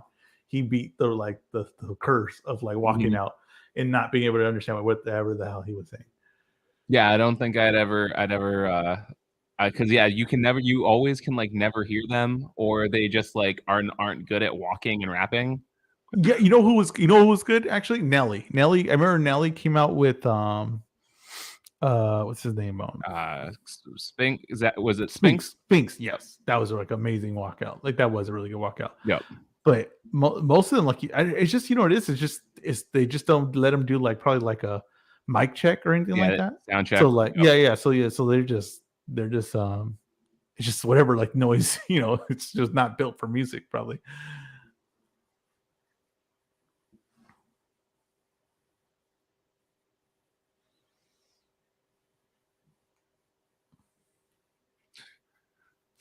I wonder why start the fight at 6? Why not start it at 5? I used to like the early starts. Right. I mean, well, I think the doors for this and like the actual like opening card, I think there were like there was like maybe like 10 fights on this card all together, not including the non-televised ones. Yeah. And those started at like 4. Or they had the doors open at 4 on the East Coast. Yeah, well, then that's pretty. I don't get it. Like, why not benefit both? They don't really hurt us on the West Coast. Like, we're Saturdays still around the same time, like start the same time. Right. Yeah, I don't get it. That was the one. So a couple years ago, I went out to LA over like New Year's. I was there for like 2 weeks. So there was like a UFC card or something like the week after. And I was like, man, this is great. It's like 10 p.m. and these fights are done. And, and then I also went to a horrible main event, great card, Mosley Mora out in LA. And I remember walking out of Staples and being like, man, it's so early. Oh yeah. I don't even know what to do with my time. Oh yeah. Like after like the boxing events here, everybody goes out. Like it's like the right time to go out. Like it literally is that. Yeah, that's why I don't get like why people don't do West Coast more often, because there's a lot of money to be made because you could go out. It like helps all the restaurants, helps everything because you have all these events and you could do whatever you want after. Yep. That's exactly what I did actually. one of the now. So I met up with someone from boxing Twitter that we actually, like, not intentionally, like we just happened to be sitting right next to each other. Oh, really? Yeah, like me and this dude who's now a crypto bro.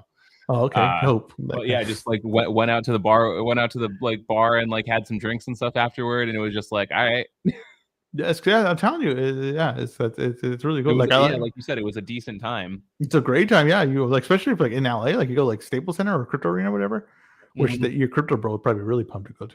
Oh, but now for sure. Yeah, but yeah, when you walk out of there, like, yeah, you gotta go. You have a whole night. Yeah, you get a bacon wrapped hot dog from the Mexican cart lady, and then you go to the bar, the club. Yeah, exactly. Yeah, it's a good. You got plenty of options.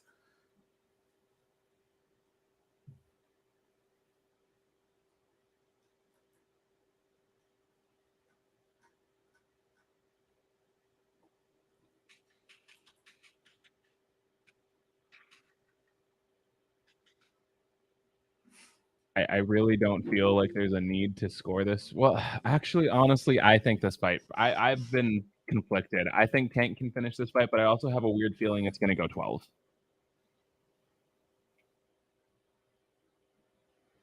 Oh man, I'm still gonna ride out with the 8th round. Who's it, little baby?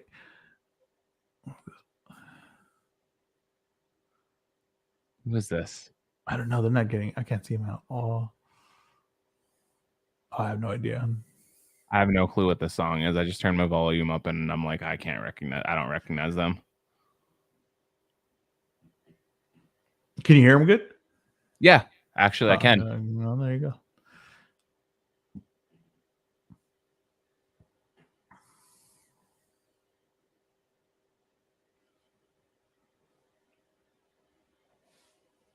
Like, it's two people. I'm like trying to think of rap, like who like a rap duels.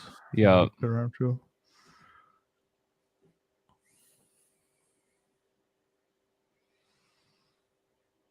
You know who's gonna know this?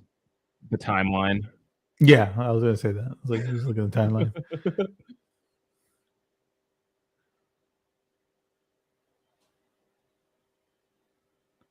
It was like the other day. It was like, can't believe we lost these like rappers on here. And it was like 6 of them I did not know. I was like, are you sure? Like I was like people were saying. I think people were even tweeting too. Like, there's no way that's a real guy. Like, just like did not know any of these people.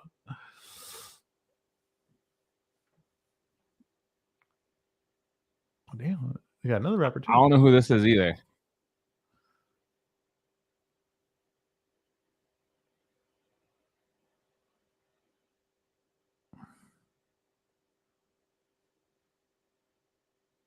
Yeah, see, actually, they should have done that. This is a really good thing. They should have switched Rashidi and Boots' opponents. Yeah, they should have.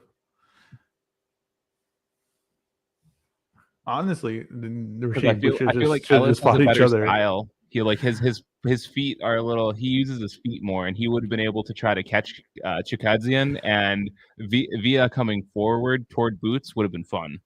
Well, I mean, like you said, we could just have that now. But really, what we could have did was just had Rashidi versus Boots, and Rashidi would have had, if he could have moved around like that, would have got really interesting.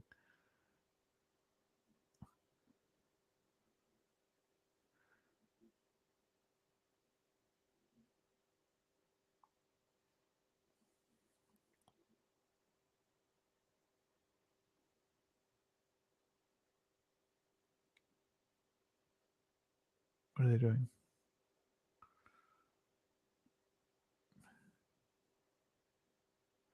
Do you need caution tape? Well, I'm hoping that Morrow can tell me who that was. Did he leave the caution tape on? Where did? Oh God, he lost the caution tape.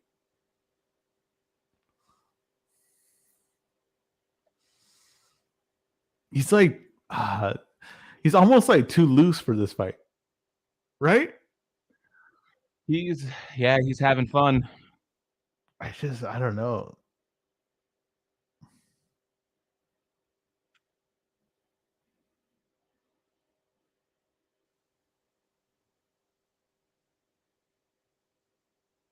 just, I just always get that weird vibe from fighters, like when they're like laughing, and reminds me of like Anthony Joshua. Every time he lost, he just always had like that laughing, too comfortable. According to A-Side, Villa was dancing and smiling all through weigh-ins, but he wasn't tonight. No, but he wasn't tonight. That's what I'm saying.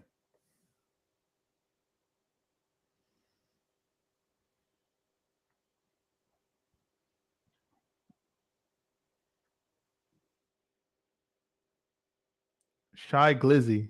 Yep, I was just about to say that. I was like, Shy Glizzy? Never heard of him. Never heard of him. Must be a Baltimore thing. Yeah, I've never heard of that name in my life. It just could be because I'm like 32 thing. It could be very well that too. That's also true. I'm out the loop.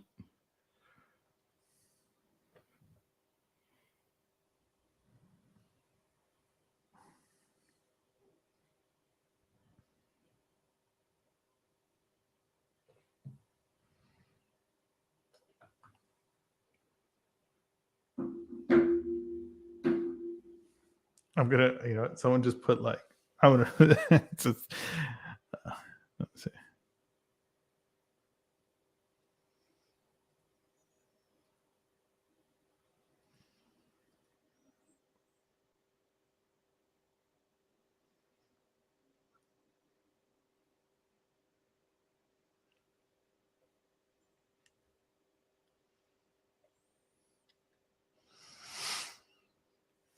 I was gonna say a dad joke, but you know what? I just let it go. I was gonna say, because this guy said, he brought out Shy Glizzy, like that's what's up. But I was gonna be like, I never heard of him. I was like, maybe he should open up socially more. But I don't know if that lands in that crowd. Oh man, yeah. I feel like I am out of the loop with whenever there's like, unless it's a classic like hip hop conversation in the spaces, I feel like I have no clue who anyone's talking about. I never talk when they talk hip hop in the spaces. I never talk, ever. I just listen, or I just find my way out the door. Mm-hmm. I'll usually listen for a bit and then it gets to like these obscure regional rappers that I have no clue about, and I'm like, I'm out. Yeah, I don't look at music the same way, like as like when they're arguing like that, because they look at like the people in our groups, like they look like the music almost like a sport in a way, like it's like competitive and stuff like that. And I don't really look at music like that. So like I don't, like I couldn't tell you how many top albums someone has, or I just couldn't say that because I don't follow like music like that. I just, whatever I like, I put on a playlist. I couldn't even tell you the album names. I probably couldn't even name the songs because I just, Spotify just basically ruined that for me. I just hit next and be like, oh, I do like this song. I forgot I had this on my playlist. Yep. So that happened to me the other day actually, because they were from one of the space arguments. I was like, you know what? I do want to go listen to Mace right now. See? But I scrolled too far and I found like another album that I thought I forgot about from like 2006, and I was like, damn, I didn't even know this was still a thing. I thought I lost this forever. See? Exactly. That's what Spotify did. Spotify did that, so I don't have to have those arguments anymore. Yep.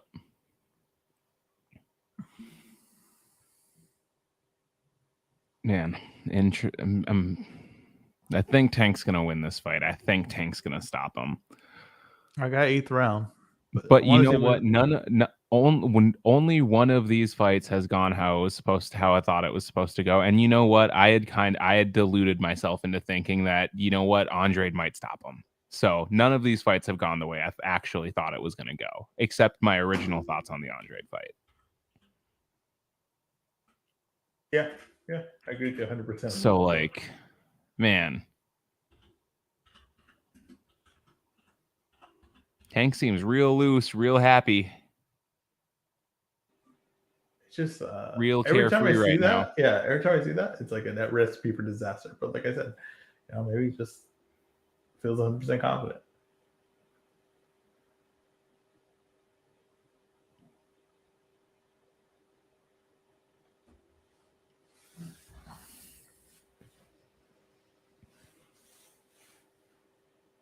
Man, I could never get my neck tattooed. You have any tattoos? I have 0 tattoos. Yeah, I have like a sleeve on my left arm, and I have a sleeve on my right arm. My brother's a tattoo artist. So. Oh, really? Yeah. Oh, wow. Yeah, I don't have any tattoos. Yeah, he has a tattoo shop here locally and stuff. So When did you start getting them? I got my first one when I was 16 or 17. Oh, shoot, right away. Yeah, and then took it. It's like, honestly, it took a few years. I haven't gotten a new tattoo since I was like 23 years old, I think, 24 years old. But it's just like, it's just stuff that I wanted to get or thought, like, usually most of them have like not just like, oh man, this looks cool. Yeah. So like there's like a reason for most of them, but you didn't go like the Conor McGregor gorilla fighting a grenade. No. All right, let's see what this looks like. Okay, we're starting round 1. Tank Davis, Hector Garcia, 256, 255, 254, and 253. We're gonna get a feel out round here. Yeah, I feel like we might get like couple 3 feel out rounds. Yeah,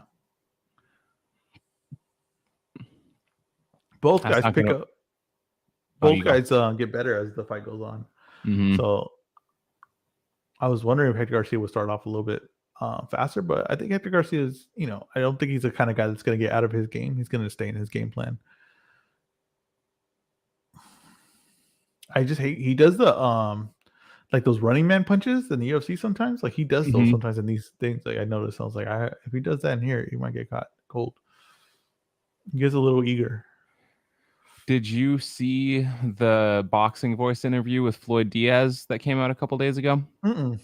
So apparently Floyd Diaz, 122 pounder, was one of Garcia's sparring partners for this. Okay. And he was saying he was touching him up like to the. He didn't say it. He got asked about it, saying, there's been rumors that he was touching up Garcia during their sparring sessions.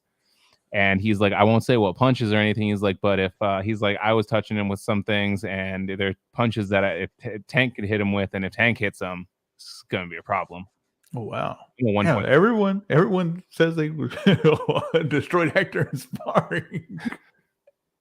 Yeah. Well, probably said that when he was there that I didn't get a chance to ask Broadway about it. I wanted to. Broadway saw some of his sparring. He said that he did say he did give up some rounds, but he thinks that like he might just be that kind of sparring partner, because then the other time he would come up and really put it on the guy. So so I do know guys like that like kind of cruise through rounds and stuff like that.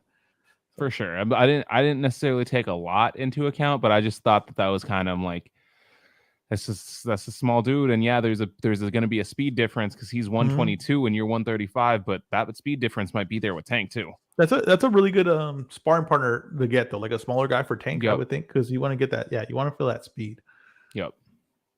Right now, there's nothing happening in this fight. Like, no. I mean, they're both trying to find each other's range, both being very cautious. Hector Garcia looks comfortable. I will say that he does look comfortable. He's fighting just exactly his pace. He's very calm, very,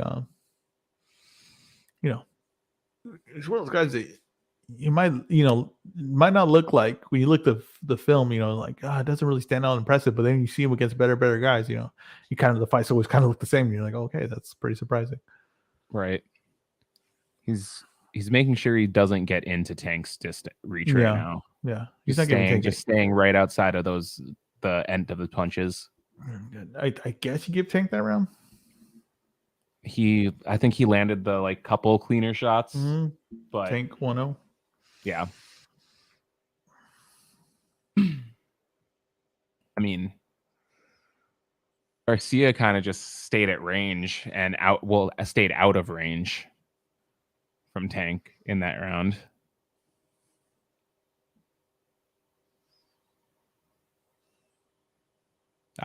One of Al's key to victory is what you called out. What was it? Land the right hook. Oh yeah, right hook. Yeah.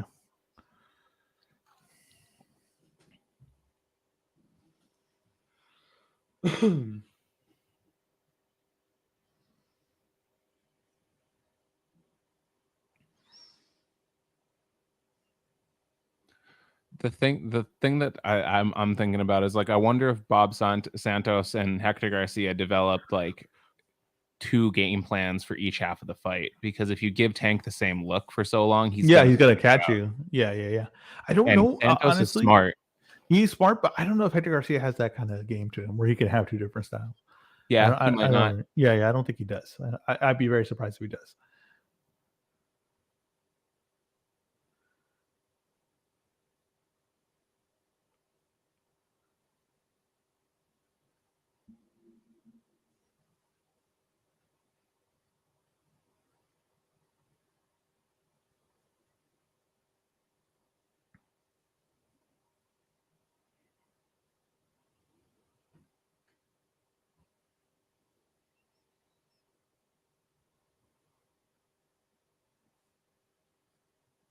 I'm actually kind of surprised. I mean, because Tank does do filling out rounds, but he actually takes chances in his filling out rounds. His filling out is just him finding the range, but he's actually very cautious. I'm pretty surprised how cautious he is.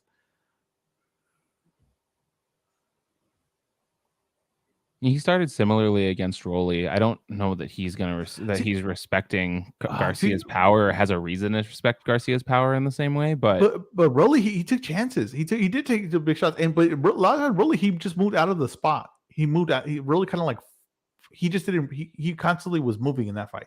Like this one, he's in range. Like he could let go right here, but he just he's being cautious. He could have fell off balance right there. He really could have fell off balance right there. That was off balance. Which is out of character for Tank. Yeah, it is. It is a very great balance. I think one of the best fighters with balance in the game. Those trunks, they look like swimming trunks to me, like Hawaiian swimming trunks, and I can't get past it. They fucking do look like swim trunks. They look like swim trunks, huh?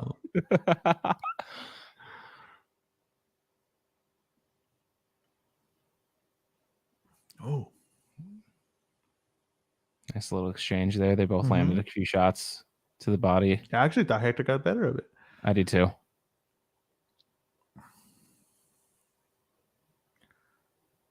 Look at that. Nice, take a little shot in.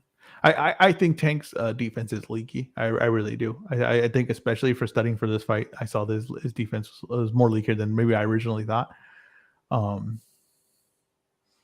So I'm not surprised that Hector is going to land in this fight. I didn't go back and watch a bunch of tape for them on this one, but just because I was going to do it this this afternoon, but then I started watching the Chiefs game, and I tried going to CompuBox, but their website was down to kind of just see like the land percentage, defensive numbers, that sort of thing. But their website was down.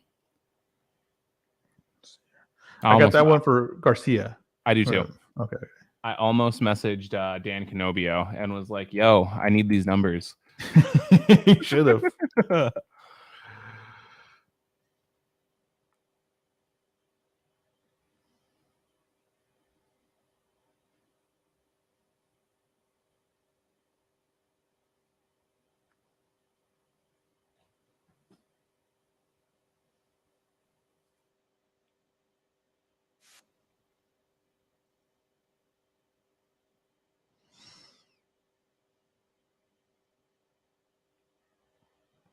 Tank said they asked Tank how he's doing, and he said, "I'm good. I'm not trying to catch him right now. I'm just trying to work," or something like that.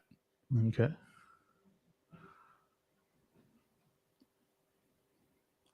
Got that Bubo Andrade mind frame. Just trying to go some rounds. It's true. I'm telling you, he's not taking any chances.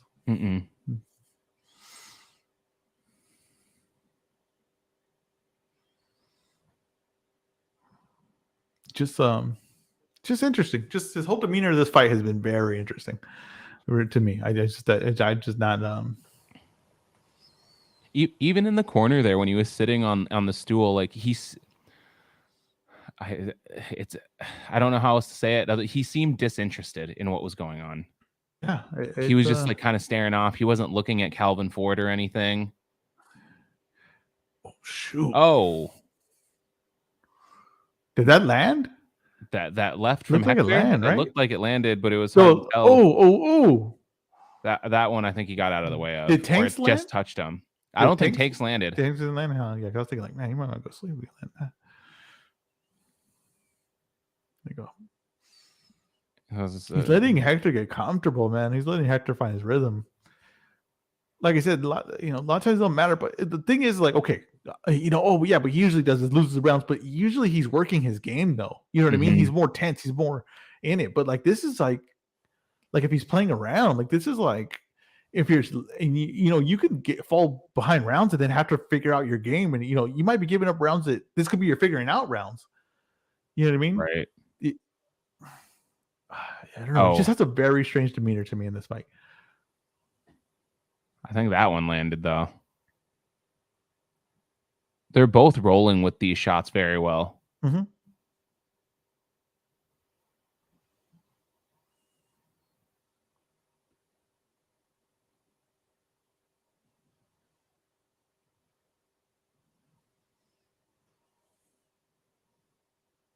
There we go. Now Tank's throwing that left a little more.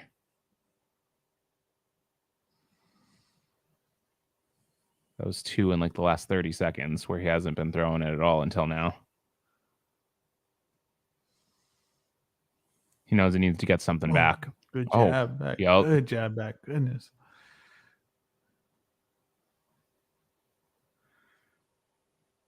Because Hector, he's just keep not letting him get comfortable, not letting him like just explode. He wants to constantly just give him something to think about. Then that straight left's going to come. Mm-hmm. So he's something to think about, then jab, and he's going to load up the left. You don't want Tank to be able to jump in comfortably. So something to think about. Space, getting the range. I get it around to Hector. I'll be honest. I do too.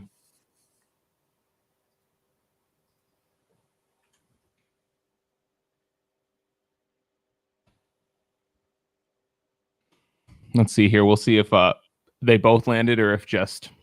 Oh, damn. Right in the back of the head. Yeah. That was Tank's fault, though. He turned into it. That one wouldn't have been. Yeah, no. That one was just punched straight down. I was hoping they were going to show that exchange from like the midway point where they both threw a left hand. Yeah, that's what I wanted to see, because I wanted to see who really landed right there.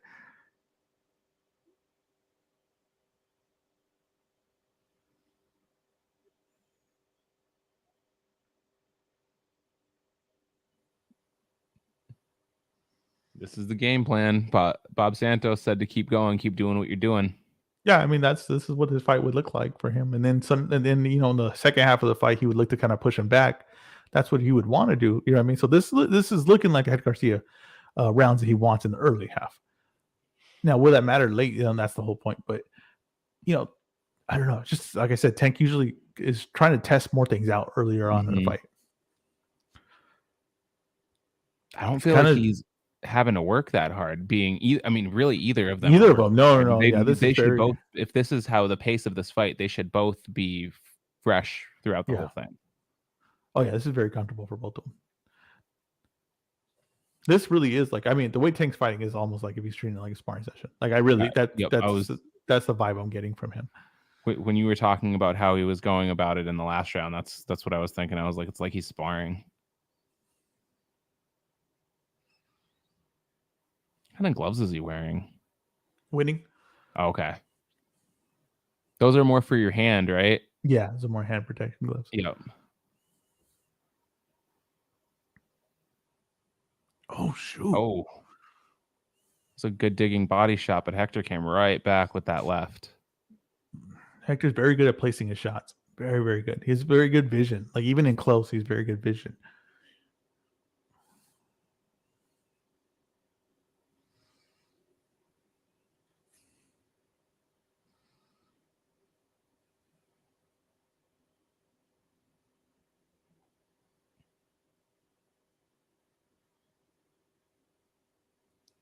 Good body work. Mm-hmm. Don't get out of position, Hector. You're gonna get that's how you get caught. Oh, right there, Tank. Good, solid left hand over the shoulder. Yup. Shoot. No. Another one followed by a right hook. Right hook, yeah. Tank, Hector felt that too. He's putting a stoic face on, but yeah, he felt that shot. Tank catching him now. Tank feeling comfortable with his range. Right there again, right hook. Oh, he's feeling pepper. Yeah, whenever he's throwing it, the last 4 landed those straight lefts. Ooh, right there. Good return. That little sneaky little uppercut from Tank.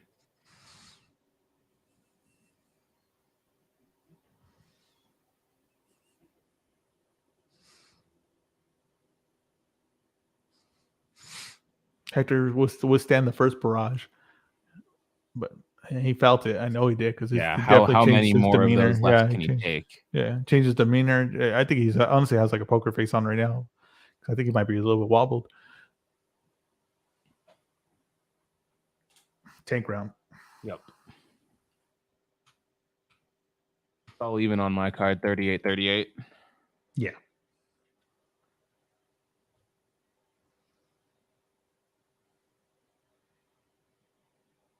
That was a nice exchange.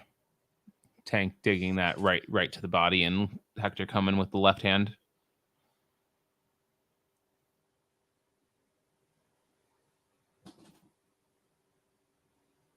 Oh, the left hook, the straight left did land right before that right hook.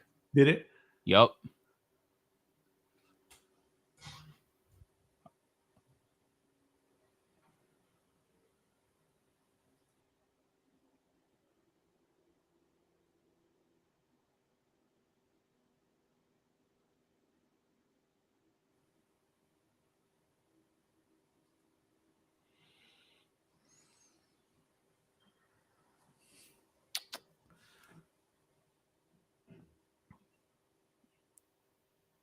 Yeah, I don't. I really. The way Tank opened up the last one, it kind of like kind of seemed like he was done playing. You know what I mean? Like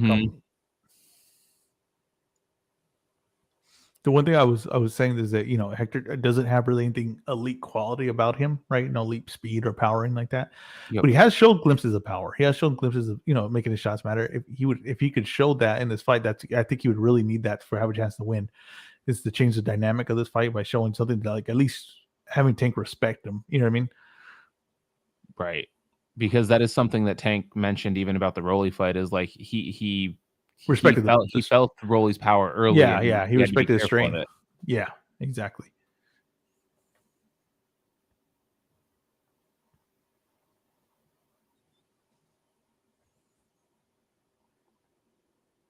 That left is too quick for Hector. He needs to keep his gloves up more.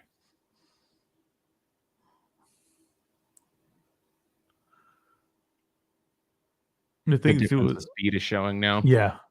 The thing with Hector too is he's a good boxer, he's smart, but he doesn't have the best defense either. Like, his guard is very he leaves holes in it. Right.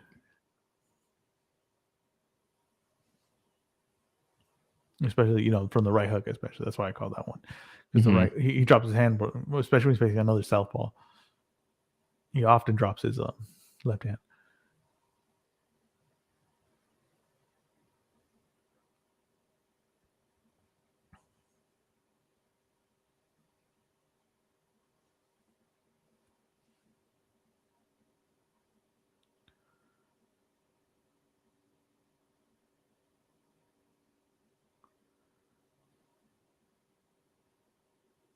Oh, shoot. I'm telling you, he's doing his best poker face to to blunt that he's not hurt. Garcia coming in there.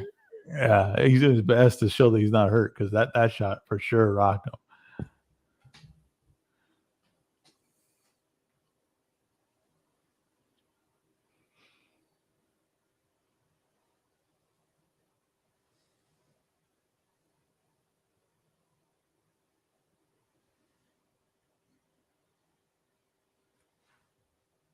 Tank's head movement is really good this fight. Yeah. Like, it's usually good, but I feel like it's like better than usual right now. The way he's like missing, and he's like moving with combination punching. Oh goodness, he's sneaking that shot right over that shoulder. And he can't miss with that left hand. Yeah, Hector Garcia's he's gonna have to do something in that range. Tank's killing him in that range. Steven Jackson's having a good time. Yes. Yelling at everyone. 3-2 Tank. Yeah. I agree.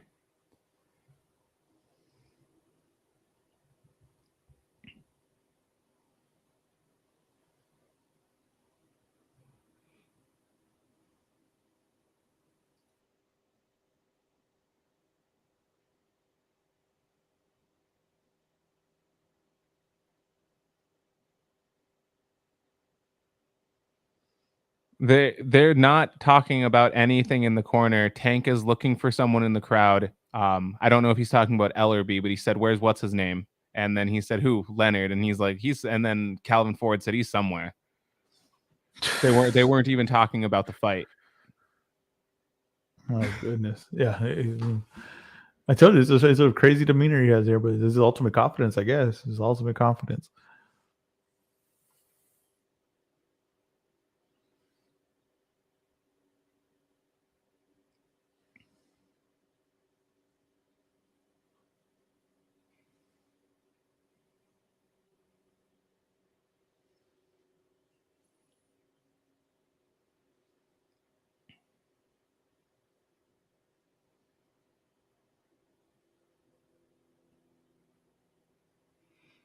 Yeah, Hector's gonna have to land something significant.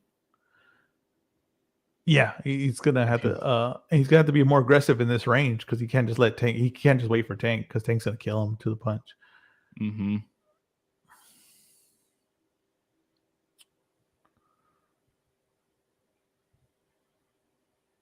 Tank switch stances, going orthodox, then back to the southpaw.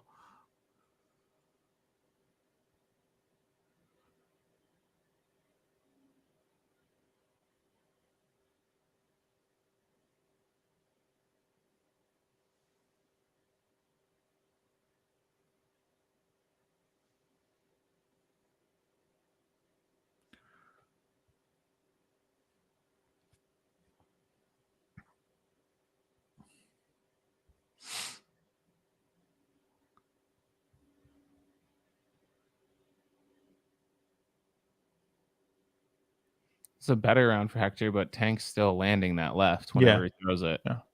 Oh, missed one. No, yeah, Hector's doing all right this round.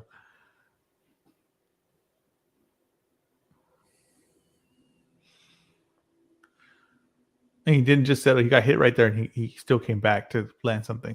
Mm-hmm. He's not like before you get hit and kind of stop, reset.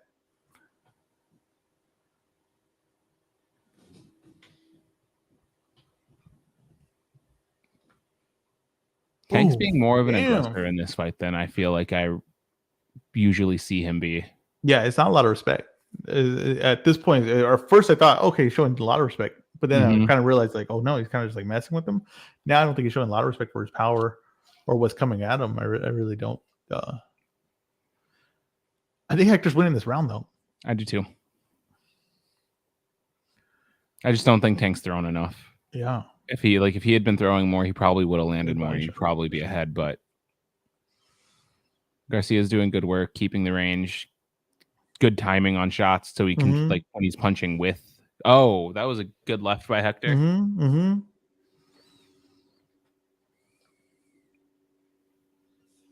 Little shoulder check at the end too.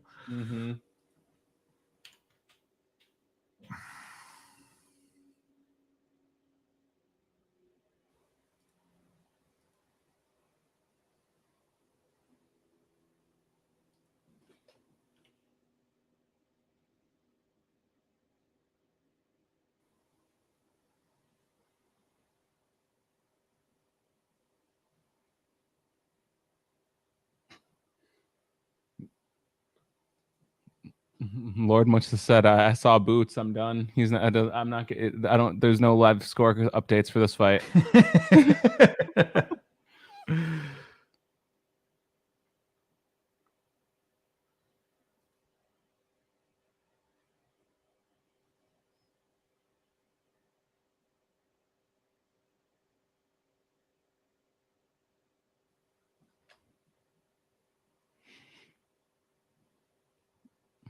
There was some boxing instruction in between rounds there for Tank this time. He's just inconsistent. He comes out, he blasts him out, right? Looks like he's gonna blow him out, and then we gotta watch that elbow. And then he has a round like that where he just kind of like, I don't know. It's just a very strange performance so far. It's either ultimate confidence or it's just not. I don't know. It's just a weird. Or he's had a lot going on during this buildup. Man, got arrested a couple weeks ago. He's fighting basically at home. Not home, but it's close.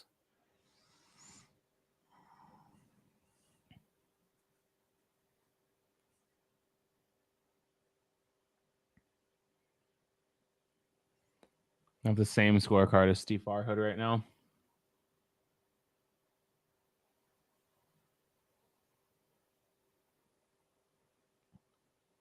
That sometimes that could be good or bad. You never know. You never know with Steve.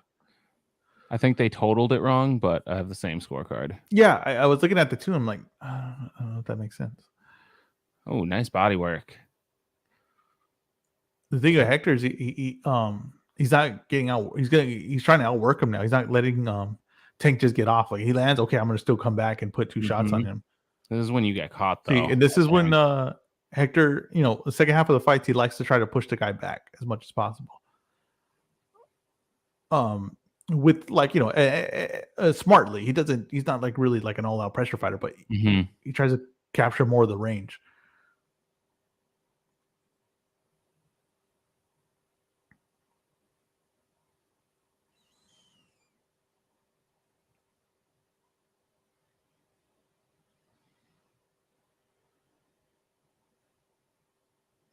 Garcia's having another good round through 2 minutes. He is, and I really feel like this Tank's like letting it happen. It's weird. Oh, those last two shots from Tank looked like they hurt. See, but you know what Garcia does goes right back to the body when he lands that overhand left. He digs right back to his body. He digs right back to his body.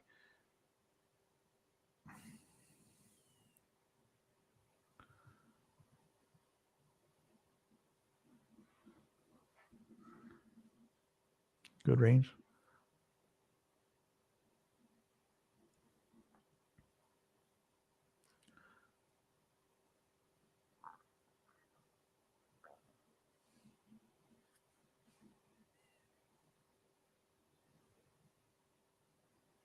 Damn.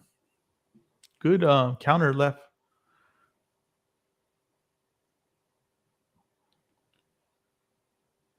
I think I gave that round to Garcia, but it was a good round. I think I could see it going either way.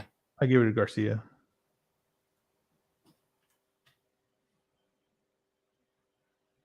Tank landed enough good shots that if you felt those were more impactful, I could see it being scored for him.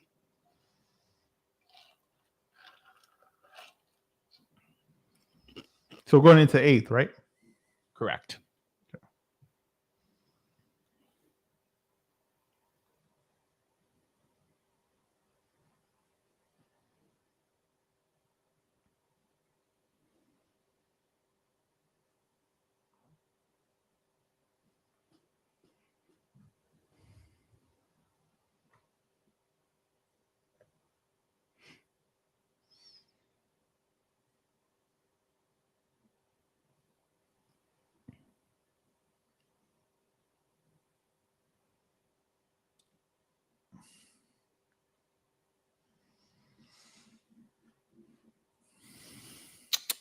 It's like Tank has to pick it up a little bit.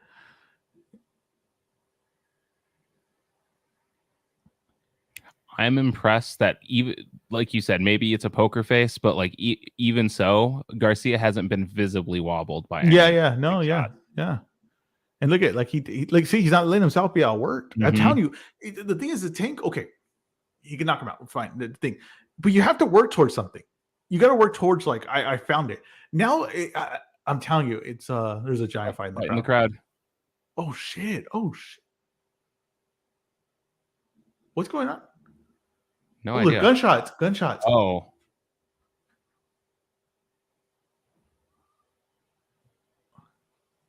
Who is it?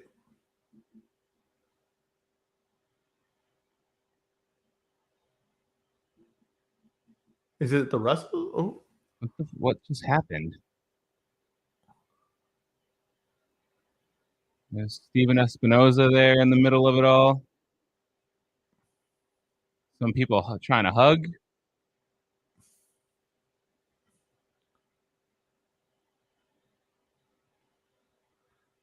I've never seen a crowd fight. I mean, like since like the fan man, but like I haven't seen a crowd fight like literally stop a fight before. Yeah. I had to turn the sound on. What are they saying? Nothing right now. It's just crowd noise. I just seen Jim Gray just sprint out of there. Yeah. Morrow just said something Oh, it he's is never Gary seen. It is Gary Russell. I knew Yep. it. With who though?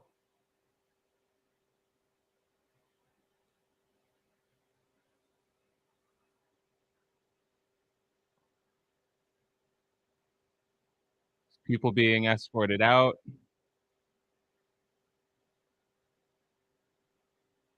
Who are they? They were all wearing the same they were all wearing the same jacket. This is such an odd fight. It's such an odd fight. Yeah, it is. It is a weird energy to this fight. And it's funny because it's the 8th round. Like this fight's going by quick. Now it's Tank's talking to him. Yeah. It's a very odd energy. I'm telling you, the weird thing about Hector Garcia, right? I'm just gonna say this. Same thing happened to Chris Colbert. Dudes get out of their game versus this guy. It's weird. Yeah. And then they have to try to figure themselves out late. Like it really is strange. It really is strange. I don't know if it's just like everyone underestimating him or what, but they end up in a tough fight. And right now, I'm telling you, like, if Tank don't start figuring out what he's doing, like, and right now, Farhood did what I did in the last fight. He scored around 1-10-10. Yeah, he scored 10-10. Yes, that's why the point was. That's why it wasn't even after 6. So, and the thing is, it's if you have to figure it out, right? Like Tank has to figure it out. And remember, Hector Garcia is an underdog, like a big underdog. Mm-hmm. So if he's outperforming what people expected him, like they're going to give him rounds. Maybe. Yeah, I'm telling you, if he outperforms with the rounds that the people expect, they're going to give him rounds.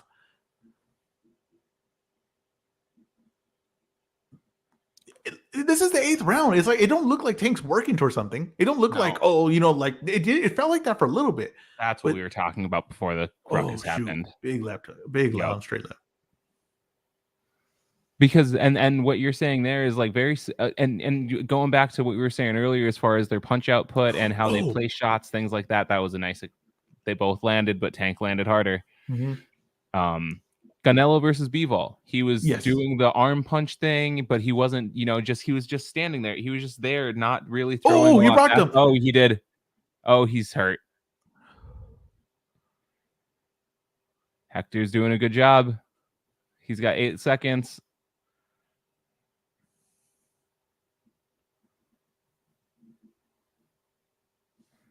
Damn. Tank round. Strange. You know what the thing was going to be crazy about that round?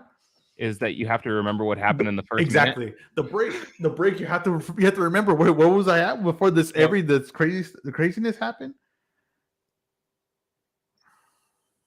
Because in that first minute I had Hector winning, but Tank wobbled him.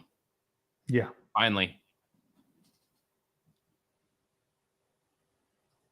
Get the ice on the back of his neck. He's saying he can't see. What do you mean he can't see? I don't know if he's saying he can't see the punches or if he's saying he can't see. But he said I can't see. What the hell? Garcia did.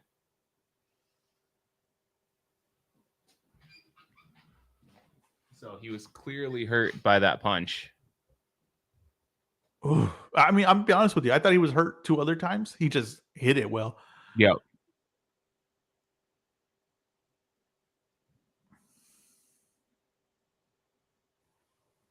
They called it. What happened? Can't see. He said he couldn't see. What did he knock his retina? I have no idea. I didn't see anything on his eye. Oh, that was a close backflip, Tank. I think you need to stop doing those after fight. Yeah. That was a strange fight. Hey, that was a very strange fight. 7 through 12. Yeah, 7 through 12. 8th round stoppage too. That's what I called. Yep.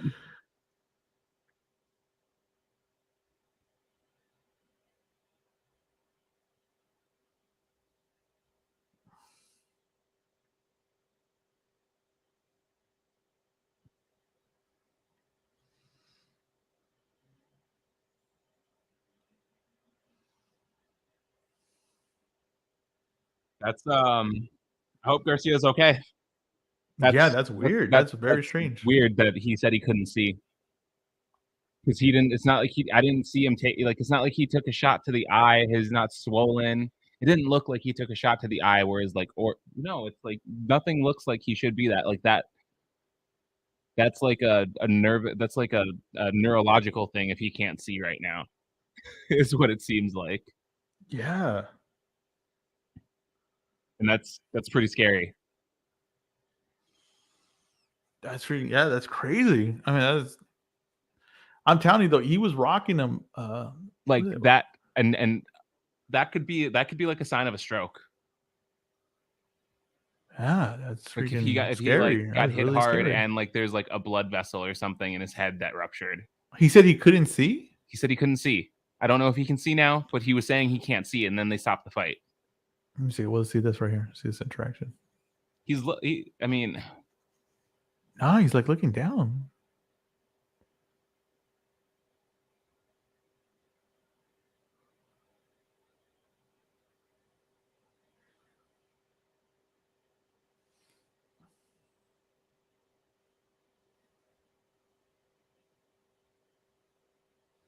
I'm telling you, like, Tank's turning literally into Canelo. Literally Canelo. Yeah, literally Canelo performances. Like, this is literally a Canelo performance. It is. This is Billy Joe Saunders. Yeah. Or Caleb Plant. It's more like Caleb Plant.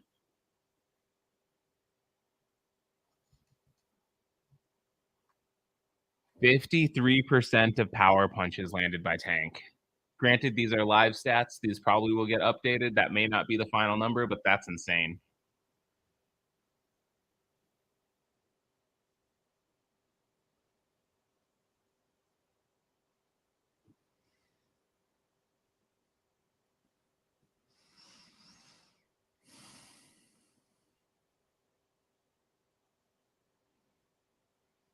I'm just really curious what happened to Garcia.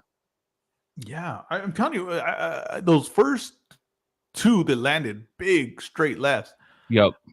In like the fourth round, you're talking about, right? He ate him, and he didn't try to. He tried to not show, whatever it was he felt. He tried not to show him, but I know he was hurting because I know his game changed, his offense changed, and everything like that.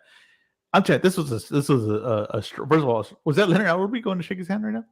Yeah, I think that, like I said, when he was asking where Leonard was at some point in the corner when in between rounds.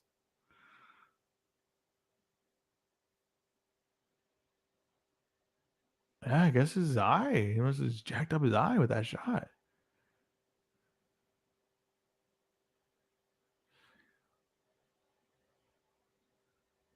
Okay, that did land on the eye. Maybe he broke his orbital. Maybe it's not swelling or anything, but maybe he could have like tore his retina or something too. That's what happened to Bisping's eye, right? Tore his retina. Yeah, he tore his retina. Yeah. Yeah, he looks blind in both eyes.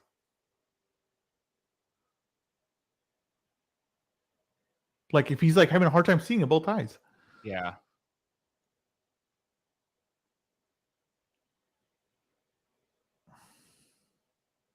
He just went. He did both too, right there with his glove.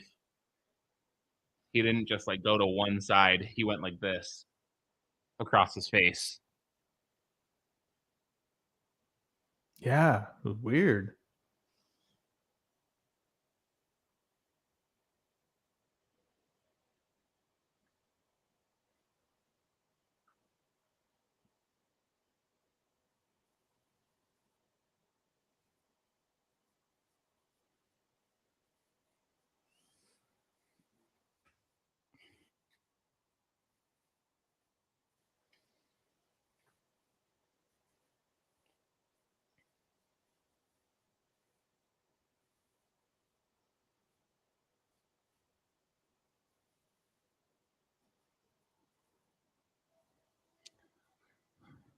I thought the WBA was getting rid of all these other belts. I hope not. I don't think I have more. I'm just getting tired of people with these damn belts. Goodness. Oh man. Like, I'm okay with having 4 organizations. I'm really not, but I've accepted it at this point. I don't know. I don't respect those belts. I just don't want there to be a franchise champion, a super champion, all these other things. Yeah. Like I said, none of those things mean a damn thing to me. Until we have one, we have none. So it is what it is. But man, that was a weird fight. Very strange fight. I felt like Tank could take control at any moment. For some reasons, he didn't. Then he kind of seemed like he got into a fight that he was like, "Oh, this is a little bit tougher than I realized." And then it's later in the fight that I realized that I thought I wanted to do more. But then he ends it in the round that I thought he was going to end it in. He had moments he looked like complete control when he got his offense going, and then at moments it looked like he could have control and he just wasn't. And Hector would win those rounds. And I had it even going when the fight was stopped. I had it 4-4.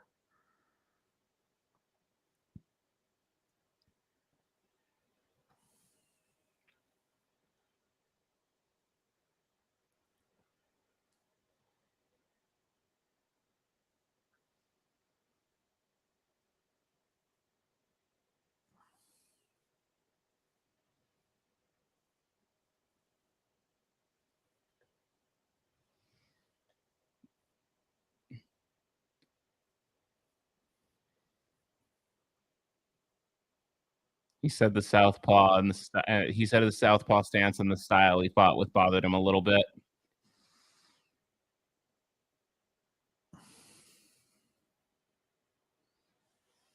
Yeah, it was very, very strange fight. I'm telling you, I really think Ryan takes out Tank in 4 rounds. I really think that's a really good chance. I don't know about 4 rounds, but here's the thing: if it goes longer, the longer it goes, the better chance Tank has to win. Yes, 100%. I said if it goes, he gets past the 5th, he knocks out Ryan. But in the first 4 rounds, I really think he's gonna knock. I think he's gonna get knocked out. I really do. That left hook is special. Yeah, I think it could even, honestly, I know people think he's a one-handed. I think it could be the other hand too. I think he's gonna walk into something. I think that he's gonna try to. I don't know. I just think that he's gonna. I think Ryan's gonna land. I think Ryan's gonna land and hurt him and end it. I really do. I've never wavered on that. Like I was on Christmas. I was over when I was at my mom's. Like my brother and sister and I were talking about it and stuff. And they brought up that, is it really signed and stuff like that? Because they know I like keep up with it more. And I was like, there's no contract, but they agreed to everything. And I'm like, and I said it. I was like, and Ryan's gonna knock him out. Hey, it was Meek Mills who got in the beef with Gary Russell. It was what? Meek Mills. Oh, what is good? Yeah, he broke his orbital. I can see it in his face right now. He should actually go to the doctor. They should not be talking to him around, but whatever. He's saying he can see now a little bit, but he broke his orbital bone. I can see the swelling. His face is going to blow up in like a half hour right now. Yeah. Yeah. It's usually just like immediate though. No. It takes time. I have my orbital bone broken. Okay. It takes some time. It'll take a few rounds. Usually what happens is it breaks early, and then you see the fighters happen a few rounds later. His eyes swell. His eyes going to blow up right now. And the thing is, the opponent's still landing shots there because you're not seeing those coming. So it looks like it happens immediately. Exactly. That makes sense. It's going to blow. I can see his face. He broke his orbital bone. It was Canelo Billy Joe Saunders. Yep. It was Canelo Billy Joe Saunders.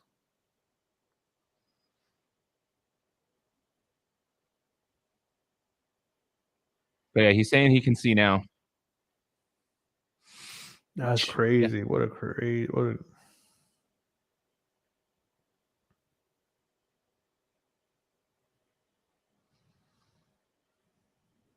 Yeah, I think Ryan beats him though. I like you said. I think he's going to be able to catch him coming in. I do think it's going to be the left hook. I'm not saying that he can't punch with both hands because he can, but that left hook is a special punch in boxing. Yeah. It is. It's not. I mean, it's not the same, but like Deontay Wilder's right hand is a special punch in boxing. So is Ryan Garcia's left hook. Yeah. Oh, they had real wide cards. Those are bad scores. I had it one round off of Steve Farhood. I had it. Oh no, I didn't. I had actually. Steve Farhood. I had the everything the same except round 1. He had 10-10. I gave it to Tank. So for me, he had 77-76 and I had it 76-76. Man, that was 4 rounds apiece. Crazy night of fights. Nothing like most people expected.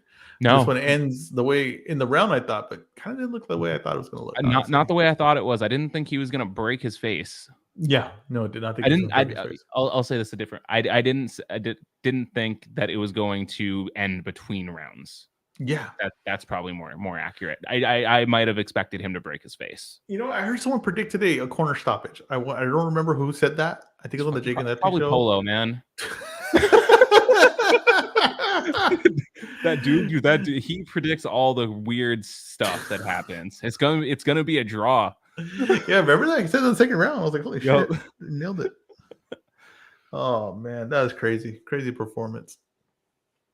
He also predicted Zudo was gonna beat Bivol though, so Well, according to Lord, he did, but true. Dude, that's crazy. I appreciate, man, you doing this. Like I said, I'm gonna try to do this every fight, or at least every big fight. Yeah. If you hop on, I would. I like it. I think we have a good chemistry on this bad boy talking these fights, and that was an interesting night of fights. It really was. Lots of breakdown there. Absolutely, I'm more than willing to hop on these whenever you do them. If you just gonna throw this out there, if you ever want to do it for a Bellator UFC event, just let me know. Oh, definitely. We'll definitely throw some of those in there. So that sounds good. Yeah. All right, man. We can do it for boxing and MMA. I appreciate it. All right. Sounds good. All right, Huey. Have a good one. Everybody else, this is a 4-hour video. Hope you guys enjoy it. All right. See you, man. Peace.